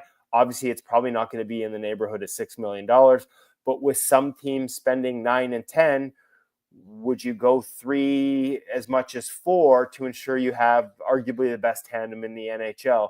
And then I guess the question, if you're Charlie Lindgren, do you see yourself as a number one and you want more than that? It's a fascinating negotiation now for him, because what Lindgren decides, and depending on where that number lands, could also set the market for other guys who are kind of in that 1B with lots of upside mold. I'm thinking of Kevin Lankinen here in Vancouver. Last year, that market was $2.5 million. You think of Anthony Stolarz, we could see it bump up quite a bit depending on how this Lindgren negotiation goes now that Logan Thompson is signed. Kevin Willey, In Goal Magazine, joining us here on the Jason Gregor Show. What do you think of Joey Daccord and his play, as we think he'll get the start tonight for the Kraken in Edmonton? Well, interesting that you take a look at that contract at $5 million, which is just a little less than what Logan Thompson gets. And I think you kind of saw a resetting in the market. For the longest time, that was sort of what the ones were making, right? You think of Demko here in Vancouver when he signed his extension. You think of Elvis Merzlikins at, I think, 5.625. Like, that became the standard. And so now you have this new tier of 8.25 guys and a tier right below that. And if you get the right guy on that $5 million deal, I'm thinking Mackenzie Blackwood's extension in Colorado behind the right team, you can get yourself a pretty good bargain. And I think that's one of the things that they have in Seattle with Joey Daccord. His numbers are up there, sort of flirting with top 10, top 15 in the league. Adjusted save percentage, I mentioned Skinner since mid-November. Joey's been at that level or slightly above it for the entire season. What you'll see on the ice, Oilers fans, if you watch him tonight, a level of aggression and confidence with the puck. Not hesitant at all to go out and play it. He moves it as well as anyone in the league, and he will challenge you. He will force shooters to beat him. When he reads shot, he will come out of the paint. I wouldn't say recklessly, but just quite assertively. And so if you're a shooter on the other end of that and you can hold pucks and maybe look to make lateral passes, and few teams do it as well as the Oilers, especially with McDavid back in tonight, you can maybe take advantage of some of that depth. But he's a very aggressive, assertive goaltender. He's doing it as effectively as anyone in the National Hockey League at a time when Logan Thompson is backing off and Dustin Wolf is backing off and guys are playing inside the paint. Joey's not afraid when he makes the right read to step outside of that and play with a kind of, it can be kind of fun level of aggression. So that's something to watch if you're at the game tonight or watching on TV. You mentioned lateral passes. You think that's the best way for the Oil to attack? Yeah, for sure. And again, it's not like he's not capable of stopping all those too. He's a very quick goaltender. I think the key is to maybe hold, maybe give a fake. If you can get him, if you see, have your head up and be looking for those moments where he does feel like he needs to commit to you. And if you've got other options, again, force him to travel that extra distance required to get across to those chances. Excellent. Kevin, thanks so much. So there's more we could have got to, but the clock's going to stop us from doing that. We'll talk to you next week, and we can get to a few more things as well. Yeah, my apologies. It's because I talked too much, but I was excited because we had Logan Thompson here in Vancouver, so we were sort of all over that one today. So I had lots of thoughts on that one, Connor. Oh, we were running late anyways. We'll make up for it next week, Kevin. Thanks a lot, and we'll talk to you then. My pleasure. There you go. Kevin Willey, In Goal Magazine and NHL.com out in Vancouver. We were going to get into a potential goalie debate. Is there a battle, controversy, some might say, in Vancouver? But we ran out of time. Next week, we'll see how that progresses. There you go. I'm fake. I'm Joey Daccord in between the pipes tonight for the Kraken. For the Oilers, it will be Calvin Pickard as Stuart Skinner and his wife await the birth of their second child. It is the Jason Gregor Show. When we come back, we get to Wanya's World and wrap this baby. I'm going to say BB. I'm going to stick with it. We'll wrap it up next. Oilers Nation, YouTube, Facebook, X, as well as Oilers, or as long as Sports 1440, brought to you by PlayAlberta.ca. Just when the weather is freezing your nosy, someone's got a new menu that's tasty and cozy. What? It's Booster Juice. Now you can warm up and chow down with a savory selection of grilled fresh favorites. Breakfast wraps, chicken wraps, grilled cheese, steak, and chicken paninis. Topped with melty cheese, creamy pesto, spicy chipotle. Grilled fresh options made in-house, warm and delicious. Made daily with the finest ingredients. Cozy comfort food at Booster Juice. Download the Booster Rewards app today. At Hughes, it's all about getting in and out quick and clean. No cash, no problem. With Hughes' new tap and wash system, all you need is your debit or credit card to get your vehicle sparkling clean. Find us at hughescarwash.com. It's a new year, and the Brick is clearing out their old inventory. They're blowing out furniture for up to 60% off the original price, with in-stock items ready to go and additional unadvertised discounts. Check out your nearest Brick location to save up to $1,300 off sofas, up to 25% off bedroom and dining, and up to 40% off mattresses. Plus, more deals in every department. It's a new year, and the Brick is clearing out their old inventory. Exclusions apply. The Brick, saving you more. Cold, icy mornings, frozen windshield, snow in the forecast, and your vehicle won't start. You know what that means, Alberta. Winter is here. Don't get left out of the cold. Head to Napa Auto Parts today to gear up for the frosty months ahead. Winter won't wait, and neither should you. From premium batteries, starters, and alternators to high-quality wiper blades, antifreeze, and snow brushes, Napa Auto Parts has everything you need to get your vehicle winter ready and running. With over 85 locations in Alberta, stop into your local Napa store or visit NapaCanada.com for all your trusted parts, tools, equipment, and automotive needs. That's Napa know-how.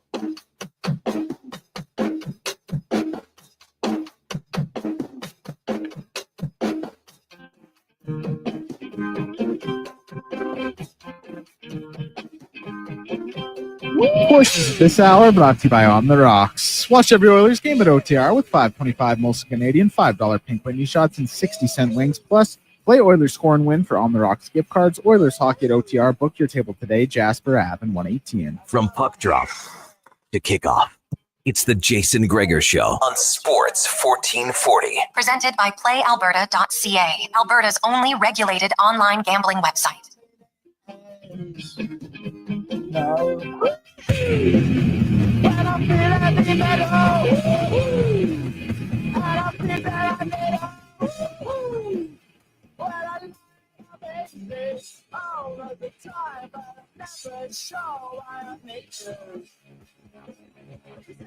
Five 46. Welcome back to the Jason Gregor Show here on Sports 1440. Also, Oilers Nation, Facebook, YouTube, and X.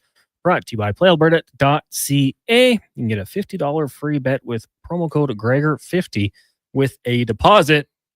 Connor Halley, Wanya Gretz, Declan Kruger, and Liam Peace with you here at the eWell Studios in West Edmonton. Mom Bob says, what's wrong with Skinner? Nothing is wrong with Skinner. In fact, it's the opposite.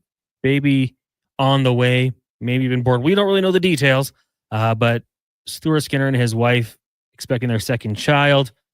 Great reason to be away from the team if there was one. I'm sure he'd love to be playing, but family time a little bit more important for Stuart Skinner. No injury, nothing like that. And Stair Farmer, great show, guys. Woodley's insight is always so good. Absolutely, that's why we bring him back. What's wrong with Skinner? You know, when a man and woman love each other, 9 months later the stork comes to town. We've had a few people ask. Yeah, it's all good. It's good stuff. It's great news. Babies are the best. Very rarely when a player is out is it good news. Yeah. This is the best news. This is the only time, essentially. Guys, Seattle will release the Kraken tonight. But Edmonton is about to release the McDavid, which is 100 times more scarier than a Kraken. He had you in the first half. He redeemed himself. Why don't we dive into Wanye's world? Well, at the risk of being unpopular and breaking from tradition, I would actually like to talk about the NFL briefly, Connor, because I feel like the Super Bowl sometimes is a foregone conclusion, but oftentimes the conference round? Is that what they conference championship round has a lot more to do with who's going to win the Super Bowl than the actual Super Bowl itself. So I'm just wondering, like, your general thoughts on this weekend. Like 55-23 for the Eagles over the Commanders. Like, that's a stomping, man. Yeah, and like the Commanders, hell of a season. Last year they picked second overall. Yeah, they were not a good team.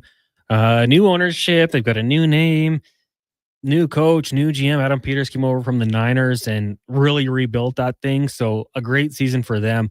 But Philadelphia. I think a lot of us would have had Philadelphia and probably San Francisco penciled in at the start of the year. The Eagles were a good team and added Saquon Barkley. They've been really good at drafting. They got Jalen Carter a couple of years ago later on than he should have been. Like, he probably should have been a top, and Declan maybe can confirm this, top 2 or 3 pick. Had an off-field incident, something bad happened. Eagles took him, got great value, and have been able to build up their team. Nolan Smith, Declan, was another kid from Georgia they got who kind of fell in the draft, right? Like, they've just kind of benefited from this, bring these players in, have a good team culture, make sure they don't have any more mistakes, and go from there. So that one probably not too surprising. I honestly thought this might be the year the Bills got past KC. I've said it kind of all year long. I thought that this is the most beatable Kansas City's been, in my opinion, for a long time. The 2 previous playoffs on this show, here or down the dial, I said, I don't see a team who can beat Kansas City. This year, I thought it was possible. I thought, and maybe if Kansas City had to go through Baltimore first or Buffalo, maybe it would have changed things. Although the Texans was a little bit easier for them. Buffalo took them to the limit, but couldn't quite get there. It's going to be a good game. And, Saquon Barkley could be the X factor. Like, he's that good of a player. We saw him, his first carry of the game. It's a little toss to the outside. I feel like in today's NFL, that doesn't usually go as a house call. This time it did. Like, Barkley can make guys miss. He can use power, speed, agility. He's just a dynamic playmaker that Philly was just, able to add from a division rival. And the Giants are probably kicking themselves for letting him walk away, but he would not have had this season with the New York Giants. Let's make that clear. But it's setting up for, I think it's going to be a good game. I think we're going to get a good one here. You can't bet against destiny, though. You think the Chiefs are going to win, or? I don't. Well, hey, I don't know. I mean, I for fun, if I had to pick a winner right now, I might take Philly. Jalen Carter is a force in the middle. He can get that pressure. I think when you're playing Kansas City, you do have to make sure you contain Mahomes, because anyone who's seen him, if he's not beating you through the air, those 3rd and 7s, 3rd and 8, he'll convert them. Like, he's got the mobility. He can navigate the pocket very well, buys time. If no one's downfield, he'll run with it. So I think it's going to be very important to keep him contained in the pocket. If you can do that with their end and then get that pressure up the middle, I mean, I don't have to tell you, that's a secret to success. I think it's who has the biggest celebrities of the game. I think that's the X factor, and I don't see the Chiefs being stopped. Eagles have Bradley Cooper, I think. Kevin Hart and Bradley Cooper versus Taylor Swift. Rob McElhenney. Oh. That's nice. It's Always Sunny. Wrexham fame. If they could get Danny DeVito on their side, that's a little bit more my speed. That might do it. Chiefs do have Paul Rudd as well. The guy from Modern Family. Eric Stone Street. Is that his name? These are all Z-list celebrities. No. What? No. Paul Rudd? Ant-Man? Come on. He's a big... Taylor Swift? Well, Taylor Swift is... All these little celebrities don't add up to... They're not small. She's just massive. That's what I think. I like seeing who she comes to the games with. That to me is more exciting than anything that Mahomes can do on the field. Ice Spice this week. Former President Dwight Eisenhower the next. It's unbelievable. It's a cavalcade of stars. That matters. I don't know. I'll take the Chiefs for marketing purposes. I don't see the NFL allowing this to slip through their fingers. It's going to be a three-peat. Leave no doubt. That's what the Eagles have to do. Leave no doubt? Leave no doubt. Don't let it fall into the hands of the Stripes. You need 1 yard, get 6 yards. Ooh. Although then you'll probably get a hold and it will come back and benefit the Chiefs. But Stair Farmer's texting in. We'll finish with some Oilers talk. McDavid's going to come out hard tonight. Yeah. What do you think? I mean, 2-point, 3-point night? I think a 2-point night for Connor is a 0-point night for normal people. A 4-point night for Connor is a 2-point night for normal people. I think he's gassed up. 3 games on the shelf. They were all wins. 2 out of 3. 2 out of 3. Lost to the Capitals, but that's right. That's right. Losing to a good Capitals team. Yeah. I respect it. He'll be juiced up. Yeah, he's going to be flying a 7:30 start. Is it in the Amazon game? I think so. Yeah, I mean, you could probably look into that one just to confirm here. Couple games underway already, actually. Declan's going to get you that update momentarily, but it's a 7:30 puck drop. That means 90 minutes of pregame with Andrew Walker and Donovan Paulson coming up next. ESPN Plus. Okay, well, maybe not the Amazon game. Could be wrong. ESPN Plus. How are we civilians supposed to watch that? Sportsnet. Huzzah! Sportsnet West. There we go. There it is. 7:30 puck drop. Until then, you can watch the Cavs and is that the Clippers? Detroit. Terrible jerseys. These third jerseys are terrible. Go back to the retro look. Give me the Ben Wallace era. That'll do it for us on the show. Big thank you to all of our guests for coming on today. Matt Larkin, Bill Bender, Sean Brown, Wanya Gretz, Tim Booth, Cam Tate, Corey Lavalette, Speck, and Willie. Go check the podcast if you missed anything. The Gregor Show, as always, brought to you by PlayAlberta.ca. Let's get to one final update with Declan Kruger, brought to you by Legacy Heating and Cooling. Home on no payments, no interest for 1 year on your furnace. Stay warm all winter at legacyheating.ca. Good night, everybody.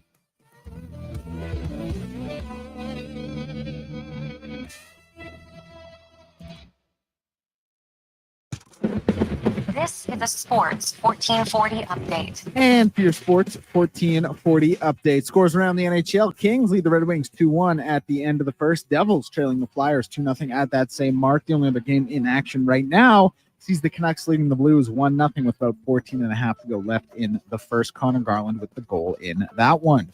Oilers, of course, in action in just over an hour and a half's time. They'll play host to the Seattle Kraken. Connor McDavid returning to the lineup, and the Oilers have signed goaltender Ty Palmer to an amateur tryout. The Golden Bears hockey netminder will back up Calvin Pickard tonight. In the NBA right now, plenty of games in action. Lakers lead the Hornets 51-39. Cavs lead the Pistons 35-30. With 6 minutes to go in the second quarter. Celtics up on the Rockets. Kings lead the Nets 20-15 in the first. Heat up big 18-8 on the Magic. Grizzlies trail the Knicks 16-8. And the Raptors with an early lead 16-7. News around the sporting world. Washington Capitals goaltender Logan Thompson came to an agreement with the club on a 6-year, $35.1 million contract extension with a cap hit of $5.85 million. And the Miami Heat have suspended Jimmy Butler indefinitely. That's going to do it for us here on the Jason Gregor Show, the pregame show. With Andrew Walker and Donovan Paulson is up next. I'm Declan Kruger, and this has been a Sports 1440 update. Sports 1440, a Stingray radio station broadcasting on Treaty 6 territory. Download the free iHeartRadio app and listen to CKJR wherever you go. Adventure just doesn't stumble into your life. It roars to life with Riverside Motorsports. Tearing up trails or cruising the open road. Yamaha ATVs, side-by-sides, motorcycles, and dirt bikes deliver the performance you crave. Built for thrills, ready for your next adventure. Yamaha's legendary performance and